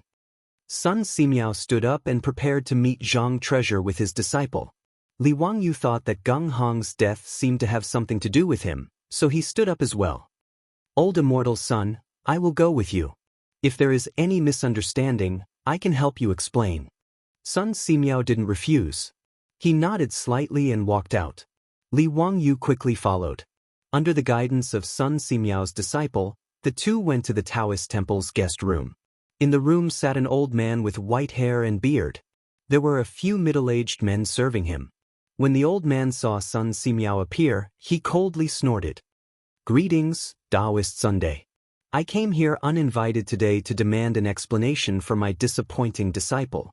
Sun Simiao wasn't annoyed by his attitude. Mr. Treasure, there must be some misunderstanding. The death of your disciple, Gung Hong, has nothing to do with me. How can it have nothing to do with you? It was you who misled the saint. That's why he beat my poor disciple to death in anger. As an elder, how can you deny it like this? Li Wangyu was also confused. He couldn't help but interrupt. Mr. Treasure, Gung Hong's death was entirely his own fault.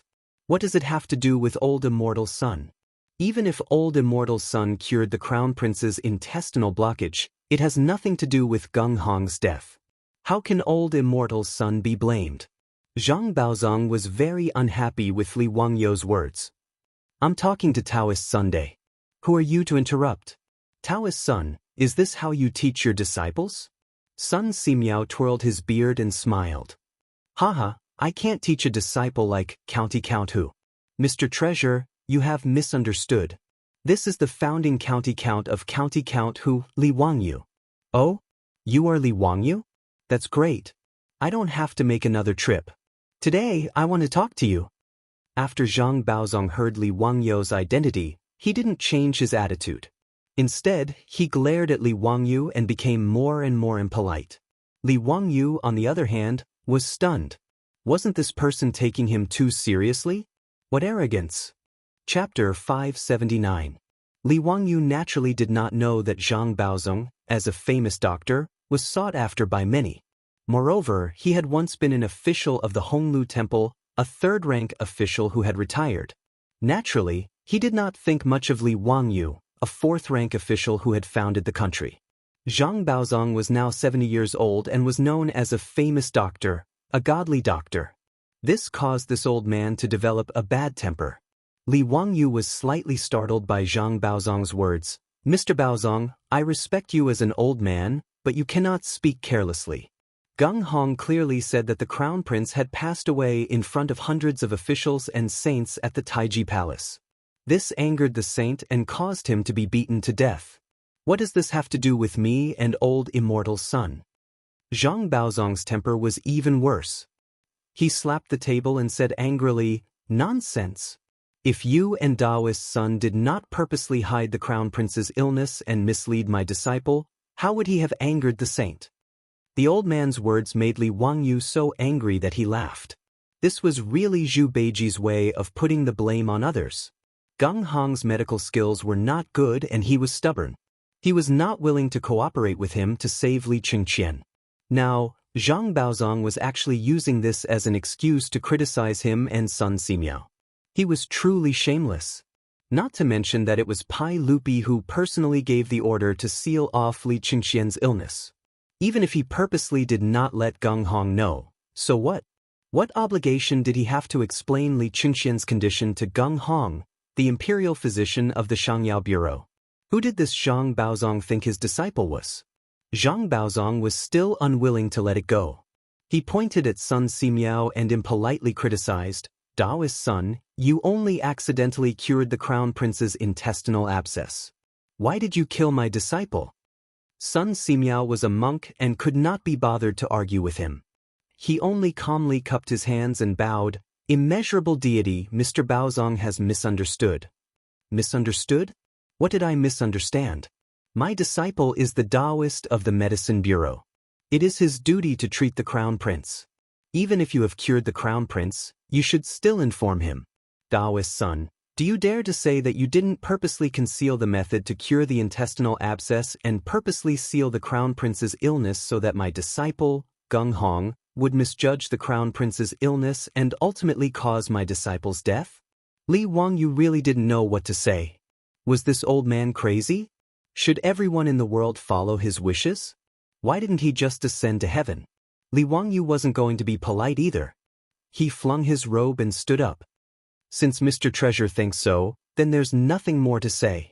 If Mr. Treasure thinks that old Immortal's son and I deliberately killed Gung Hong, you can go to the censorate to complain.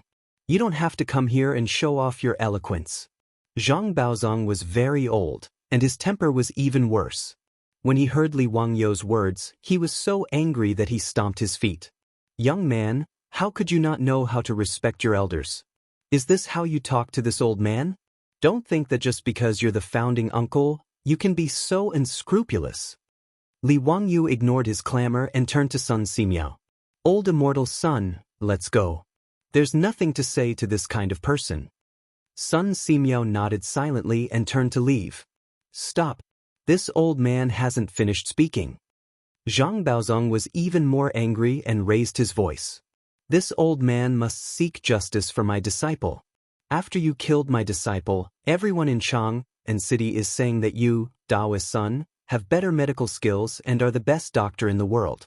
And my Zhang family's medical skills are useless. This is simply outrageous. This old man wants to compete with you in medical skills, Daoist son, to prove my Zhang family's medical skills. Daoist son, do you dare to accept the challenge?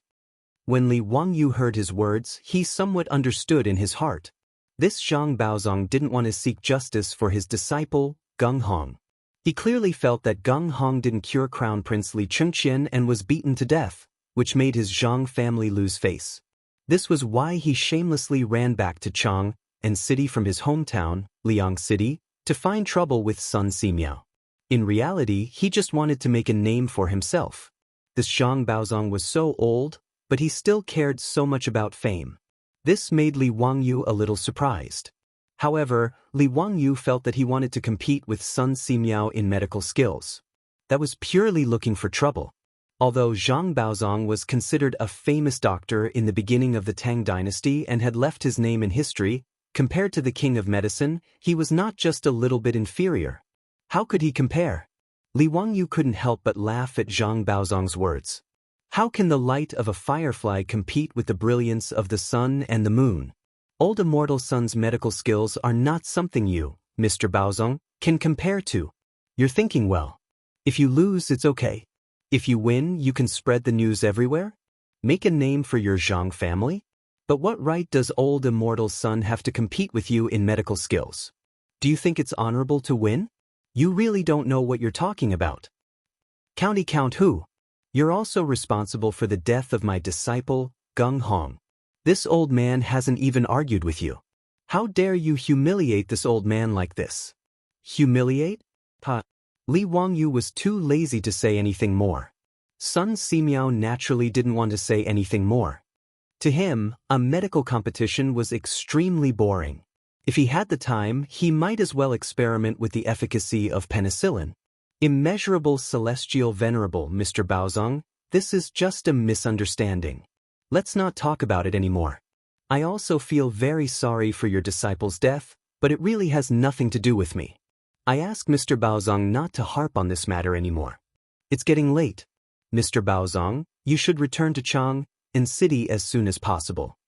Sun Simiao ordered him to leave.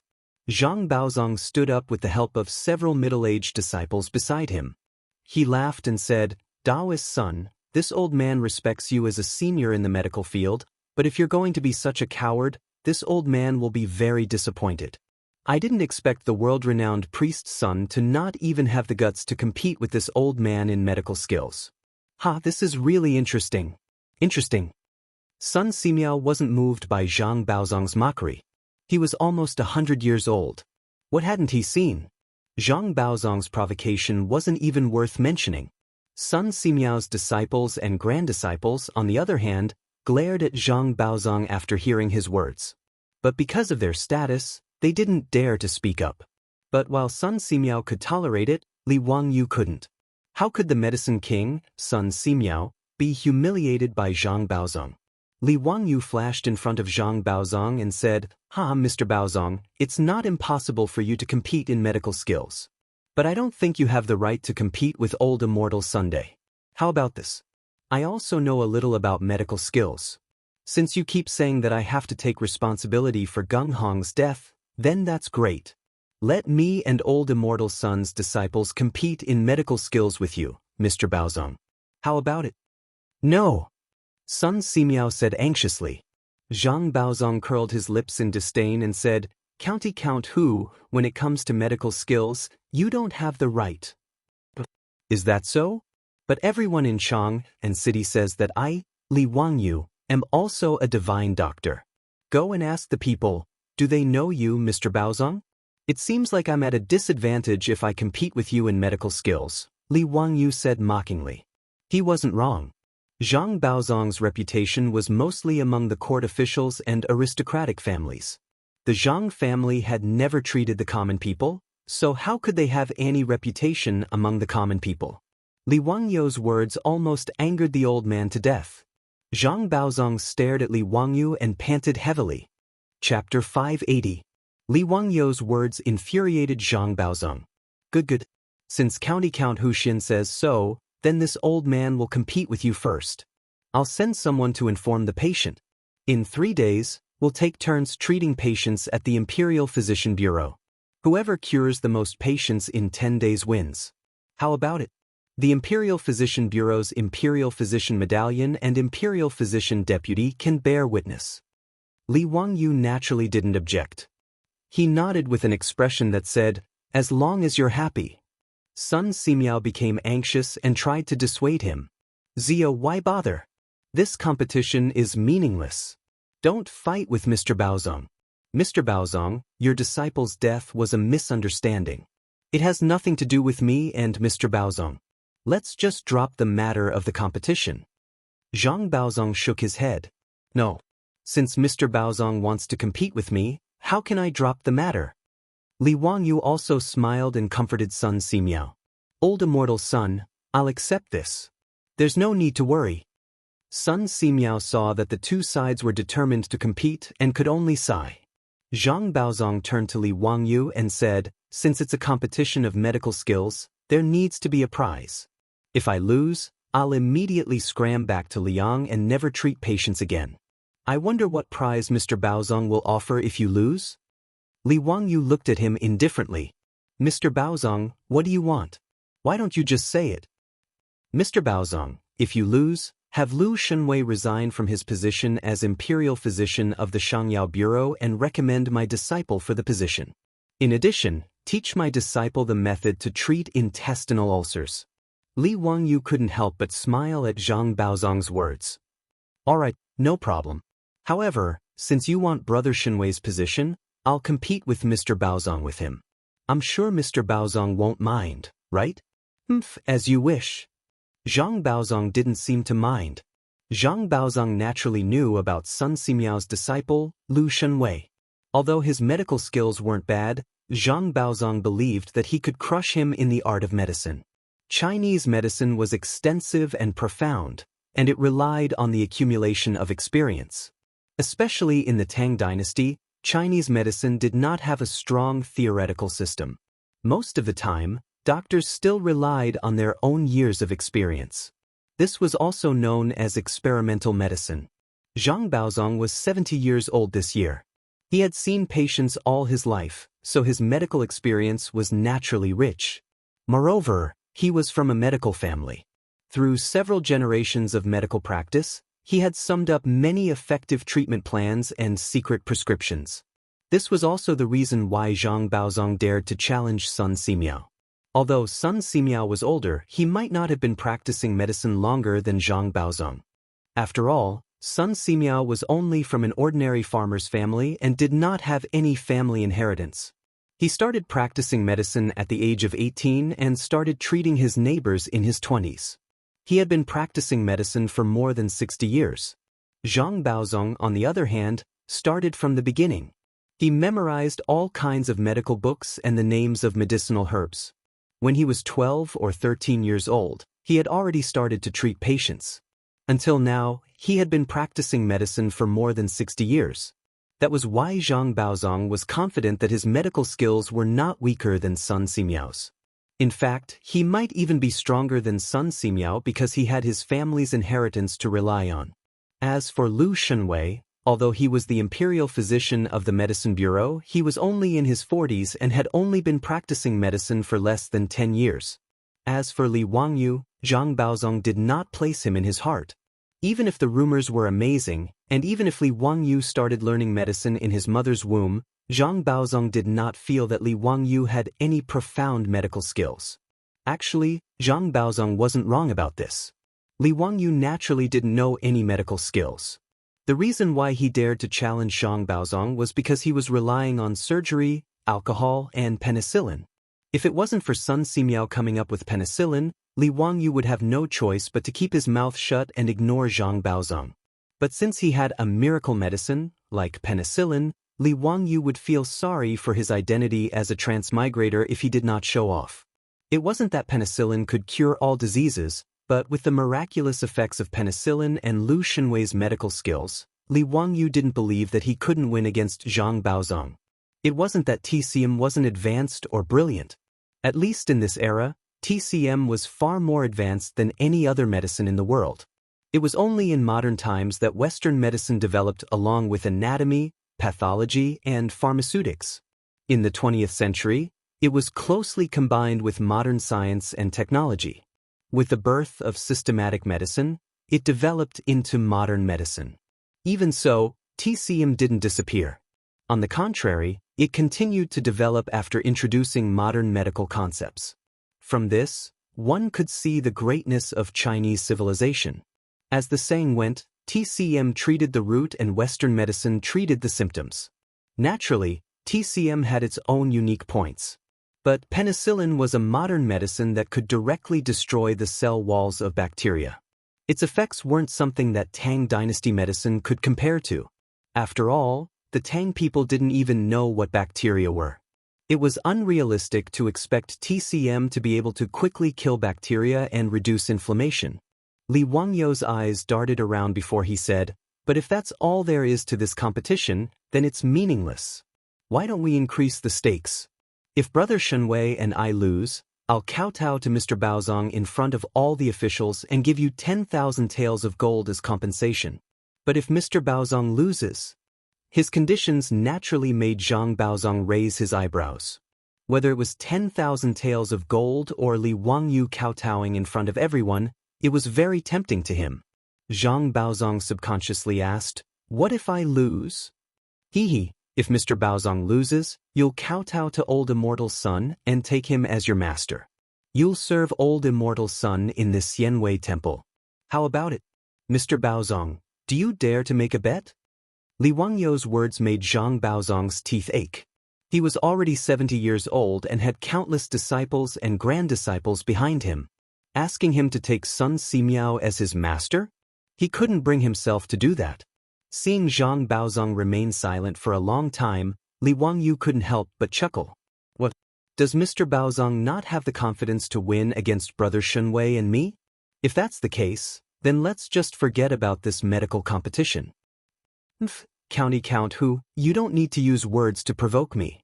I've lived for more than 70 years and have walked more bridges than you have roads. It's not up to a junior like you to tell me what to do. Since County Count Hu insists on giving this old man tens of thousands of taels of gold, how could this old man not agree? All right, we'll do as County Count Hu says. If I lose, I'll take Daoist's son as my master. Seeing that Zhang Baozong had actually agreed to his conditions, Li Wangyu's smile grew even wider. That's good. Then let's write down the terms of the bet so that no one will regret it in the future. That's how it should be. County Count Hu, you should prepare the gold early. Zhang Baozong didn't back down. Under Sun Simiao's witness, both sides wrote down the terms of the bet, signed their signatures, and slapped their palms together to swear an oath.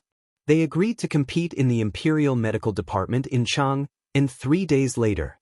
Chapter 581. After Zhang Baozong left, supported by several disciples, Sun Simiao couldn't help but frown as he looked at Li Wangyu. "Ziyo, why do you have to do this? Even I might not be able to beat Mr. Baozong with his medical skills, let alone Shenwei. How did you and Shenwei beat Mr. Baozong?" Li Wangyu chuckled and said, "Didn't you lend me the courage, old Immortal's son?" Sun Simiao was confused. "What does this have to do with me?" "Hee, if it weren't for you, old Immortal's son, how would I dare to make such a bet?" "Oh? Ziyo, you're so confident in this penicillin? It hasn't been used on patients yet." Sun Simiao still felt that this was inappropriate. Li Wangyu could only shrug. The Tang dynasty didn't have the conditions for pharmacological experiments, so there was nothing to say. They could just do clinical experiments. Anyway, it couldn't be too bad. Just like when Yo Yong was injured. If he didn't have the cephalosporin, wouldn't he have to watch Niu Yong die from inflammation? Besides, there was a penicillin skin test, which could effectively prevent the patient from going into anaphylactic shock.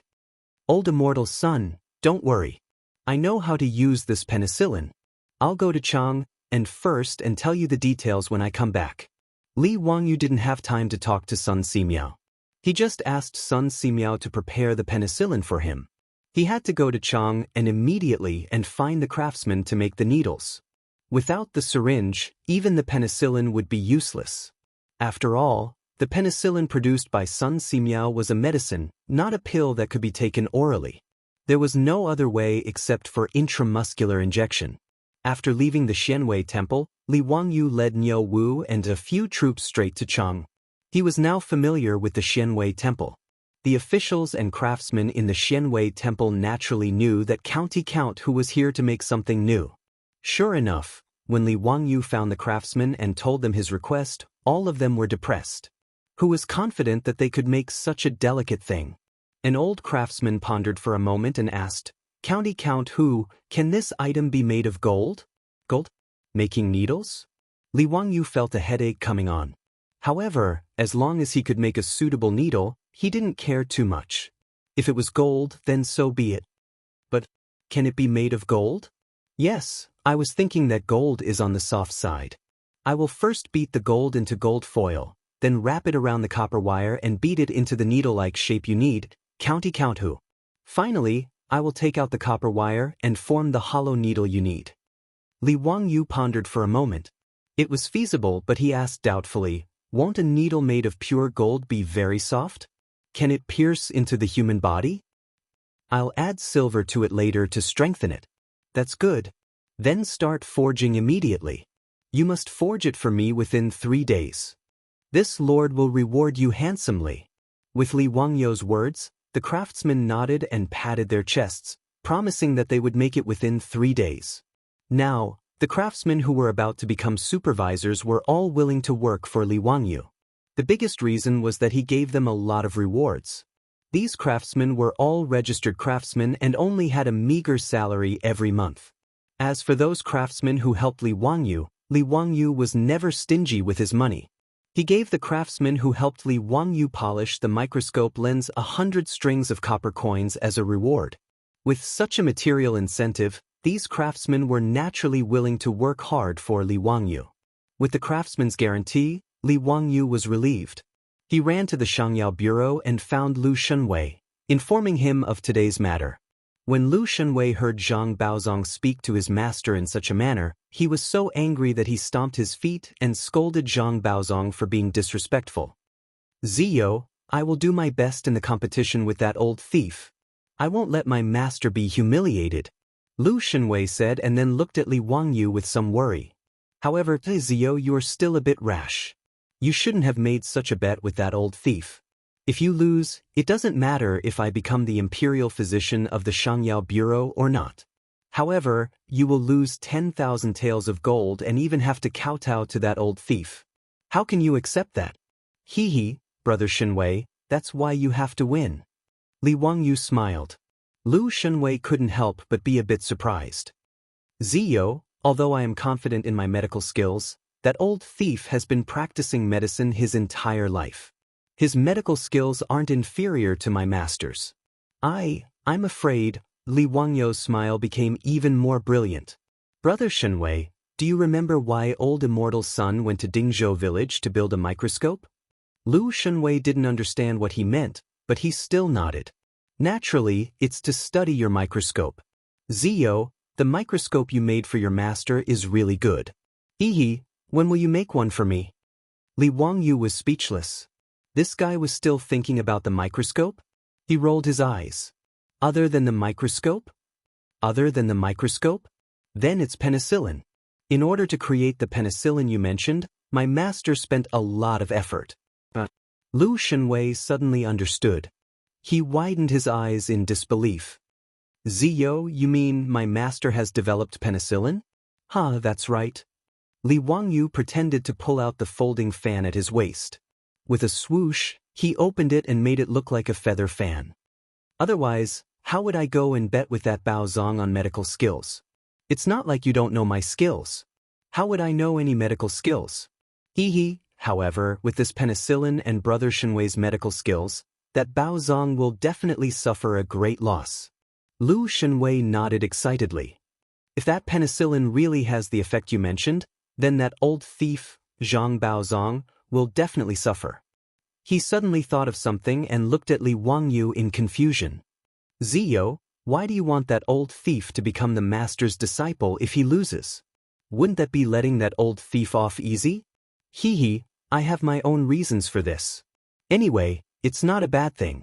Moreover, although this Zhang Baozong is a little narrow-minded, his medical skills are quite good. If he becomes the master of old Immortal's son, it won't be a disgrace to him. The reason why Li Wangyu proposed the condition of becoming Sun Simiao's disciple to Zhang Baozong was naturally not to humiliate him. Instead, it was because he had his eyes on Zhang Baozong's disciples. Every time Li Wangyu saw Niu Yong's single arm and the old soldiers in Dingzhou village who were crippled, he felt his heart ache. Since ancient times, the so-called military doctors in Huaxia were unreliable existences. More than half of the old soldiers' disabilities were caused by quacks. However, Li Wangyu knew that Pai Lupi would continue to send soldiers to the outside world in the future. He could not stop this, nor could he stop it. Therefore, he wanted to do something for the soldiers who were fighting for the Tang dynasty. Surgery, alcohol, and penicillin were all good medical skills and medicines that could save the lives of countless soldiers. However, no matter how good the medical skills and medicines were, they still needed people to carry them out. The Tang dynasty was not like the modern era where there were enough medical personnel. Therefore, besides thinking about Sun Simiao's disciples, Li Wangyu also thought about Zhang Baozong's disciples. As long as Zhang Baozong kowtowed and became his disciple, wouldn't his disciples and granddisciples all be brought in by Li Wangyu? However, Li Wangyu naturally would not tell Lu Shenwei about this. Lu Shenwei did not think too much about it. After confirming that he would compete with Zhang Baozong 3 days later, he simply took a leave of absence from the Shangyao bureau and ran back to Dingzhou village with Li Wangyu to consult his master, Sun Simiao, and sharpen his spear before the battle. 3 days passed quickly, and the day of the duel had arrived. Chapter 582. The Imperial Medical Department of the Tang Dynasty was not only a hospital that treated the officials, but it was also the earliest and largest medical school in the history of the world. It had both medical treatment and teaching. During the Tang Dynasty, the Imperial Medical Department had more than 300 teachers and students. The head of the Imperial Medical Department was the Imperial Medical Officer, and the deputy was the Imperial Medical Assistant. Under them were the doctors, teaching assistants, teachers, and workers. The Imperial Medical Department had 2 departments, medicine and pharmacy. Under the medical department, there were 4 departments: medicine, acupuncture, massage, and curses. The medicine department naturally taught medical skills. Needless to say, acupuncture and massage were taught, and massage techniques were taught. What made Li Wangyu the most speechless was the curses department. Only a ghost would know what curses were used for. What was even more unexpected was that even the king of medicine, Sun Simiao, actually thought that the forbidden spell, the body of the forbidden spell, is mysterious, and it is unreasonable to talk about it in detail. Therefore, it cannot be deduced. But if it is executed according to the method, the effect will be shown. Well, who asked the medicine king Sun Simiao to be a Daoist?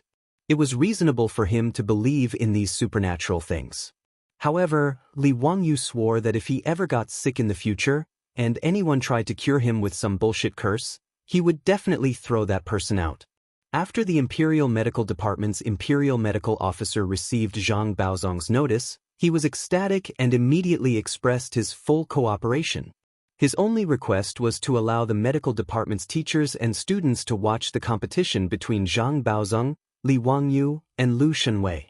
Zhang Baozong naturally nodded in agreement.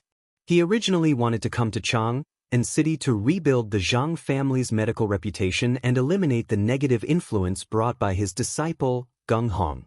As for Li Wangyu and Lu Shenwei, they naturally did not have any reason to refuse.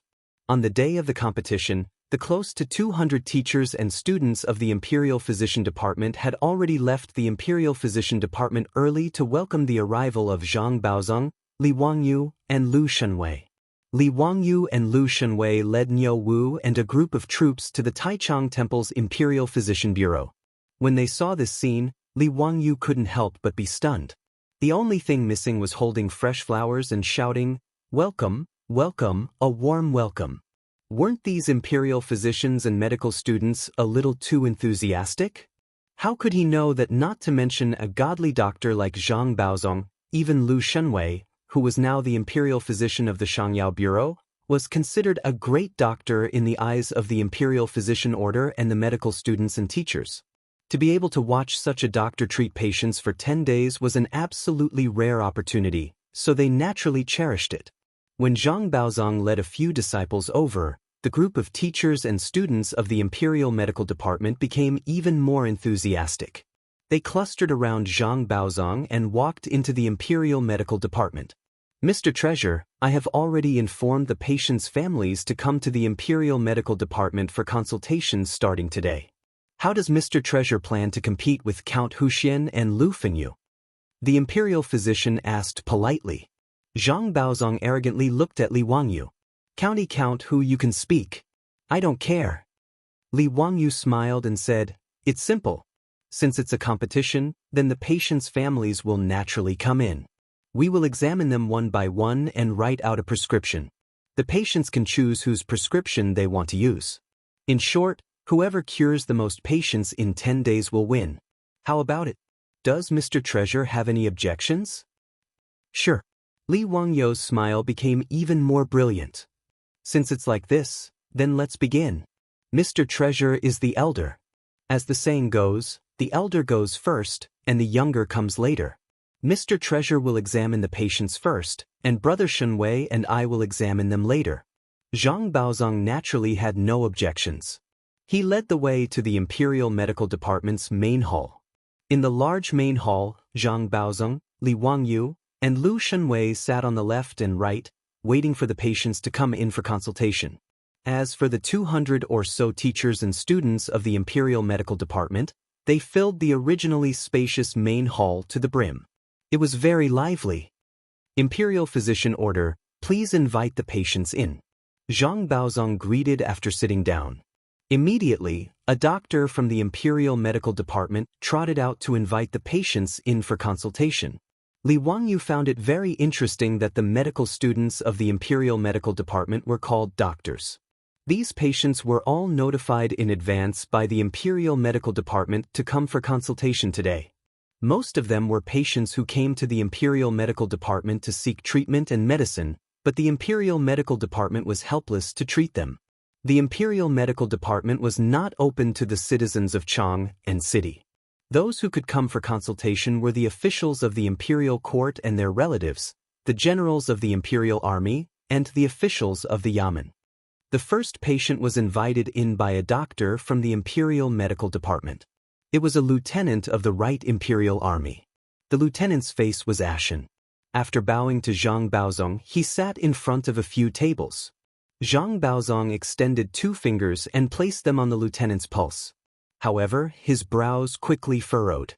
He asked about the lieutenant's condition and shook his head helplessly in the end. "Sigh, this is a dirty disease. There's no medicine that can cure this disease. This old man wants to help, but there's nothing I can do." Zhang Baozong's words made the surrounding teachers and students of the Imperial Medical Department shake their heads. Seeking prostitutes was the synonym for visiting prostitutes in ancient times. Sexually transmitted diseases in ancient times were also collectively known as prostitutes. It was rumored that Hua Tuo could cure this disease. It was even rumored that Hua Tuo could revive those who have fallen off. This was impossible, unless Hua Tuo was a doctor from the future and used cloning technology to achieve this. In short, other than the legendary Hua Tuo who could cure prostitutes, there was no medicine that could cure this disease in ancient times. In fact, the lieutenant had already sought out various doctors. Whether it was the Imperial Medical Department or the Luoyuan medical workers in the streets, he had received the same answer. Today, He had also heard that Zhang Baozong was coming to the Imperial Medical Department to treat patients. Thus, he came to give it a try with a sliver of hope. Hearing Zhang Baozong's words, the lieutenant's face became even more ashen. He stood up silently, bowed to Zhang Baozong, and prepared to leave. "Wait, Lieutenant, why don't you come to Lu Fengyu for treatment?" When Li Wangyu saw that the lieutenant was about to leave, he hurriedly called out to him. When the lieutenant heard this, he couldn't help but reveal a pleasantly surprised expression. "May I ask if Lu Fengyu can cure this disease?" Before Li Wangyu and Lu Shenwei could speak, Zhang Baozong couldn't help but sneer.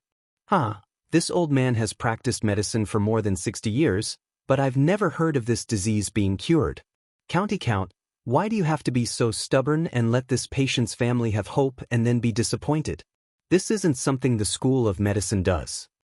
Zhang Baozong's words made the Imperial Medical Department's Imperial Physician Order, as well as the teachers and students, nod inwardly. They felt that he was right.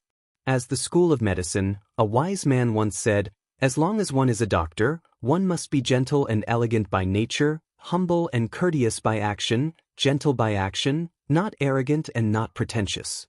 Since they knew that this disease couldn't be cured, they naturally shouldn't let the patient's family have hope and then be disappointed. This was truly immoral.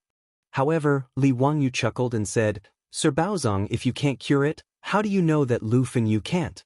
Don't make a fool of yourself because the disease is small, and don't shrink back because the disease is serious." When Sir Baozong heard that it was a disease of the School of Medicine, he shook his head and sighed. This isn't something the School of Medicine does either. His words left Zhang Baozong speechless. He could only coldly snort. Count who, you have a sharp tongue. This old man wants to see how you and Lu Fengyu will cure this disease of the School of Medicine. Chapter 583. In response to Zhang Baozong's words, Li Wangyu was too lazy to even lift his eyelids. He waved his hand at the military officer.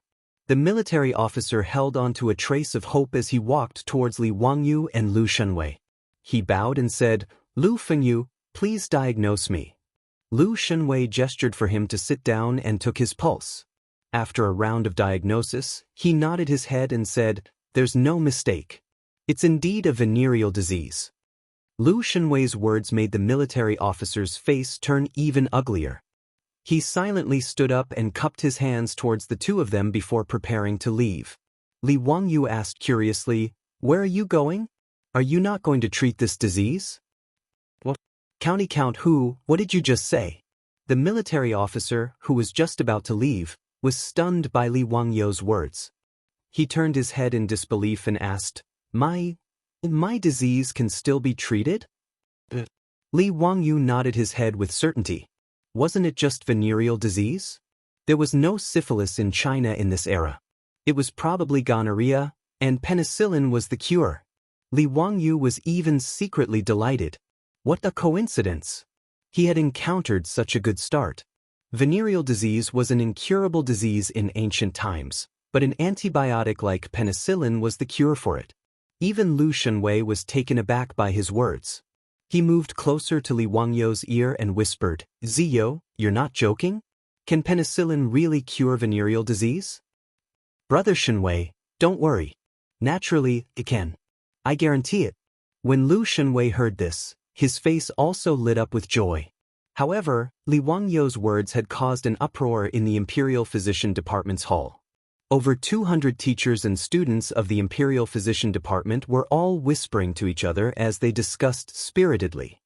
"Doctor, may I ask if there's any precedent for what Count who said about curing venereal disease?" "Sigh, apart from the rumors of divine physician Hua Tuo's medical skills, I've never heard of anyone curing venereal disease." Count whose words? The doctor didn't continue speaking, but he kept shaking his head to show his attitude. He clearly didn't believe Li Wangyu. "That's right. We've also read many medical books, but have we ever heard of this flower being able to cure anything?" I'm afraid that Count whose words aren't true. Even Mr. Treasure said that flower willow could not be cured. Could it be that Lu Fengyu's medical skills are better than Mr. Treasure's? It's hard to say. Could it be that Lu Fengyu has the 15 lost secret prescriptions of Hua Tuo? Lu Fengyu's teacher is Sun Simiao, Sun Daoist. But it's not impossible. The words of the Imperial Medical Department's teachers and students naturally entered the ears of the lieutenant, causing the pleasant surprise that had just appeared on his face to suddenly freeze. Zhang Baozong was so agitated by Li Wangyou's words that he stood up abruptly. Ridiculous! It was ridiculous! How could such a disease be cured? County Count Hu, how dare you speak such nonsense? His words caused the lieutenant to lose his soul. He turned around and was about to leave. Li Wangyu completely ignored the questioning voices of the crowd. He pretended that he hadn't heard Zhang Baozong's words. He smiled at the lieutenant, revealing 8 spotlessly white teeth. If this lord says it can be cured, then it can be cured. Do you believe what they say and prepare to go back and wait for death? Or do you prepare to have Lu Fenyu treat you? Choose for yourself.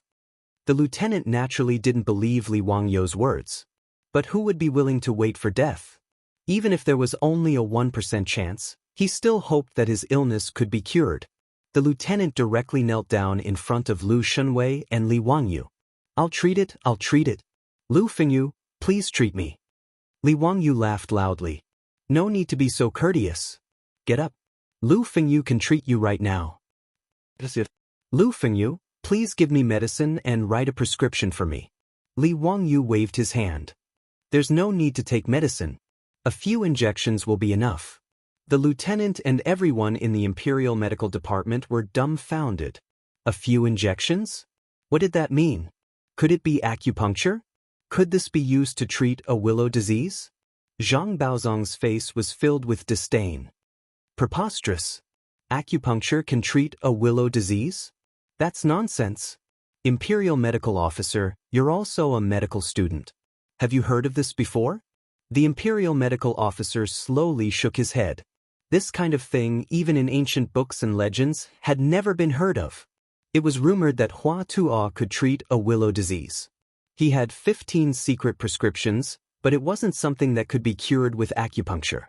Under everyone's astonished gaze, they saw Lu Shunwei take out a bamboo tube and put a golden needle on it. Come, let's do a skin test first.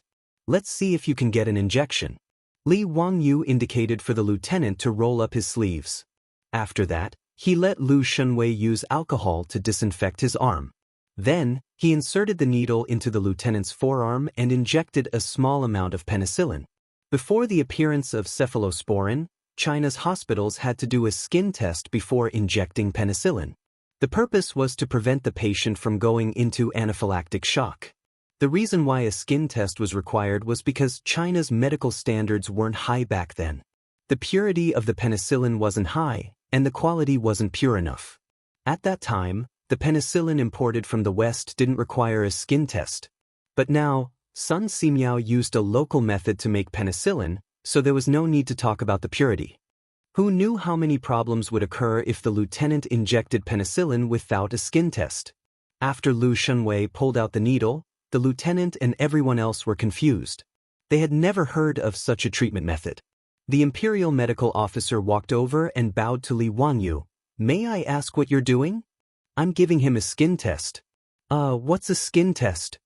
To treat a willow disease, you have to inject penicillin, a divine medicine developed by Sun Daozhang. Old Immortal Sunday penicillin is a divine medicine that's worth more than gold. However, penicillin also has side effects. Not everyone can bear its medicinal power. Therefore, we have to do a skin test on the wrist and inner arm first. Only those who don't have a reaction can continue to inject penicillin. The Imperial Medical Officer was confused. He didn't understand what side effects were, but he roughly understood the meaning. It was probably the meaning of medicine is 30% poison. As for penicillin, he had never heard of such a strange name. But after hearing Li Wangyou's words, he was even more interested. He quickly asked, May I know what diseases Sun Daozhang's penicillin can cure? Diarrhea, lower blood pressure, various blood diseases, coughing, cold attacking the lungs, wind and heat attacking the lungs, turbid phlegm blocking the lungs, willow disease, 7-day wind.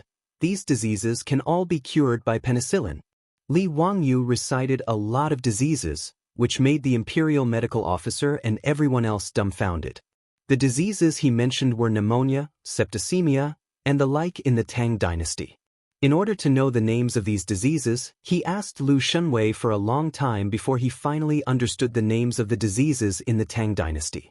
As for why he knew that these diseases could be cured, wasn't it because of the box of cephalosporin that was already eaten by his beautiful superior? Although the cephalosporin was eaten, he didn't throw away the packaging and instructions. The effects of penicillin and cephalosporin were roughly the same.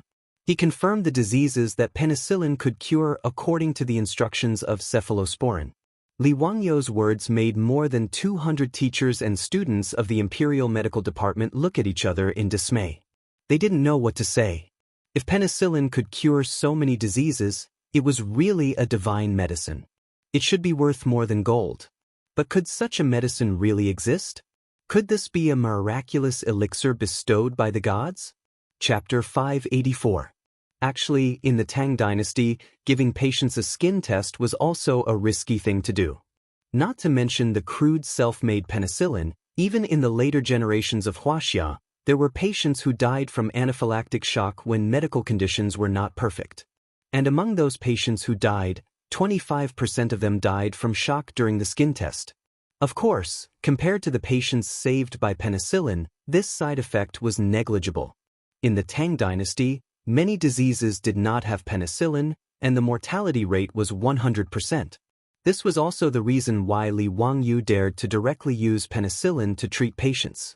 Since he would be waiting for death if he did not use penicillin, he might as well take a gamble and have a high chance of survival. After giving the lieutenant the skin test, Li Wangyu was also a bit nervous. This was the first time penicillin was used, and no one knew what would happen. Although anaphylactic shock or even death were rare, it was a small probability event. But if it really happened, there was nothing they could do, and they could only watch the lieutenant die. After all, if the patient in the later generations went into anaphylactic shock, they could be injected with epinephrine for emergency treatment. But in the Tang dynasty, there was no such thing as epinephrine. If something really happened, there was nothing they could do, and they could only watch. Fortunately, after a quarter of an hour, there was no reaction at the inner part of the lieutenant's arm where the skin test was carried out. This meant that the skin test was negative, and the injection could be carried out. If there was a bulge, red flush, or lump, it was a positive reaction, and the injection of penicillin could not be carried out. Li Wangyu carefully looked at the lieutenant's arm and nodded to Lu Shunwei. Brother Shunwei, it's negative, and the injection can be carried out. He had already taught Lu Shunwei the common knowledge of injecting penicillin. Lu Shunwei nodded and took out the bamboo syringe again, preparing to inject the drug. Come here, take off your pants, reveal your buttocks, and sit sideways on this stool. Lu Shunwei's words made the lieutenant dumbfounded. Was he really treating a patient? He even thought that there were some homosexual men in the military. Although he was not a homosexual, he had a rough idea. Hearing Lu Shunwei's words, the lieutenant not only did he not untie his pants, he even tightened his grip on his pants and looked at Lu Shunwei with vigilance. Lu Fengyu, I have to take off my pants to treat a patient? Not only the lieutenant, but also the 200 teachers and students of the Imperial Medical Department in the hall were dumbfounded, and Zhang Baozong was also confused. To treat a patient to take off his pants? Who had seen such a thing? But even if Lu Fengyu was gay, he wouldn't go so far as to display it in front of these 200 people, right? Lu Shunwei still hadn't realized what the captain and everyone else's gazes meant. Seeing the captain dilly-dallying, he impatiently shouted, "Hurry up, what are you dawdling for? Do you still want to treat the patient?" Lu Shunwei, Lu, to Shunwei, Lu, Lu, Lu,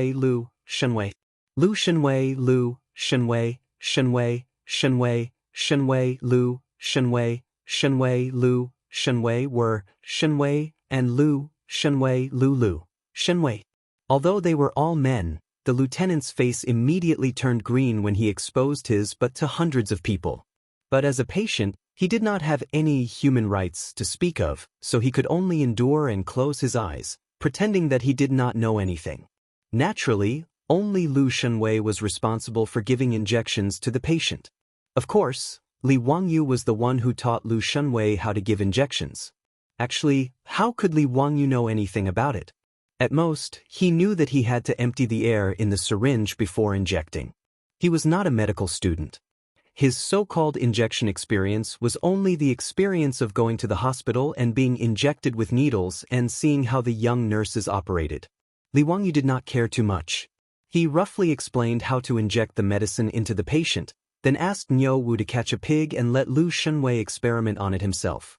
Lu Shunwei was helpless against Li Wangyu's unreliable teaching method. But he could only follow Li Wangyu's instructions and continuously insert needles into the pig's butt. Today, Lu Shunwei was like a duck being driven onto a perch. It was his first time using needles on a living person. If the lieutenant knew that Lu Fengyu had only injected a pig's butt before, would he immediately jump up and run away? If it was the future, Li Wangyu and Lu Shunwei's unreliable medical practice method would definitely be arrested and charged with illegal medical practice. But fortunately, it was 1,300 years ago.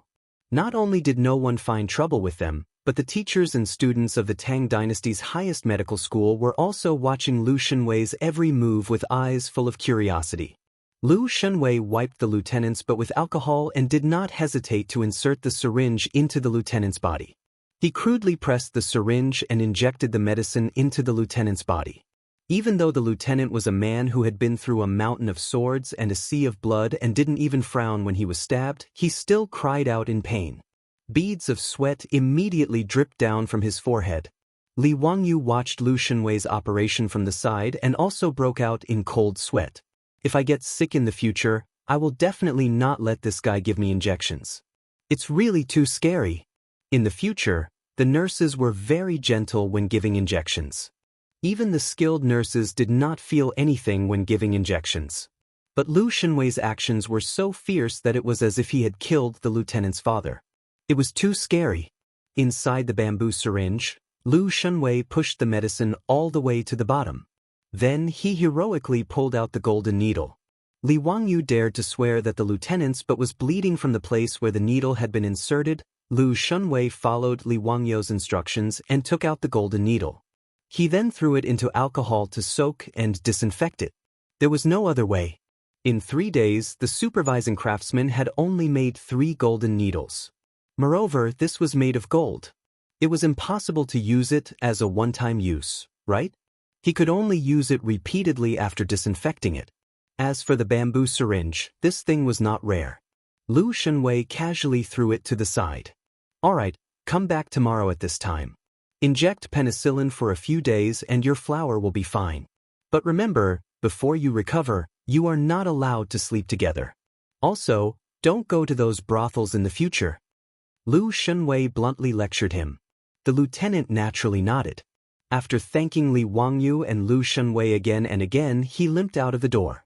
He had no choice but to limp. His butt was really too painful. After the lieutenant left, the group of students from the Imperial Medical Department immediately turned on their curious baby mode and continuously threw out all kinds of questions. Lu Fengyu, that's it? He doesn't need to take medicine anymore? Is this penicillin so magical? It can cure a flower in just a few days? Lu Fengyu, may I ask what this bamboo syringe is? Lu Fengyu. Facing this situation, Zhang Baozong's face was as calm as water. He only coldly snorted, you don't know what you're talking about. You actually believe such nonsense? This old man doesn't believe that penicillin has such an effect. That injection is even more inexplicable. When did such a treatment method appear in the medical records? Li Wangyu was too lazy to refute. Whether it was useful or not, they would know in a few days. After a long time, Zhang Baozong was finally dissatisfied and ordered the Imperial Medical Department to invite the next patient in for examination. Chapter 585. The next person to enter was an old man. Li Wangyu didn't recognize him, but from his robes, he could tell that he was a 6th-rank official from the Tang dynasty. Zhang Baozong checked the old man's pulse and confirmed that he had a disharmony in his spleen and stomach. It was dysentery. Zhang Baozong twirled his beard and smiled. Your illness is dysentery, but it's not hard to treat. You just need to take the milk decoction and you'll be fine. The old man thanked him again and again, but dysentery was not easy to treat. At the very least, Many of the doctors in the Imperial Physician Bureau were unable to treat this illness. That was why he hurried over when he heard that Zhang Baozong and Lu Fengyu were in the Imperial Physician Bureau. Seeing that Zhang Baozong could treat it, he was overjoyed and asked Zhang Baozong to write a prescription for him. Zhang Baozong was not in a hurry. He twirled his beard and smiled. There's no rush. Today, I'm competing with Lu Fengyu and Count Huxin. You should ask Lu Fengyu to treat you again. The old man could only listen to Zhang Baozong and ask Lu Shunwei to treat him again. Dysentery was not something that could be cured by penicillin. However, Lu Shunwei was not a quack. As Sun Simiao's eldest disciple, dysentery was not a problem for him. However, as mentioned before, there was only one patient.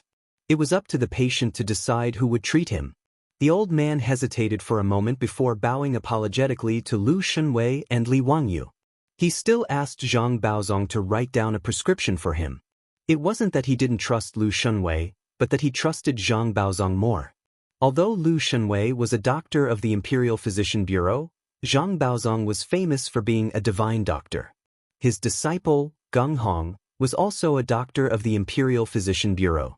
Secondly, in the profession of doctors, especially traditional Chinese medicine, the older they were, the more popular they were. Even in the future, patients were still more willing to find an old Chinese doctor to treat them. In response, Li Wangyu could only shrug his shoulders helplessly and decline to comment. After sending off the grateful old man, Zhang Baozong twirled his beard in satisfaction. The teachers and students of the Imperial Physician Bureau were all busy writing down Zhang Baozong's prescription. What Li Wangyu didn't expect was that the following day would be the same. All of the patients chose to have Zhang Baozong examine them. This caused Zhang Baozong's expression to become even more complacent, while Lu Shunwei could do nothing about it. Ziyo, your idea is not reliable. All the patients have gone to that old bastard for treatment. If this goes on, the two of us will definitely lose in 10 days. Li Wangyu was also depressed. He really didn't expect this. He didn't expect that even though he had created a dragon saber like penicillin, it would be useless. Those patients would rather go to that old man Zhang Baozong for treatment than have Lu Shunwei treat them. Even if there were some patients who could recover in a day or two after injecting penicillin, no matter how much Li Wangyu tried to persuade them, it was useless. Li Wangyu was overconfident because he had penicillin in his hands. If he had known earlier, he would have treated one patient each with Zhang Baozong. Then, he would not have ended up in this situation where there were no patients coming for consultation. For an entire day, he and Lu Shunwei could only watch as the patients ran to the old man Zhang Baokang to seek medical treatment. Even the teachers and students of the Imperial Physician Department gathered behind Zhang Baozong with pen and paper in hand. They earnestly took notes, afraid that they would miss the opportunity to learn from a famous doctor. It wasn't until the evening drums sounded and everyone prepared to disperse that Zhang Baozong stood up with the help of his disciples. After all, he was an old man in his 70s. When had he ever seen so many patients in a single day? The old man was quite tired. However, even if his body was tired, Zhang Baozong's mood was quite cheerful.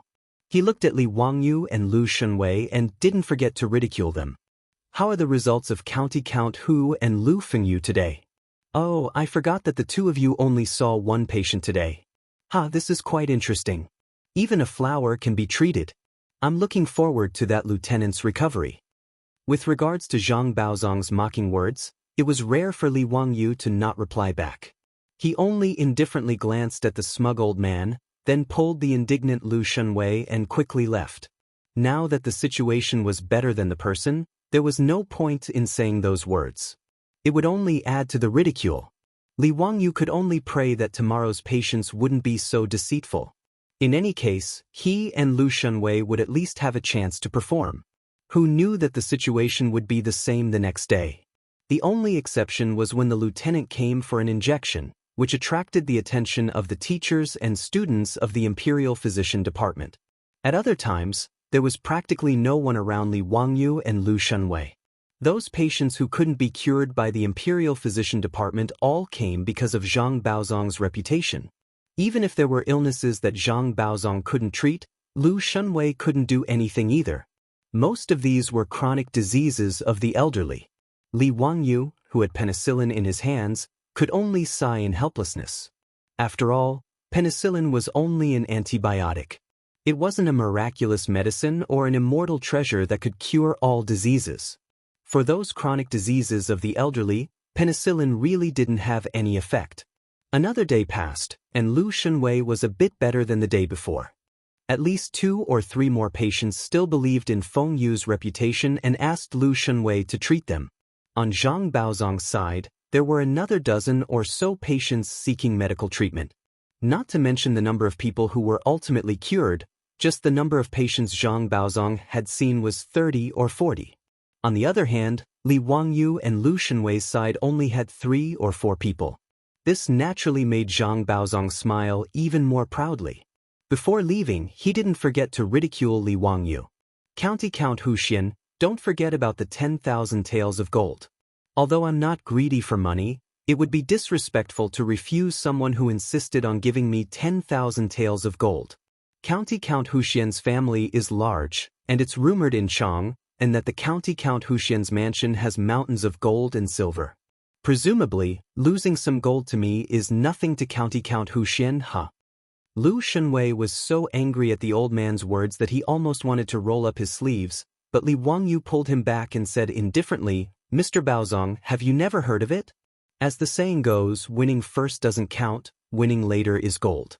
Everything will be clear in 10 days. Li Wangyu appeared very calm, but in his heart he was extremely anxious.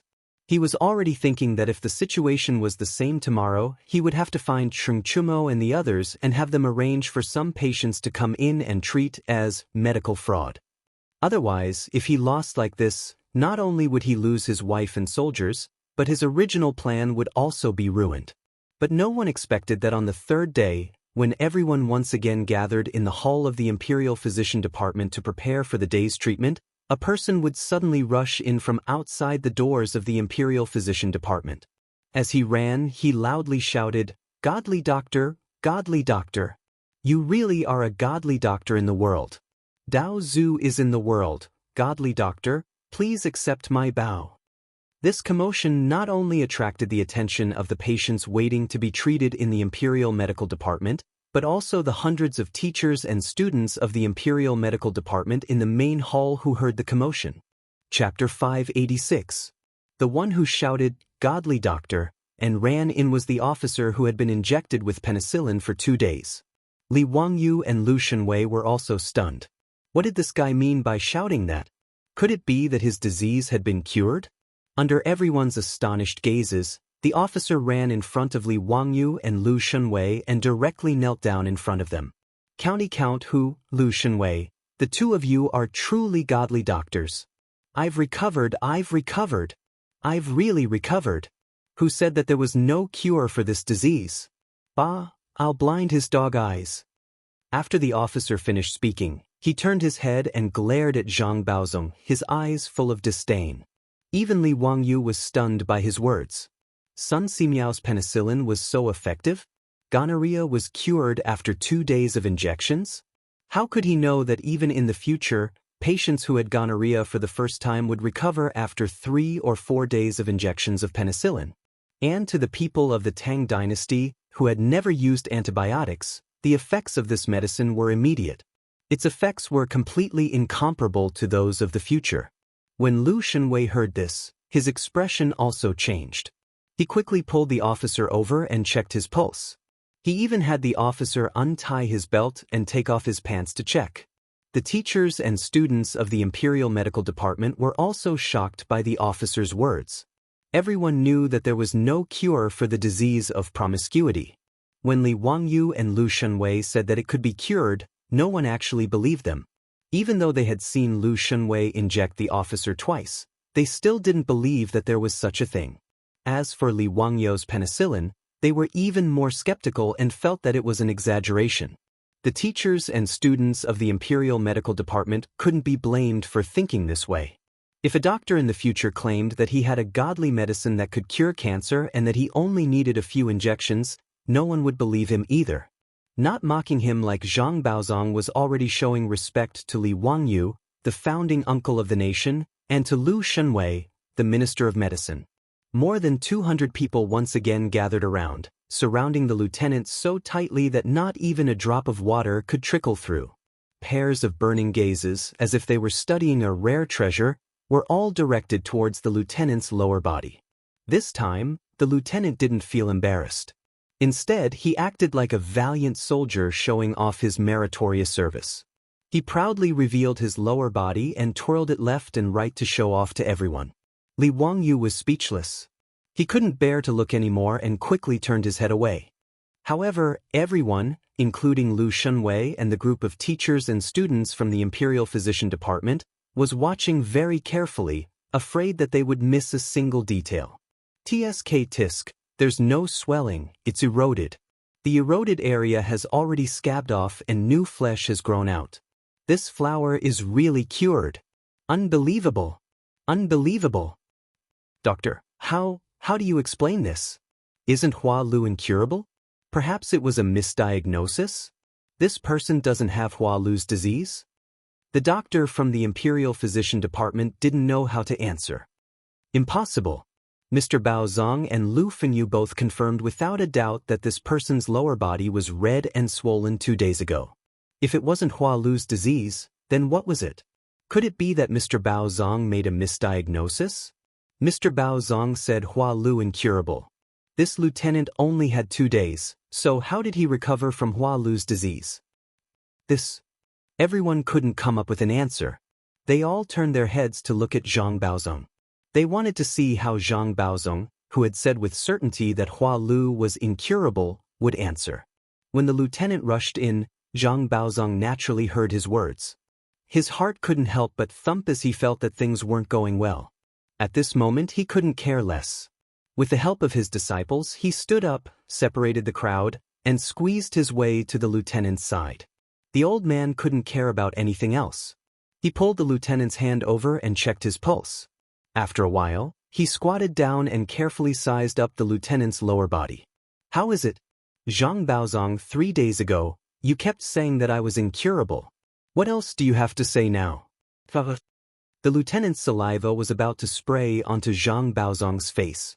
However, although his words were unpleasant, Zhang Baozong had no words to refute. 3 days ago, he was indeed the one who said Hua Lu incurable. He even mocked Li Wangyu and Lu Shunwei. If this lieutenant was serious and really beat Zhang Baozong up, others wouldn't be able to say anything. After all, it was fine if you couldn't treat the illness and couldn't cure it, but you even advised the patient to go to other people for treatment. You even mocked and ridiculed him. This was asking for a beating. If it was an ordinary doctor, this lieutenant might really beat him up. It was only because Zhang Baozong was old and was once a minister of the Honglu Temple, a major third-rank official, that he didn't beat him up. Zhang Baozong had nothing to say in the face of this iron-like fact. He still couldn't understand why Hua Lu's disease could be cured. He didn't say anything about the lieutenant's ridicule. He walked back to his seat with the help of his disciples. The teachers and students of the Imperial Physician Bureau were originally skeptical about penicillin, but now that the facts were in front of them, who wouldn't believe it?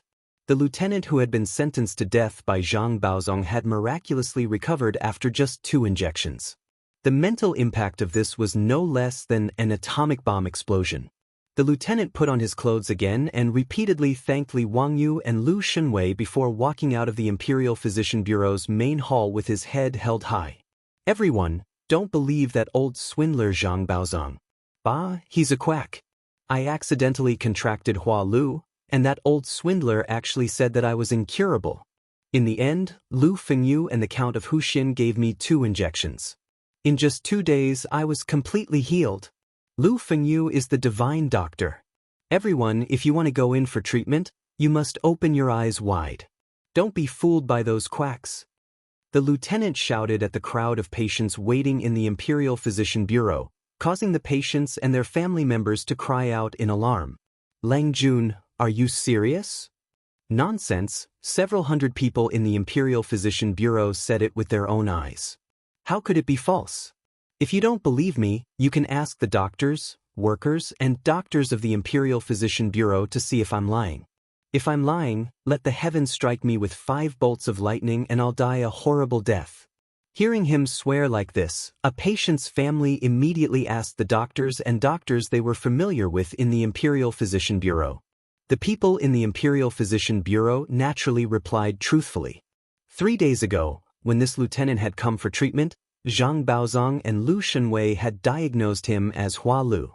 Zhang Baozong's claim that he was incurable was also not wrong. As for his complete recovery today, it was even more true.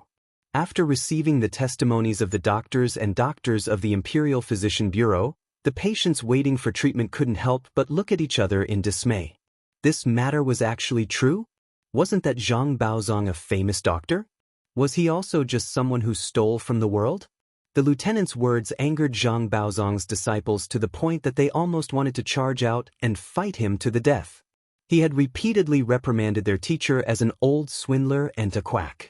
How could they endure this? Zhang Baozong's face was also deathly pale, but he still had a bit of reason left. He firmly held on to his disciples, not allowing them to go out and cause more trouble. This time, he had truly made a mistake. He had never expected that Li Wangyu and Lu Shenwei would be able to cure an illness that no one in the world could. Was that penicillin really a divine medicine? Chapter 587. Due to the disturbance caused by the lieutenant, the patients who came for Zhang Baozong hesitated. Who would want to seek treatment from a quack? Furthermore, there were many teachers and students in the Imperial Physician Bureau as witnesses. Thus, today's consultation was different from the previous 2 days. Although there were still many patients who trusted Zhang Baozong's medical skills, there were more and more patients who turned to Zhang Baozong for consultation under the influence of the lieutenant. They were basically on par with Zhang Baozong. However, these patients were all suffering from ordinary illnesses and didn't need the precious antibiotic penicillin. This made Li Wangyu feel regretful. He couldn't wait to see a few patients on the verge of death so that everyone could witness the miraculous effects of penicillin. However, Li Wangyu could only think about it. How could he choose patients when he was in the consultation room? Naturally, he would treat any patient that came. Even if he was anxious, there was nothing he could do. Just before the drum of dusk sounded, the last patient who came late was carefully helped into the lobby by the doctors of the Imperial Medical Department. When Li Wangyu and the others saw this person, they immediately stood up and greeted him.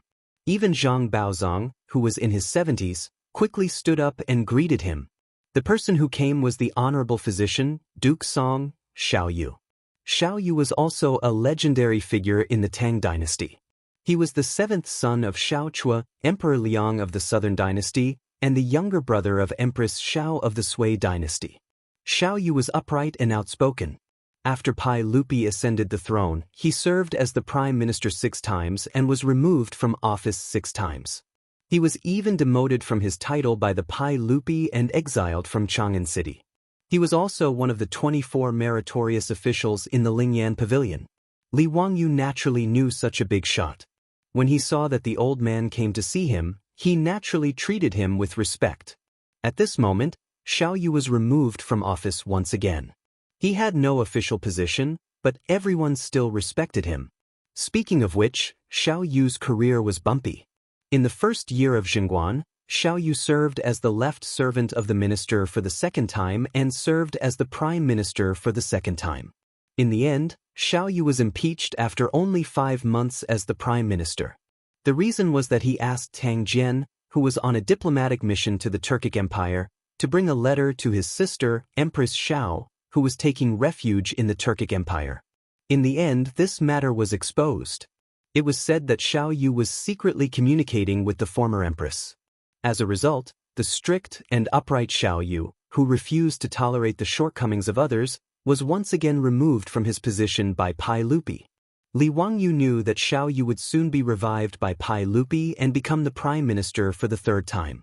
Master Xiao, where are you feeling unwell today? Zhang Baozong went over to greet him politely. I thank you for your trouble, Duke Zhang. This old man has been coughing for the past few days and has symptoms of fever. When I cough, my lungs hurt. Coughing less sputum with traces of blood in the sputum and sore throat. I've been ill for some time now, and I can't recover from it. The doctors from the Medicine Bureau and the Imperial Physician Bureau have already taken a look at me. I've drunk a lot of medicine, but I don't see any improvement. I'll have to trouble Mr. Zhang to treat this old man, Xiao Yu said weakly with an ugly expression. As Xiao Yu explained his condition to Zhang Baozong, he coughed violently. Li Wangyu was afraid that he would cough out his lungs. Zhang Baozong invited Xiao Yu to sit down and carefully checked his pulse. After a while, he slowly said, Master Xiao, this cough of yours is caused by an evil wind entering your body, causing your lungs' qi to go up in reverse. It's an illness caused by wind and heat attacking your lungs. This illness is very troublesome and requires meditation. It's hard to recover in a short period of time. This old man will prescribe a bowl of mulberry apricot soup for you later. You can drink it for a few days and see the effects. Li Wangyu only understood half of it. The medical terms of the Tang dynasty were really hard to pronounce. He secretly asked Lu Shenwei, Brother Shenwei, what kind of illness is wind and heat attacking the lungs? It's a type of cough. It's usually accompanied by symptoms of fever and chest pain when coughing. Li Wangyu still didn't understand Lu Shenwei's explanation. However, there would be fever, cough, sputum, and even lung pain.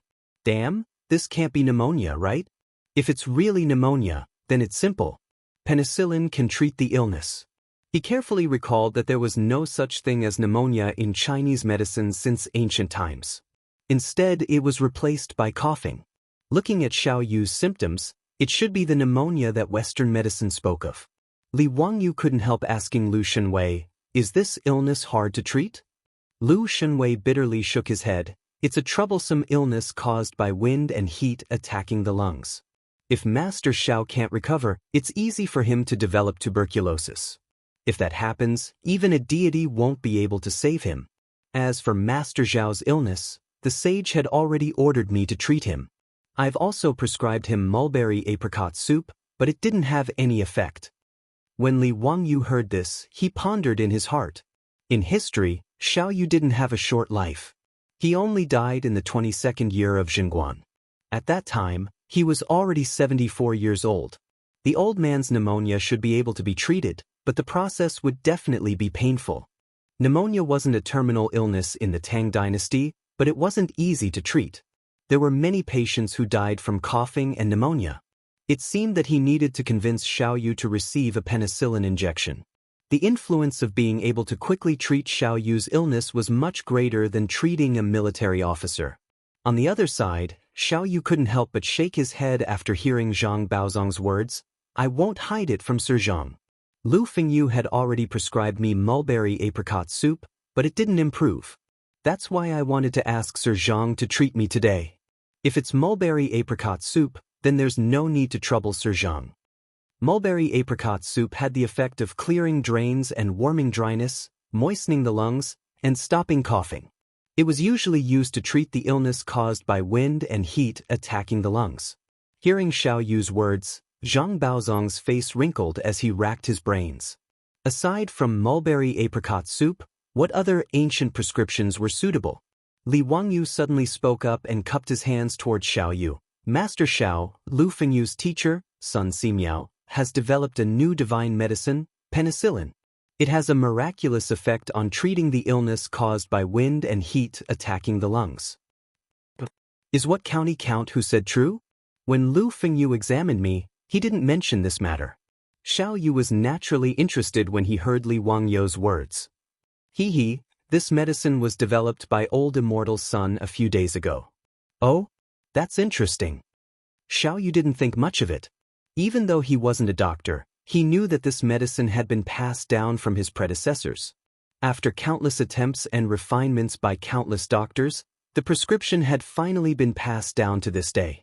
Although Sun Simiao was known as a divine doctor, Xiao Yu didn't have much confidence in this so-called new medicine that had just been developed. He also didn't want to become a lab rat himself.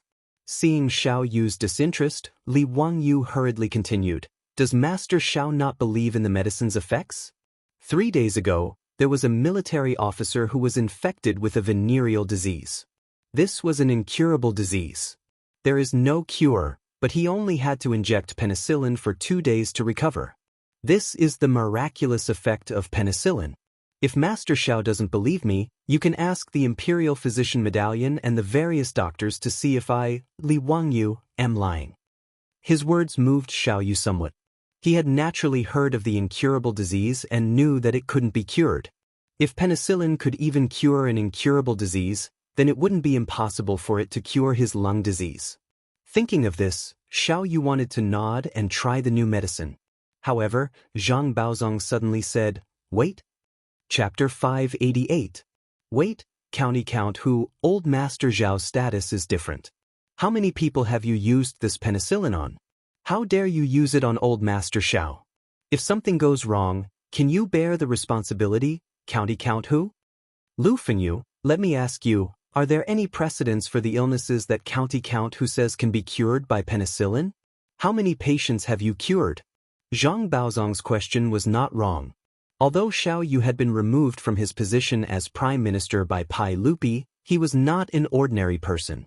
Given his status, he could not be treated lightly. Zhang Baozong's words made Lu Shenwei's face turn red. He opened his mouth, but no words came out.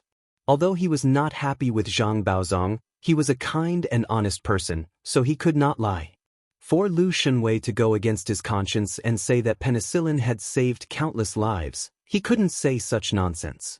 Zhang Baozong was old and experienced. When he saw Lu Shenwei's stammering appearance, how could he not understand? Perhaps this penicillin had never been used on a patient before. Even if it was used to cure that military officer, it might be the first time it was used. His guess was right. It was the first time that penicillin had been used on a patient to treat the lieutenant. Although the effects were surprisingly good, how could he say that penicillin could cure the illnesses that Li Wangyu claimed it could? Li Wangyu felt a bit of a headache when he heard Zhang Baozong's question. If it was a normal patient, he would have dared to pat his chest and say that he could cure them. However, Xiaoyu's status was honorable. How could he make such a promise? There was no proof. However, this was not a problem for Li Wangyu. He was determined to use penicillin to treat Xiaoyu's illness. Mr. Baozong is indeed experienced and prudent. Your words are not wrong. However, just as Mr. Baozong said, this penicillin has not been used on patients with wind heat disease. However, Li Wangyu purposely paused here. His words caused Xiaoyu, who was full of anticipation, to turn cold. Naturally, he wouldn't be willing to test this new medicine and become a guinea pig. However, when he heard Li Wangyu say, "But," a glimmer of hope appeared in his heart. He hurriedly asked, "County Count Who, but what?" "But it's not hard to prove." Li Wangyu smiled and said, "In Shang, and there are naturally many patients who suffer from wind heat disease. As long as we find some patients who are willing to be treated by Lu Fengyu and inject penicillin, Master Xiao will be able to see the effect in a few days. At that time, won't Master Xiao be at ease and allow Lu Fengyu to boldly drug him?" Li Wangyu's words made Xiaoyu's eyes light up. He nodded repeatedly. "County Count Who, if that's the case, I'm naturally willing." Zhang Baozong's face darkened. That was not what he meant. If he followed Li Wangyu's plan and found those patients to be cured by penicillin, wouldn't he be looking for trouble? He and Li Wangyu were betting on who could cure more patients in 10 days. Now, most of the patients came to him for treatment. How could he be willing to give Li Wangyu such an opportunity to add more battle results? However, before Zhang Baozong could think of a reason to stop him, he heard the imperial physician clap his hands and cheer. "Good, this is good. Let's leave this matter to the imperial physician department. Everyone, please wait for a moment. I'll have the doctors go to those houses to find patients with wind heat disease and bring them to Lu Fengyu for treatment."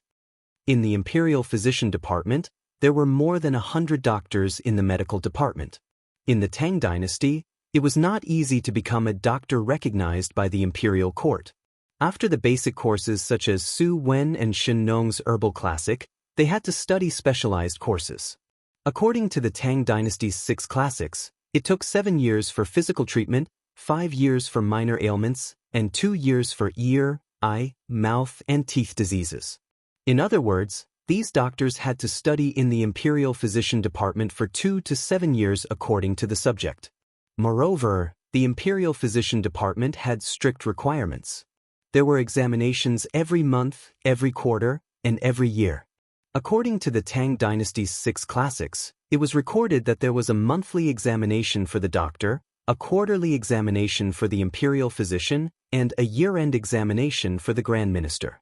If one's skills were too good, he would be replaced by an official. If one did not succeed after 9 years of study, he would be forced to retire. If one did not succeed after 9 years, he would be expelled. This was much stricter than the university in the future. Studying medicine was not just about studying. One had to have enough clinical experience. However, what kind of place was the Imperial Physician Department? It was for treating the families of officials. How could they let these doctors who were still studying treat the patients' families? Therefore, the doctors of the Imperial Physician Department were arranged to treat patients in the various medicine shops in Chang and City. Although the doctors of the Imperial Physician Department were medical students, they had received formal medical education and training. Their standards were much better than those of Liu Yan's medical workers. These doctors of the Imperial Physician Department were naturally loved by the people of Chang and City when they went to practice in the medicine shops. They were also very clear about which patients were in the various medicine shops in Chang and City. As soon as the Imperial Physician said this, a few doctors of the Imperial Physician Department immediately stood up and bowed. Replying to the Imperial Physician Department, Mr. Xiao, the Count of Wuxia, and Lu Fengyu, I know of a patient with wind heat disease in his lungs. His family is poor and has no money to treat him. If Lu Fengyu is willing to treat him, he will definitely be willing. I also know of a patient with wind heat disease in his lungs.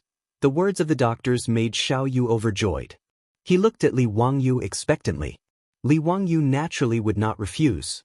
He smiled and nodded. Then I'll have to trouble you to quickly invite the patients' families over. We can test the medicine today. If it's fast, we will see the results in 2 or 3 days. The Imperial Physician Department immediately nodded and arranged carriages for the doctors. He asked them to bring the patients' families to the Imperial Physician Department. The doctors immediately took the order and ran out. Not long after, the carriages arranged by the Imperial Physician Department came back and brought back 4 or 5 patients. These patients were all ordinary people of Chang and City. They suffered from wind heat disease in their lungs and had no money to treat it. They were basically waiting for death. They heard that Fengyu of the Xiangyao Medical Department was willing to treat them for free. There was no reason for them to refuse. As for what medicine was used and whether it was a new medicine, they did not care at all. Since they were waiting for death if they did not treat it, they were naturally willing to give it a try. Zhang Baozong's face was gloomy. He checked the patient's pulse one by one and confirmed that their symptoms were similar to Xiao Yu's. They were all wind heat disease in their lungs. Lu Shenwei also checked the patient's symptoms and nodded to Li Wangyu. Zio, these people all have the same symptoms. They are the same as Mr. Zhao's. Okay, then let's give them a skin test first. Li Wangyu did not hesitate. Although it seemed a little immoral to experiment on ordinary people, in fact, with the medical conditions of the Tang dynasty, his willingness to treat these dying people was already a bodhisattva's kindness. Even if there was an accident during the treatment, the patients' families could not say anything except kowtowing to them and thanking them. Medical trouble? There was no need to think about this kind of thing. It would never happen in the Tang dynasty. Under Xiao Yu's eager gaze, Lu Shenwei once again gave the patients a skin test of penicillin in front of everyone. However, an accident happened this time. Chapter 589. The few patients who underwent the skin test were all negative and could receive penicillin injections.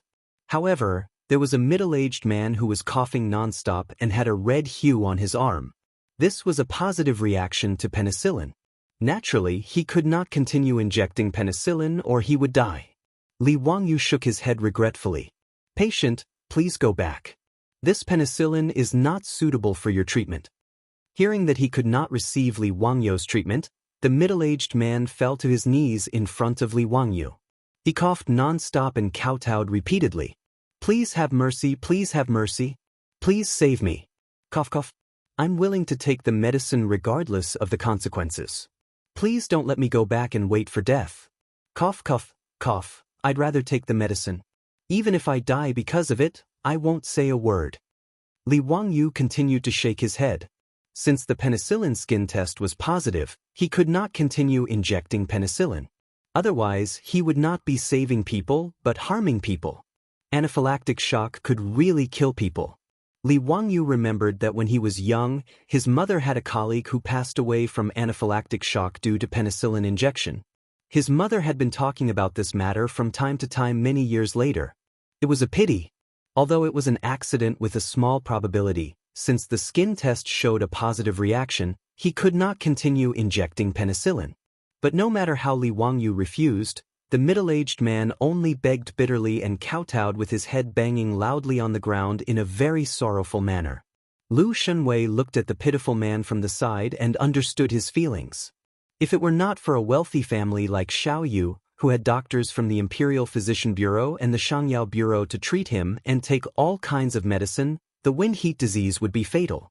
As for these ordinary people, they would only be treated by Lu Yan's doctors from the pharmacy. Not to mention their medical skills, just the cost of seeing a doctor and getting medicine was unbearable. It was not an exaggeration to say that pneumonia in the Tang dynasty was not an incurable disease, but it was not much different from a terminal illness. It was just waiting for death. Ziyo, are you sure it's positive? Didn't you tell me that there's another type of false positive reaction in the skin test? Lu Shenwei asked in a low voice. Li Wangyu was stunned by his question. He had indeed told Lu Shenwei that the results of the skin test were mostly negative, positive, and false positive. In fact, there were not many people who were allergic to penicillin. He seemed to remember that in his previous life, only about 10% of the people showed a positive reaction in skin test, and most of them were false positives. The proportion of people who were really allergic to penicillin was only about 1%. However, he only knew how it was done, not why it was done.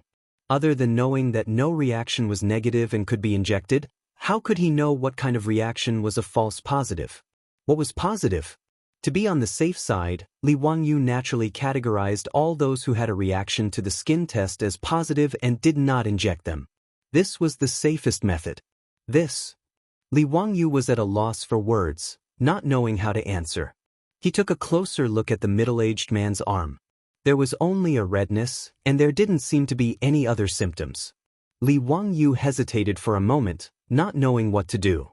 The middle-aged man begged bitterly, and even Xiao Yu couldn't bear it.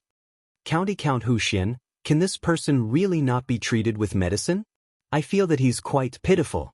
If you send him back, he won't live for long.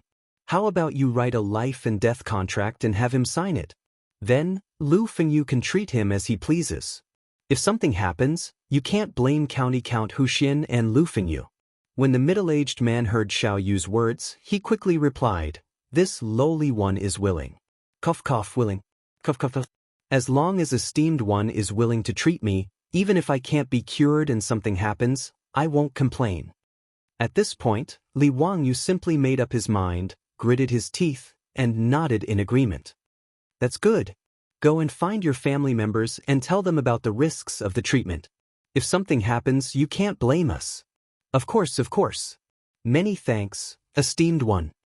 When the middle-aged man heard that Li Wangyu had relented, he quickly got up from the ground and ran to the Imperial Physician Department's main hall to call for his family. Soon, a woman followed the middle-aged man into the main hall. She hadn't even wiped away the tears on her face when she knelt in front of Li Wangyu and the others. Esteemed one, please treat my husband. Regardless of life or death, if anything happens, this lowly woman will not complain. This was clearly the middle-aged man's wife. In response to her words, Li Wangyu could only shake his head and sigh. Now that things had come to this, he could only brace himself and try to see if the middle-aged man's life was tough or not. If it was a false positive reaction, then there would be no problem. If it was a positive reaction, then it would be difficult for even a deity to save him. He could only watch as the middle-aged man died. Once again, he told the couple about the possible reactions that might occur after the injection of penicillin. In the end, he asked the doctor from the Imperial Medical Department to help the middle-aged couple write a life and death contract and let them sign it with their fingerprints. After a while, Li Wangyu indicated for the woman to leave. Lu Shenwei began to prepare the medicine for the pneumonia patients. It was still the same procedure. Although the patients were baffled that they had to take off their pants in public, they didn't dare to disobey. However, they didn't dare to disobey. They could only take turns to take off their pants under the watchful eyes of hundreds of people and let Lu Shunwei inject them with injections. Xiao Yu was also watching from the side. It was his first time seeing such an injection method, so he was puzzled. The imperial physician beside him had already seen it twice, so he had a rough understanding of it. He quickly explained to Xiao Yu, "Old Master Xiao, the medicine developed by old Immortal's son is different from ordinary medicine. The needle is hollow, so the medicine can be injected directly into the patient's body through the bamboo tube." Is this medicine really so miraculous?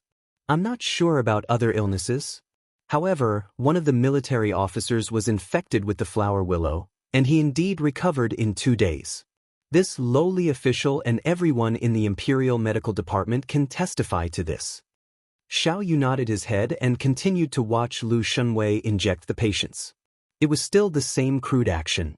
Li Wangyu couldn't help sweating in his heart. He couldn't bear to watch. Even Xiao Yu, who was watching from the side, couldn't help knitting his brows when he saw the patient's painful expression. He was clearly shocked by Lu Shunwei's injection method. After the pneumonia patients were done with their injections, it was the middle-aged man's turn. Li Wangyu hesitated for a while before he nodded his head to Lu Shunwei, indicating for him to inject penicillin. At this moment, everyone became nervous. For a moment, no one spoke in the Imperial Physician Department's hall as they nervously stared at Lu Shunwei and the middle-aged man. This made Lu Shunwei a little nervous. He held the syringe on the middle-aged man's butt for a long time, but he didn't manage to inject it. Everyone's gazes followed the syringe in Lu Shunwei's hand. Just when they were nervous, the middle-aged man suddenly opened his mouth and howled. It scared Lu Shunwei so much that his hand trembled and he almost stabbed the needle into the back of his hand. Chapter 590. Lu Shunwei came back to his senses. He hadn't inserted the needle yet, so why was this man screaming? He angrily slapped the middle-aged man's head. "What the hell are you screaming for? I haven't inserted the needle yet." When the middle-aged man heard this, he was stunned for a moment before he muttered, I saw those people before, when they sat down, they all screamed like that. I thought it was a rule." His words caused everyone to be stunned for a moment before they burst into laughter. The tense atmosphere from before dissipated quite a bit. Lu Shunwei was so angry that his face turned red. Without thinking, he directly inserted the needle into the middle-aged man's butt. Ah! This time, the middle-aged man screamed again. He finally understood why those people had screamed when they were treating him. It really was King painful. Under Lu Shunwei's violent actions, a syringe of penicillin was quickly injected into the middle-aged man's body.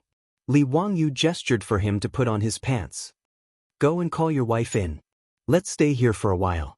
If you're fine in an hour, you'll be considered to have passed through the gates of hell. Whether or not you can live will depend on your fate." The middle-aged man had already mentally prepared himself. To him, if he couldn't treat this illness, he would only be waiting for death when he returned. He would also be a burden to his family. It would be better to end it today. If he could live, then he would have a free life. If he couldn't, then his wife would suffer less. He respectfully knelt down and kowtowed to Li Wangyu and Lu Shunwei. Then he left the main hall to find his wife. Outside the main hall, his wife had been silently crying. When she saw him come out, she hurriedly went forward to support him. "Dang, how are you? Did the noble person give you medicine? Do you feel unwell?" The middle-aged man nodded. "Wait for an hour. If I can live, then I can probably keep my life." "Sigh, my wife, I've dragged you down. If something happens, cough, cough, cough, you should take the children with you before marrying. I only have one request. Can you find someone who treats the children well?" "Dang, what nonsense are you talking about? If you're gone, I'll naturally raise the children. If you go there, wait for me. I'll look for you after I raise the child." The woman cried miserably. Her hands gripped the middle-aged man's sleeves tightly, unwilling to let go. It was as if her husband would leave her if she let go. Just like that, the two of them supported each other and stood outside the lobby of the Imperial Medical Department, crying and talking at the same time. Seeing this, Li Wangyu and the others felt uncomfortable in their hearts. Lu Shenwei even felt that the corners of his eyes were a little wet. He couldn't help but ask, Ziyo, what if there's really an allergic reaction like you said? Is there no way to save him? Li Wangyu slowly shook his head. The Tang dynasty only had such medical facilities. How could they save him? He couldn't bear to look at the couple any longer, so he simply turned his head away and cupped his hands towards Xiao Yu. Master Xiao, I estimate that the patients will recover in 2 to 3 days if they're quick, or 4 to 5 days if they're slow. Master Xiao, you can continue to take the decoction for the next few days. When you see the effect in a few days, you can rest assured and use the medicine. He didn't expect that the old man, Xiao Yu, would suddenly roll up his sleeves. Come, do that skin test for this old man. Master Xiao, what do you mean by this? Li Wangyu didn't react for a moment. Injection of penicillin. This old man doesn't need to wait for those patients to recover. This old man has been open and above board all my life, but I almost made a big mistake today. Since those commoners can use the medicine, why can't this old man use it? It's beneath me to let others test the medicine for this old man. Haha, but this old man doesn't regret it. If it can cure those patients, it'll be a good story. Come, Lu Fengyu, do the skin test for this old man. Xiao Yu's words shocked Zhang Baozong, the imperial medical officer, and the others. They all tried to dissuade him. Master Xiao, you can't. You can wait a few more days. It won't be too late to use the medicine after the effects of the medicine have taken effect. Master Xiao, please reconsider. This penicillin is a new medicine. It's better to wait. Xiao Yu shook his head firmly. This old man is already ashamed to let the commoners test the medicine. Everyone, please don't try to dissuade me. Since this medicine can be used by the commoners, why can't this old man use it? Lu Fengyu, please do the skin test for this old man. Lu Shenwei hesitated.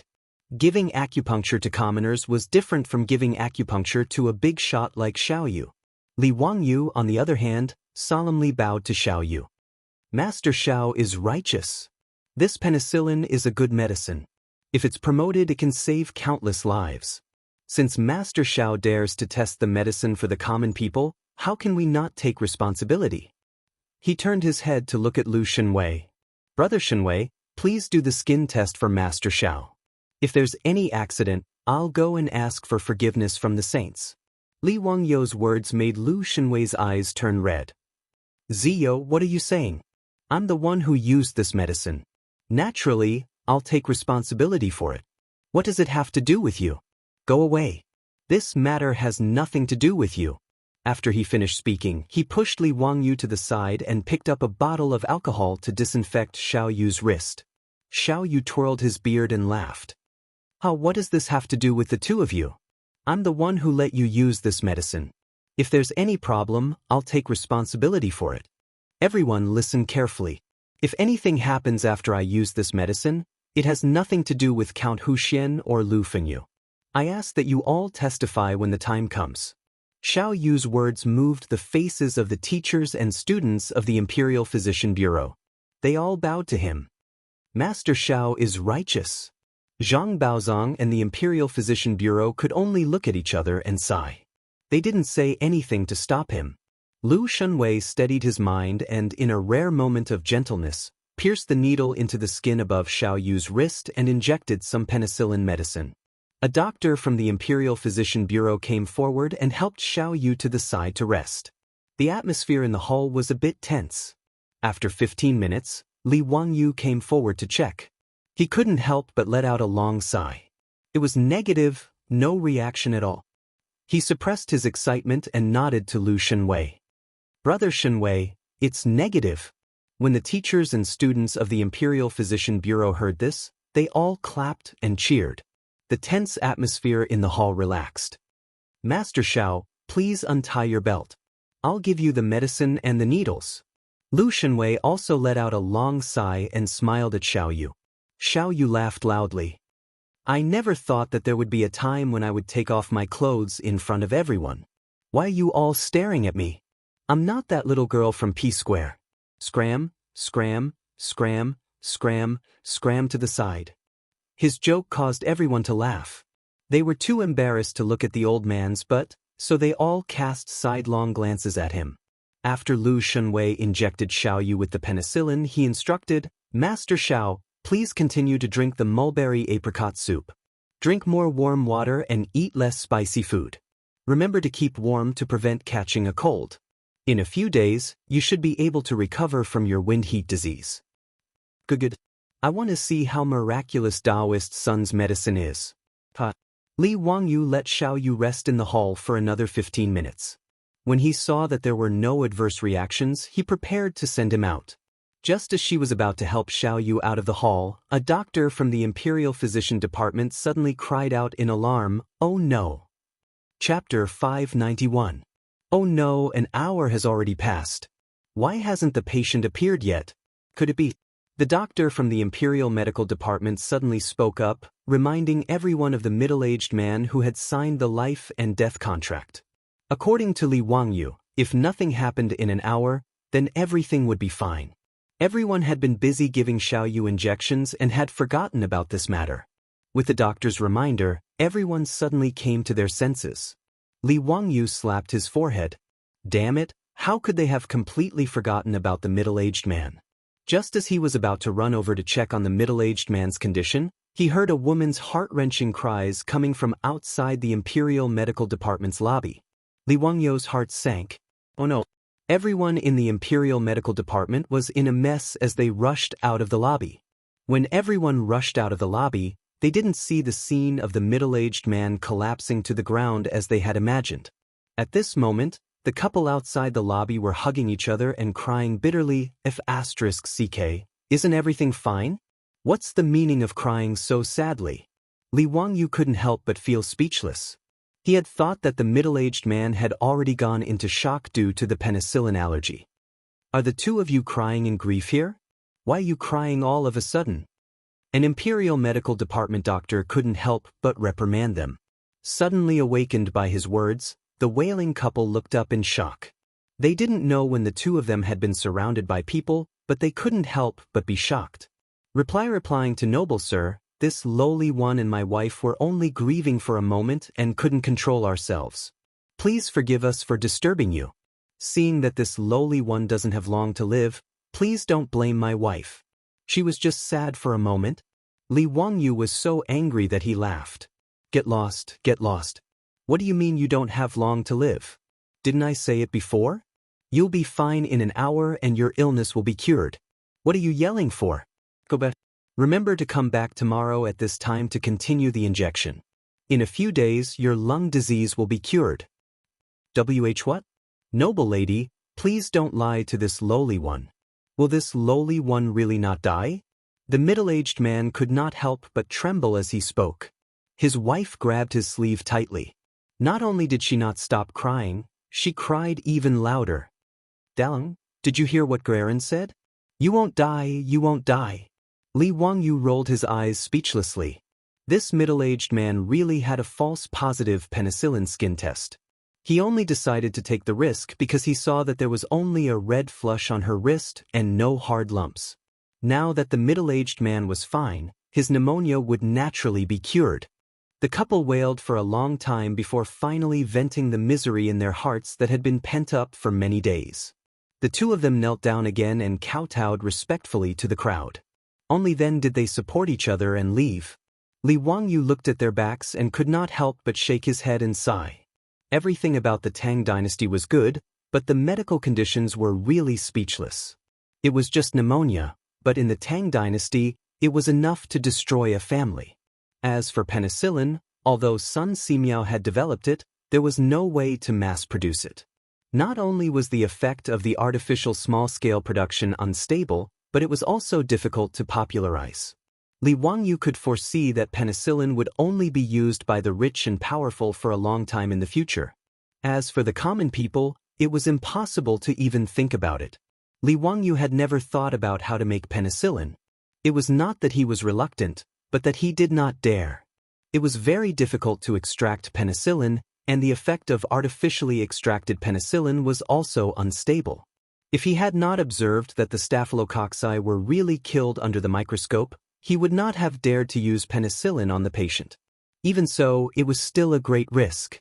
If he had rashly spread the extraction method of penicillin, he really did not know how many people would have died. There were not many doctors in the Tang dynasty who could be relied on. While Li Wangyu was sighing, Xiao Yu twirled his beard and smiled. "County Count Hu, Lu Fengyu, you have saved this couple. It is also a great merit. Lord Xiao is too kind. Speaking of which, it is also Lord Xiao's credit." This old man is ashamed to accept such praise. It was just a moment of selfishness, but this old man is also gratified to have such a good result. Everyone chatted and sighed before dispersing. However, just as Li Wangyu returned to his residence in Kaihua Square, he was summoned to the Taiji Palace by a servant sent by Pai Lupi. Naturally, the 100 Cavalry Department had already reported to Pai Lupi about the bet between him and Zhang Baozong in the Imperial Medical Department. Pai Lupi originally thought that Li Wangyu had gone crazy when he dragged Lu Shenwei to compete with Zhang Baozong. However, when Pai Lupi found out that Li Wangyu had used the miracle drug penicillin on the patient's family, he could not help but be shocked. Early on, when Li Wangyu had performed an appendectomy to cure Li Qingqian, he had already reported to Pai Lupi about the miracle drug penicillin. At the time, he had only said that Sun Simiao was still in the process of developing it. Pai Lupi had also been very excited by the described curative effects. He had even given Sun Simiao quite a few copper coins for research purposes. He had not expected that the penicillin that Li Wangyu had said could prevent wound infections would be developed by Sun Simiao just like that. Pai Lupi had originally planned to wait and see what the effects of the penicillin were. However, he had not expected that the penicillin that he had only thought of as preventing wound infections would actually be able to cure a flower willow disease. He immediately ordered people to summon that military officer into the palace and have the doctors of the Shangyao Bureau examine him again. After confirming that he had truly recovered, Pai Lupi's opinion of penicillin increased by several degrees. When the 100 Horsemen Department came to inform him that the Count of Huxian wanted to use penicillin to cure Xiao Yu's wind heat disease, Pai Lupi could no longer sit still. He did not care that the evening drum had already been sounded in Cheng. He ordered Mi Tuo to send people to summon Li Wangyu into the palace. In the Taiji Palace's Yinyang Hall, Li Wangyu respectfully bowed to Pai Lupi. He smiled and asked, "Uncle, for you to summon me into the palace in such a hurry, is there a reason?" You scoundrel. If penicillin is so important, why didn't you inform me?" Li Wangyu laughed awkwardly and said, "Hee, uncle, this penicillin has just been developed by old Immortal's son and its effects have not been confirmed. How could I rashly report it to uncle? I originally wanted to wait until I finished my competition with Zhang Baozong and saw the actual effects of penicillin before reporting to uncle." "That's enough. Hurry up and tell me clearly. What are the effects of penicillin? You scoundrel, you have some guts. You actually dared to use a newly developed medicine on Master Xiao. If something bad happened to him, I'd like to see how you'll explain it to Uncle Xiao." Pai Lupi glared at him unhappily. Li Wangyu rubbed his nose and said, "Uncle, wasn't that because Master Xiao was righteous and could not bear to see the commoners test medicine on him?" He saw that Pai Lupi was about to blow his beard and glare again, so he quickly changed the topic. "Uncle, this penicillin is a rare and good thing. Apart from what I said before, it can prevent wounds from getting infected. It can also cure all kinds of illnesses." Li Wangyu explained everything he knew about the illnesses that penicillin could cure to Pai Lupi. After listening, Pai Lupi was flabbergasted. This penicillin is truly a miracle medicine. "Zio, how much does penicillin cost? Can it be mass-produced?" When Li Wangyu heard this, he could not help but smile bitterly and shake his head. "Uncle, this is the biggest problem. Penicillin is not easy to extract and its price is high. It's comparable to gold. It's really difficult to popularize." Pai Lupi was not very disappointed when he heard this. He just sighed and said, "Since it's a miracle medicine, it's rare and expensive. That's normal. It's just a pity. I originally thought that if this medicine could be popularized in the army, the casualties of the Tang Dynasty's soldiers would be reduced by 70 to 80%. Sigh, what a pity." Li Wangyu slowly shook his head. "Uncle, That's not necessarily true. Chapter 592. Whether it was Li Yuan or Pai Lupi, they were both emperors on horseback, so they placed a lot of importance on military matters. The Great Tang had set down strict laws to protect the wounded soldiers and provide compensation for their families. For example, when it came to the injured soldiers on the battlefield, the Tang dynasty laws clearly stated, everyone is on guard. If an official or a servant is sick and the head of the department does not ask for medical treatment, the person will be whipped 40 times. If the deceased is killed, the disciple will be imprisoned for a year. In other words, whether it was on the battlefield or at the border, if a soldier was injured and did not receive timely treatment, his superiors would be punished. If the person died because of this, the person responsible could be sentenced to a year in prison. The military also had specialized statistics and records, including the number of injured soldiers, their conditions, and their recovery, to manage the injured soldiers. There was also a rule in the military: if a sick child is abandoned and is not taken care of or fed, the inspector and the person responsible for the sick child will each be caned 100 times. If a sick child is buried alive, they will be beheaded. As for the injured or dead soldiers, there were also detailed plans for their families. Whether it was money, cloth, land, cattle, tax relief, or even official positions, there were many more. From this, it could be seen how much importance Pai Lupi placed on the injured soldiers in the military. Pai Lupi was still regretting that he could not use a miracle drug like penicillin to reduce the casualties in the military. Li Wangyou's, not necessarily, made Pai Lupi unconsciously raise his eyebrows. Ziyu, what do you mean? Are there other ways to reduce the casualties in the military? Yes, uncle. As long as there are first aid, disinfection, and bandages on the battlefield, it might not lead to a large number of deaths due to injuries. I estimate that it should be possible to reduce the casualty rate by 50%. Pai Lupi asked, the disinfection that Ziyu mentioned, is it the alcohol you used when you operated on Chengqian last time? Yes, using alcohol to disinfect and bandage first aid on the battlefield can definitely reduce a lot of casualties. However, there were too few doctors in the army, and their medical skills were worrisome.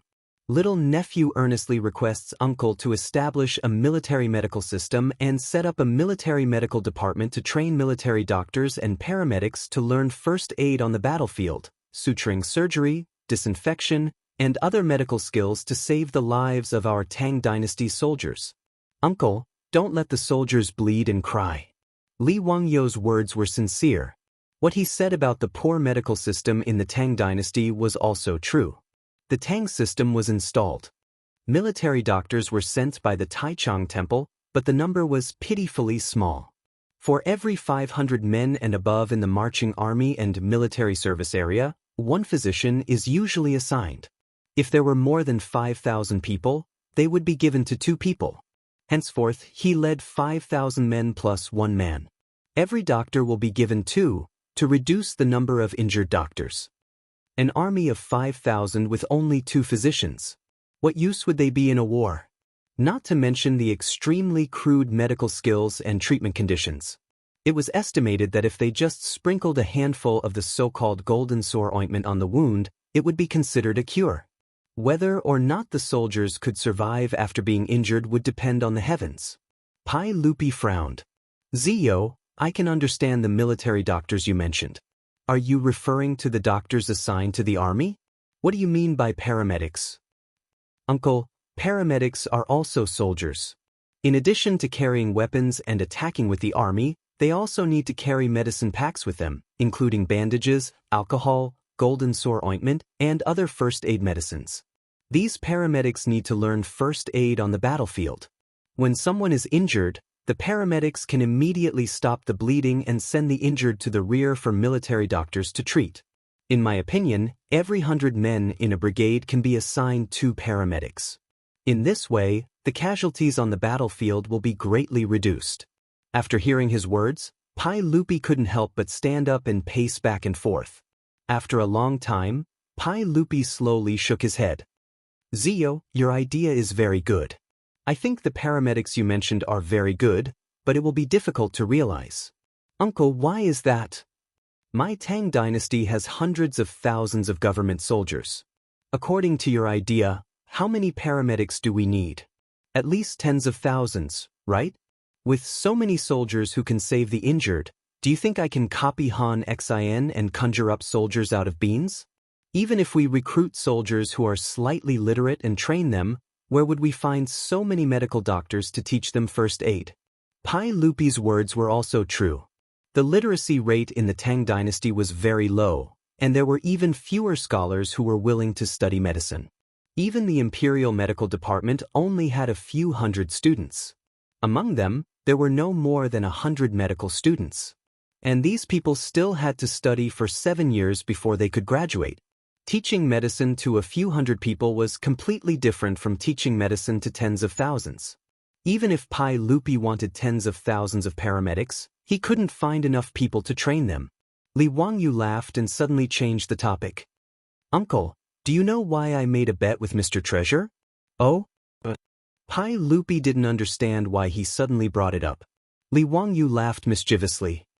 Hey, uncle, I heard that Mr. Treasure has taken in countless disciples. In the Zhang clan, there are hundreds of disciples and grand disciples. Does uncle know about this? Pai Lupi nodded, and then his eyes lit up. He seemed to understand Li Wangyu's meaning. Uncle, old Immortal's son has also taught more than a dozen disciples and grand disciples. Aren't these doctors ready-made teachers?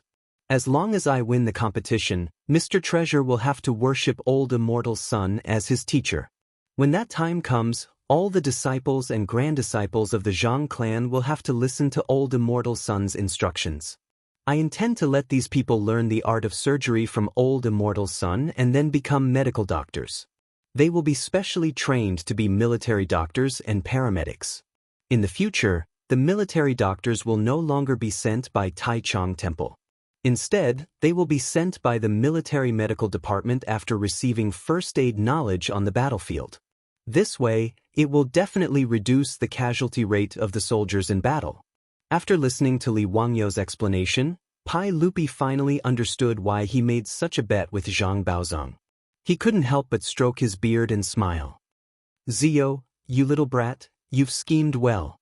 Since that's the case, I approve of this. After I discuss with Jijie, Xianling, and the others, I will establish the military medical department to train military doctors and paramedics. However, I'll leave the medical doctors in the military medical department to you. If you can't win against Zhang Baozong and trick those doctors, I'll settle the score with you. Hey, uncle, don't worry. I have penicillin in my hands. Mr. Treasure will definitely lose this bet. The uncle and nephew looked at each other and couldn't help but laugh loudly. The next day, in the Imperial Medical Department, Lu Shunwei and Li Wangyu used the miracle medicine, penicillin, to treat Xiao Yu's lung disease. The patients who were waiting for treatment had already heard of this. Although they hadn't seen the effects of this miracle medicine, everyone had more trust in Lu Shunwei, the Minister of Medicine of the Imperial Medical Department. After the 4th day of treatment, the number of patients who chose to seek treatment from Lu Shunwei was more than twice the number of patients compared to Zhang Baozong. This angered Zhang Baozong so much that his expression became increasingly ugly. Chapter 593. It was the same on the 5th and 6th days. Zhang Baozong's face was as dark as the bottom of a pot, but there was nothing he could do. It was just like Lu Shunwei a few days ago. He couldn't possibly force those patients to come to him for treatment, right? Xiao Yu and the other pneumonia patients in Chang and City still came to the Imperial Physician Bureau for injections every day. It had to be said that penicillin was too effective for the Tang people who didn't have any antibodies. In the future, pneumonia patients usually needed 10 days of treatment to fully recover. As for Xiao Yu and the other patients, they had only been injected with penicillin for 3 days, but they were almost fully recovered. Even the middle-aged man, who coughed the most and had given up on waiting for death, not only did his complexion look better, but he also coughed less and less. On this day, Lu Shunwei injected penicillin into Xiao Yu once more and took his pulse. He smiled. Old Master Xiao, you'll be fine after 2 more injections. Zhang Baozong also walked over and took Xiao Yu's pulse. After a long time, the old man put down his arm and sighed. He didn't say anything and walked back. Zhang Baozong was already filled with regret. He initially thought that he would win the medical competition, but now, it looked like he was doomed. When he thought about how he would have to kowtow to Sun Simiao if he lost, Zhang Baozong felt his heart twitching. But he couldn't think of any way to save himself. Even as a famous physician, he could only sigh helplessly in the face of penicillin, a miracle medicine that shouldn't exist. On the 7th day of the competition, no one came to ask for Zhang Baozong's medicine. There was no other reason other than that some of the patients who received the penicillin injection had already recovered. Even if pneumonia could be treated in the Tang dynasty, it was still a long process. In the future, pneumonia patients had to be hospitalized for half a month, let alone in the Tang dynasty. But now, there were patients who recovered in just 4 days. This was simply a miracle in everyone's eyes. The teachers and students of the Imperial Medical Department had long since stopped crowding around Zhang Baozong. Hundreds of people swarmed around Lu Shenwei's side, attentively pouring tea and water for him and Li Wangyu. They only wished to be able to learn this miraculous medical skill. Some smart doctors even volunteered to help Lu Shenwei inject the medicine after seeing him inject it a few times. Li Wangyu was speechless at Lu Shenwei's brutal injection technique. Li Wangyu could not help but feel heartache for the patients as he watched those young doctors perform acupuncture under Lu Shenwei's guidance clumsily. What a sin! He picked up the teacup, took a sip of tea, and pretended not to hear the screams of the patients. On the 8th day, Xiaoyu recovered from his pneumonia. The people who were originally invited to test the medicine also recovered from their pneumonia. Now, everyone in Chang and city began to talk about penicillin, the magic medicine. Legend had it that it was a magic medicine that could revive the dead. It was an elixir that the old immortal, Sun Simiao, asked for from the heavens. Li Wangyu could only shake his head and smile bitterly at these unreliable rumors. The result was that the threshold of the Imperial Medical Department was almost flattened by the patients. Even though the Imperial Physician Department only treated hundreds of officials, the number of people who were qualified to be treated by the Imperial Physician Department in the vast Chang and city was also very large, including hundreds of officials and their families, as well as a large number of civil servants. And these patients who came to seek medical treatment were all here for Lu Shenwei and penicillin. In fact, 90% of the patients did not need antibiotics like penicillin. Even if they did, Li Wangyu and Lu Shenwei would not be willing to let them use it unless it was absolutely necessary. The amount of penicillin that Sun Simiao extracted was really small. In the past few days, most of it had been used up. Lu Shenwei kept a straight face and refused all the patients who begged him to give them a shot of penicillin even when they caught a cold. But even so, Lu Shenwei was the imperial physician of the Shangyao Bureau and Sun Simiao's eldest disciple. He was not a mediocre person. Without the use of penicillin, it was not difficult for him to cure these ordinary patients who came to seek medical treatment. Zhang Baozong could only sigh at this situation. On the 8th day, the consultation in the Imperial Medical Department ended. Zhang Baozong stood up with difficulty with the help of his disciples and walked to Li Wangyu. Count who, there is no need to continue this competition. I have lost. I have lost. Tomorrow, I will go find Daoist's son and kowtow to him. As soon as these words were spoken, the disciples beside Zhang Baozong became anxious. Teacher, you can't. Daoist's son's medical skills are only on par with yours. Zhang Baozong waved his hand disinterestedly at his disciples' dissuasion. Don't say anything more. I can't even beat Daoist's son's disciple. Saying something like this will only make me laugh. Teacher, Lu Shenwei only relied on penicillin, a miracle drug. How can his medical skills be compared to teachers? Fool. Since Daoist's son was able to develop a miracle drug like penicillin, it means that his medical skills are above mine. What have I taught all of you on a daily basis? As long as you are a doctor, you must be gentle and courteous. Yes, this disciple knows his mistake. After Zhang Baozong finished lecturing his disciple, he cupped his hands toward Li Wangyu and Lu Shenwei and left with his disciple's help. Looking at the old man's skinny back, Li Wangyu felt that although Zhang Baozong was arrogant, he did not lose the demeanor of a famous doctor.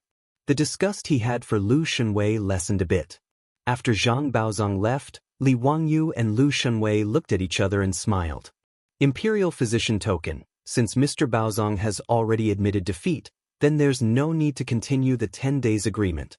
Tomorrow, Brother Shunwei and I won't be coming to the Imperial Physician Bureau.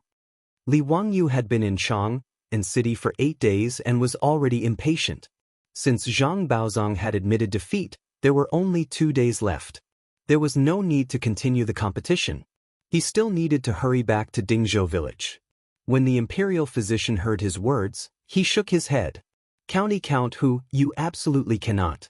Originally, I had someone inform the patient's family that Lu Fengyu would be in the Imperial Physician Bureau for 10 days. It's only been 8 days. There are still 2 days left. How can we cancel it? Won't the patient's family find trouble with me? I ask that Count Hu and Lu Fengyu persist for 2 more days. The Imperial Physician was so insistent for 2 reasons. On one hand, it was as he said.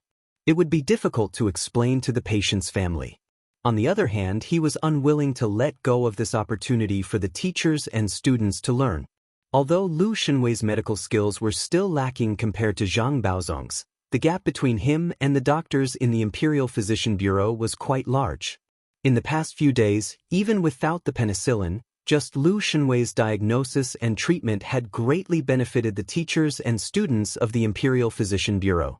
Thus, how could the Imperial Physician be willing to let Li Wangyu and Lu Shunwei leave early? In this regard, Li Wangyu could only rub his nose helplessly and nod his head in agreement. He agreed to continue seeing patients in the Imperial Physician Bureau for the next 2 days. However, Li Wangyu didn't expect that agreeing to continue seeing patients in the Imperial Physician Bureau would give him a huge surprise. Chapter 594. Li Wangyu and Lu Shunwei's consultation in the Imperial Physician Department had finally reached the last day. After sending off the last patient in the line, Li Wangyu stretched his body. It's finally over. Brother Shunwei, I will return to Dingzhou village in a bit. Do you want to come along? Lu Shunwei helplessly shook his head. I still have many things to do at the Imperial Physician Department. I took 10 days of leave and it has already been delayed. I can only wait for my rest day to go back and visit my teacher. Li Wangyu smiled and nodded his head. Being an official was troublesome, which was also the reason why he did not want to become an official. However, now that he thought about it, he could use the excuse of observing filial piety for Li Zhou. What if 2 years later, Pai Lupi forced him to become an official? Every day, when the rooster crows, he would have to wake up and go to court. He also had to deal with official matters. Just thinking about it made him feel bitter. Forget it, he would think about the matter 2 years later. There was no point in thinking about it now. Li Wangyu smiled and was about to leave when he saw another person poking his head out of the Imperial Physician Department's main hall. He was hesitating whether or not to enter. When Li Wangyu saw the person, he smiled. Wasn't this the colonel from Shi City? He and the other rich kids had gone to Shi City to drink and have fun. In the end, that bastard Chai Lingwu knocked over a candle in the middle of the night and caused a fire. Luckily, he was not burned to death. At that time, the person who came to put out the fire was this colonel. Speaking of which, this colonel could be considered his savior. Li Wangyu waved his hand at the colonel. Come in. Why are you poking your head out of the door? Are you feeling unwell? Why are you here? I remember you. You are the colonel from Shi City, right? The colonel naturally recognized Li Wangyu and immediately gave a respectful greeting. Greetings, County Earl Hu. I am the colonel of Shi City's Wohopu. My surname is Peng and my name is Yuan Kuei. Colonel Peng, thank you for putting out the fire at the Hu wine shop that day. County Earl Hu is too polite. That was my duty. There is no need to thank me. Li Wangyu said with a smile, since you've come to the Imperial Physician Department today, does Colonel Peng want to have a consultation? His words caused the colonel to hesitate for a while before he finally opened his mouth and said, this official's lower body hasn't been feeling well recently. I'm afraid that I've been infected with the venereal disease. I heard that Lu Fengyu has a magical medicine that can cure it, so Li Wangyu was speechless. These damned fellows were all womanizing and had gotten themselves dirty. In the Tang dynasty, there were no safety measures like condoms. Serves these perverts right to be infected. Peng Yuankue could be considered his savior, so Li Wangyu naturally wouldn't sit by and do nothing. Let Lu Fengyu examine you. You bunch of bastards, can't you be a bit more honest? Li Wangyu unhappily called for Lu Shenwei to examine his body. Peng Yuankue smiled embarrassedly and didn't dare to reply. He obediently walked in front of Lu Shenwei and reached out his hand to take his pulse. He then took off his pants for Lu Shenwei to examine. Li Wangyu naturally wasn't interested in seeing a big man's bird walk. He minded his own business and drank tea. The group of teachers and students from the Imperial Physician Department were eager to learn. They all came forward to examine Peng Yuankue's condition. After Lu Shenwei carefully examined Peng Yuankue, he couldn't help but say, "That's strange. I've never seen this venereal disease before. Why is there ulceration between his legs?" The Imperial Physician and doctor from the Imperial Physician Department also nodded. Lu Fengyu is right. This doesn't seem to be a venereal disease. Hearing the doctors say this, Peng Yuankue couldn't help but tremble with fear. Lu Fengyu, Imperial Physician, can I still be saved? Don't be anxious. Let me examine you carefully first. Do you have any other discomfort on your body? Peng Yuankue hesitated for a moment before honestly replying, "In the past 2 days, I've had some ringing in my ears, my vision is a bit blurry, my waist hurts, and I can't urinate properly. There are also some knots growing on my body. It seems to be ulceration." Hearing him say this, Lu Shenwei immediately had him take off his clothes. Li Wangyu was leisurely drinking tea outside the crowd. When he heard Lu Shenwei and Peng Yuankue's conversation, he couldn't help but be stunned. This disease really wasn't gonorrhea. Why did it seem like a disease that shouldn't have appeared? Li Wangyu put down his teacup and got up to separate the teachers and students gathered around Peng Yuankue. When he squeezed in to take a look, he couldn't help but be shocked by the large ulceration on Peng Yuankue's body. If he wasn't mistaken, this should be syphilis, right? Moreover, according to Colonel Peng's description, he had ringing in his ears and decreased vision. These were all typical symptoms of syphilis. In the university of his previous life, there was a health education class. In order to let the university students have a better understanding of these diseases, the teacher who taught the class had once shown the slides of these STDs for them to see. Li Wangyu remembered it very clearly because this disease was simply too disgusting. He liked to read history books. He once read that the Qing dynasty's Emperor Tongzhi died of syphilis. It was said that when he died, his whole body was festering. It was very tragic. But how could this be syphilis? It doesn't make sense. One must know that syphilis was not a disease that originated in China. Later research proved that this disease originated in the Americas. It was after Columbus's voyage that he discovered the Americas. His crew had an affair with the natives there and brought the disease back to Europe. Later on, when the Europeans opened up China's sea route, they also brought syphilis to China. But now, it was only 628 AD, the second year of Jingguan, in the Tang dynasty's Chang'an city. How could there be a syphilis patient? Is this a ghost? Li Wangyu's voice was trembling. "Colonel Peng, tell me honestly, how did you get this disease?" Peng Yuankue was suddenly asked about this matter. He didn't know how to answer. "You still won't tell me the truth? Let me tell you, this disease is also a type of disease called syphilis. But this disease didn't exist in the Tang dynasty. Tell me honestly, how did you get this disease?" Li Wangyu's words scared Peng Yuankue so much that he knelt down. "The county governor of Hu County, it was a merchant in Shi City. He invited me to his residence for a banquet. After I got drunk, I had sex with the merchant's concubine. After I came back, I got this disease." Lu Shenwei asked curiously, "Ziyo, you said this disease is called syphilis? Is it also a type of disease called syphilis? Why have I never heard of this disease?" The imperial physician on the side also said, "That's right, I've also never seen any description of syphilis in the medical records." Li Wangyu opened his mouth to answer Lu Shenwei and the imperial physician's questions, but he didn't know how to answer.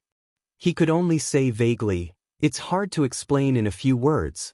In short, this is a very infectious disease. Brother Shenwei, quickly give Colonel Peng a skin test and prepare to inject penicillin. This disease can kill." Hearing that his disease could be fatal, Peng Yunkui was so scared that he repeatedly kowtowed, "Lu Fengyu, please save me." When Lu Shenwei heard Li Wangyu's serious words, he didn't hesitate and immediately gave Peng Yunkui a skin test and an injection of penicillin. Li Wangyu indicated for Peng Yunkui to put on his clothes and subconsciously took a few steps away from him. Although syphilis was mainly transmitted through blood, Li Wangyu always felt scared when he was too close to Peng Yunkui. "Alright, for the next 10 days, go find Lu Fengyu every day to inject penicillin. Your disease can be cured, so there's no need to worry. Now, take me to the poor merchant at once. This is no small matter." Chapter 595. The narrowest part of the Bering Strait was only 35 kilometers, and the widest part was 80 kilometers. In history, the earliest record was the Danish explorer Vida's Bering. In 1728, when he was serving in the Russian army, he passed through the Bering Strait. This strait that separated Asia and North America was named the Bering Strait.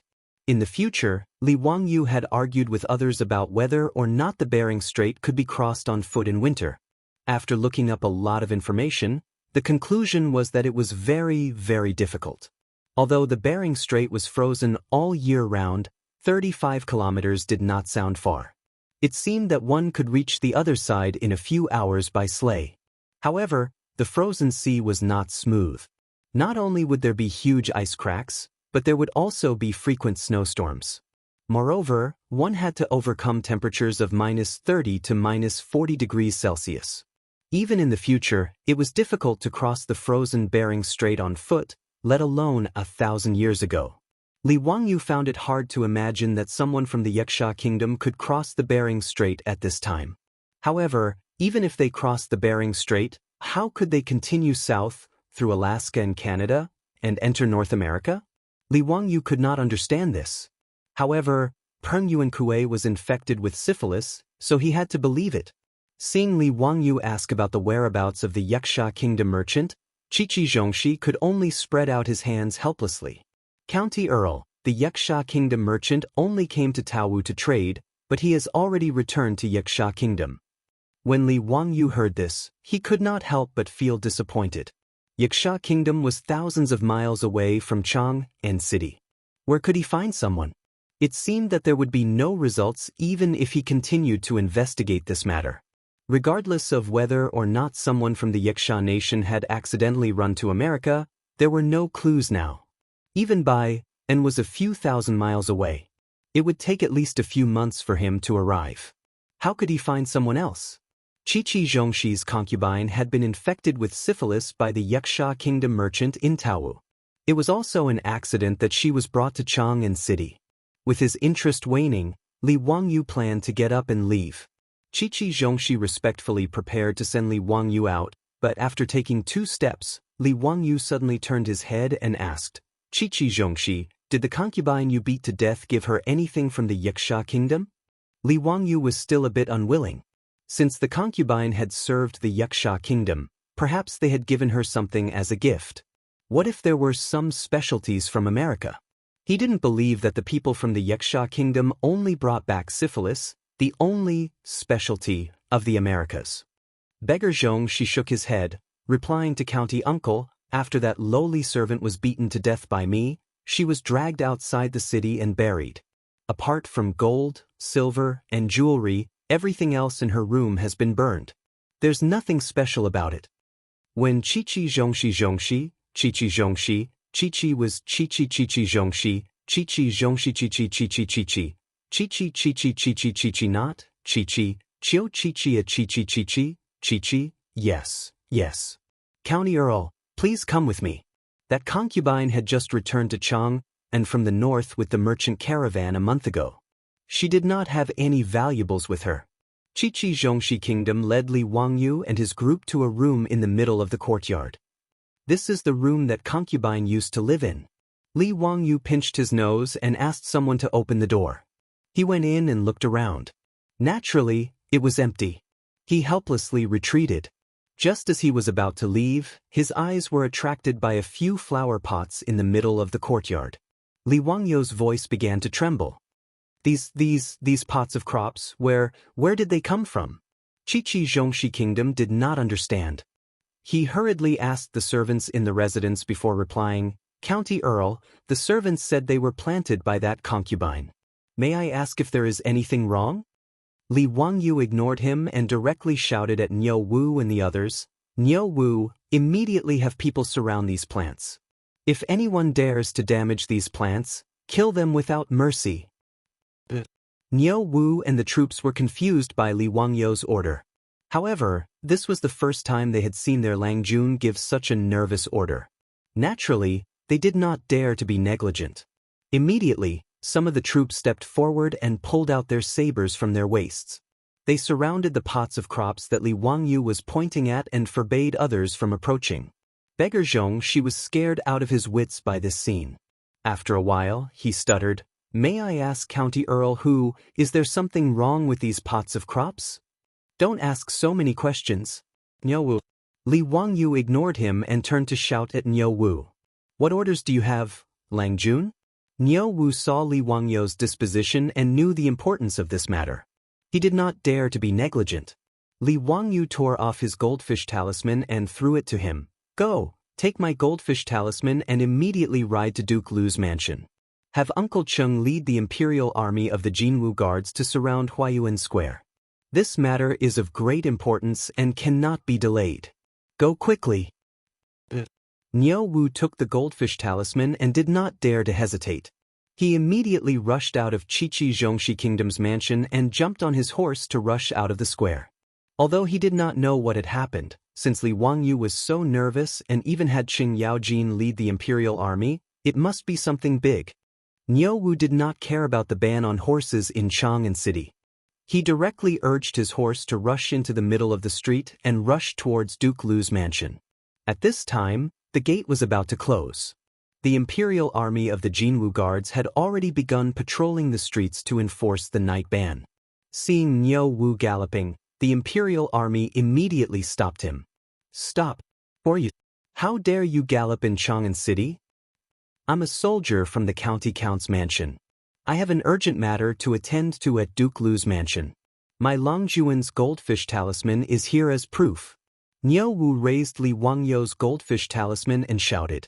The squad leader of the imperial army of the Jinwu guards carefully checked the goldfish talisman and confirmed that it was correct. Although the squad leader did not know what the urgent matter was, since the county count asked his soldiers to take his goldfish talisman and rush to Duke Lu's mansion, it must be something big. The squad leader pondered for a while and led his imperial army of the Jinwu guards to escort Niu Wu to Cheng Yaojin's mansion. Li Wangyu anxiously paced back and forth in Qiqi Zhongxi Kingdom's mansion. From time to time, he would go to the pots of crops and carefully examine them.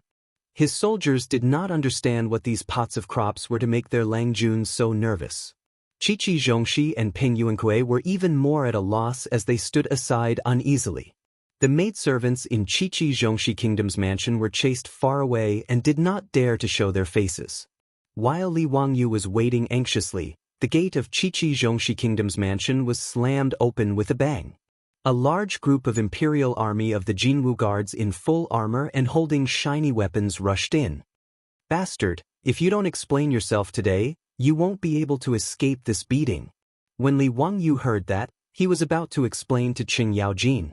When he looked up, he was shocked to see that other than Qing Yaojin, there was another person standing beside him. Who else could it be other than Pai Lupi? Chapter 596. When Li Wangyu saw that Pai Lupi actually came personally, he was somewhat surprised. "Uncle, why did you come personally?" Pai Lupi glared at him with dissatisfaction. "Nonsense, you already had Jijia transfer the Jinwu guards here, how could he not inform me? Quickly speak, what is it that made you transfer the Jinwu guards here? If you don't give me a satisfactory answer, don't blame me for carrying out the family law today." At this time, Li Wangyu was no longer in a hurry. He signaled Niu Wu to lead the troops away and had the Jinwu guards chase away the group of people, including the beggar Zhongxi. Only then did he lead Pai Lupi and Qing Yaojin to the several pots of plants in the courtyard. "Uncle, it's not that this little nephew is impulsive, it's just that these pots of plants are too precious."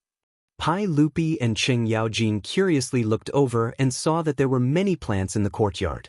Among them, there were 4 or 5 pots of plants with many flowers blooming. There were white, pink, purple, and various other colors that were bright and dazzling. Oh, what kind of flowers are these? It's rare to see flowers blooming in November. It's quite beautiful. How come I've never seen this kind of flower before? Cheng Yaojin curiously asked. He even reached out to grab a flower to see what it was. Li Wangyu grabbed his arm in fright. Uncle Cheng, you can't touch it. This is the life of the common people. What? Cheng Yaojin was so frightened by his words that his hand trembled. He asked in disbelief, You little bastard, what did you say? This is just a pot of plants. What nonsense are you talking about? Pai Lupi was also stunned. He originally wanted to reach out his hand, but he quickly withdrew it. He was prepared to listen to Li Wangyu's explanation. Uncle Cheng, this little nephew isn't joking. Otherwise, when this little nephew is full, I'll ask you to bring the Jinwu guards and surround this square. Ziyo, speak clearly, what is this flower? Pai Lupi knew that Li Wangyu wasn't a person who fooled around. Otherwise, he wouldn't have agreed to his request to transfer the Jinwu guards and come with him to see what was going on. Li Wangyu wasn't in a hurry to answer. Instead, he asked, Uncle Cheng, how much grain does the Tang dynasty produce from farming? 1 dan more than 2 dan. Why are you asking this? Cheng Yaojin asked. Li Wangyu nodded and continued. If there are crops that can produce 10 dan, or even more, what do you think? When he heard this, his eyes couldn't help but widen his eyes. Ziyo, what nonsense are you speak? 10 dan? How is that possible? How can there be such a crop? If there is such a crop, how can you Tangs thinks? But aren't you taking things for granted? You're simply dreaming. Cheng Yaojin had the same attitude. Ziyo, what the hell are you doing? Crops produce Tang dan dan? If there is such a crop, I'll kneel down and let you ride me. The reactions of Pai Lupi and Cheng Yaojin were within Li Wangyu's expectations. He wasn't annoyed by their questioning and just pointed at the pots of plants. Hee, Uncle Cheng, don't think this little nephew is fooling around. These pots of plants can produce 10 dan per mu, or even more. This little nephew calls them potatoes. That's right, the few pots of plants that Li Wangyu saw in Qiqi Zhongxi's house were the sprouts of potatoes. As a child who grew up in the countryside, if Li Wangyu couldn't recognize potato seedlings, then he wouldn't be able to live up to his identity as a transmigrator. He didn't expect that in this era, someone really went to America and brought back a crop like potatoes. Li Wangyu even thought that maybe in Yuxia, someone had already grown potatoes, but not as a crop, but as a kind of beautiful flower. This was probably the reason why the concubine who was beaten to death by Qiqi Zhongxi planted it in a pot. Presumably, it was taught by the Yuxia merchant. As for using potatoes as ornamental plants, it wasn't unusual. Potatoes were first brought to Europe by Spanish colonists from South America. They were planted as flowers because of their beautiful flowers. During the reign of Louis XVI, the French nobles wore potato flowers as the noblest and most fashionable decoration. They even planted potatoes on the outskirts of Paris specifically for this purpose. At that time, the French also believed that eating potatoes would cause leprosy, syphilis, sudden death, and sexual mania. Some even believed that potatoes were created by witches and devils to deceive people. The French would rather starve than eat potatoes, and they called potatoes the devil's apple. These pots of potatoes were planted as flowers in Qiqi Zhongxi's house. Other than Li Wangyu, no one else knew the actual value of these potatoes. Even if his beautiful boss saw these pots of flowers, she wouldn't say anything. Because she didn't know what a potato looked like when it bloomed, and she didn't know what a potato seedling looked like. Li Wangyu really didn't expect to see potatoes in the Tang dynasty. His heart almost stopped beating when he saw the potato blossoms. In the future, potatoes were worthless, and they could be bought for a few cents per kilogram in the supermarket. But in the Tang dynasty, if potatoes could be popularized, it would be a good thing that could bring countless people back to life. Even the history of Huaxia would be changed because of this.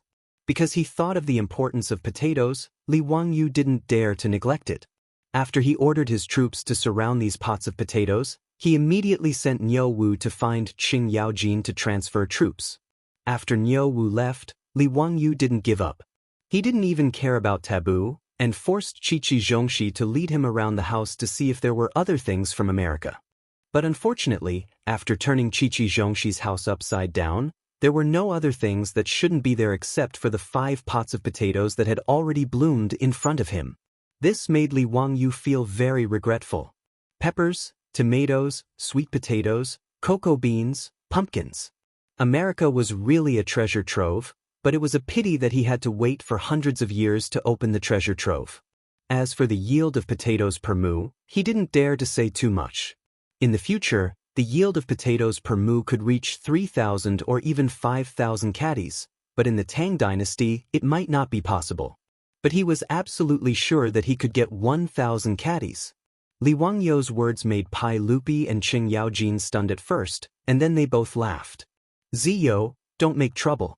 These pots of beautiful flowers and plants can produce 10 dan per moo of crops? Do you think I'm a fool who doesn't know anything about farming? Cheng Yaojin patted Li Wangyu's shoulder and said, Brat, this joke isn't funny at all. Hurry up and tell me clearly, why do you want to mobilize the imperial army of the Chamberlain of Insignia here? Don't try to fool me with this kind of nonsense. Li Wangyu was speechless, and he silently rolled his eyes. Why didn't anyone believe him when he was telling the truth? In fact, Pai Lupi and Qing Yaojin couldn't be blamed. This kind of words, not to mention the two of them, probably no one in the entire Tang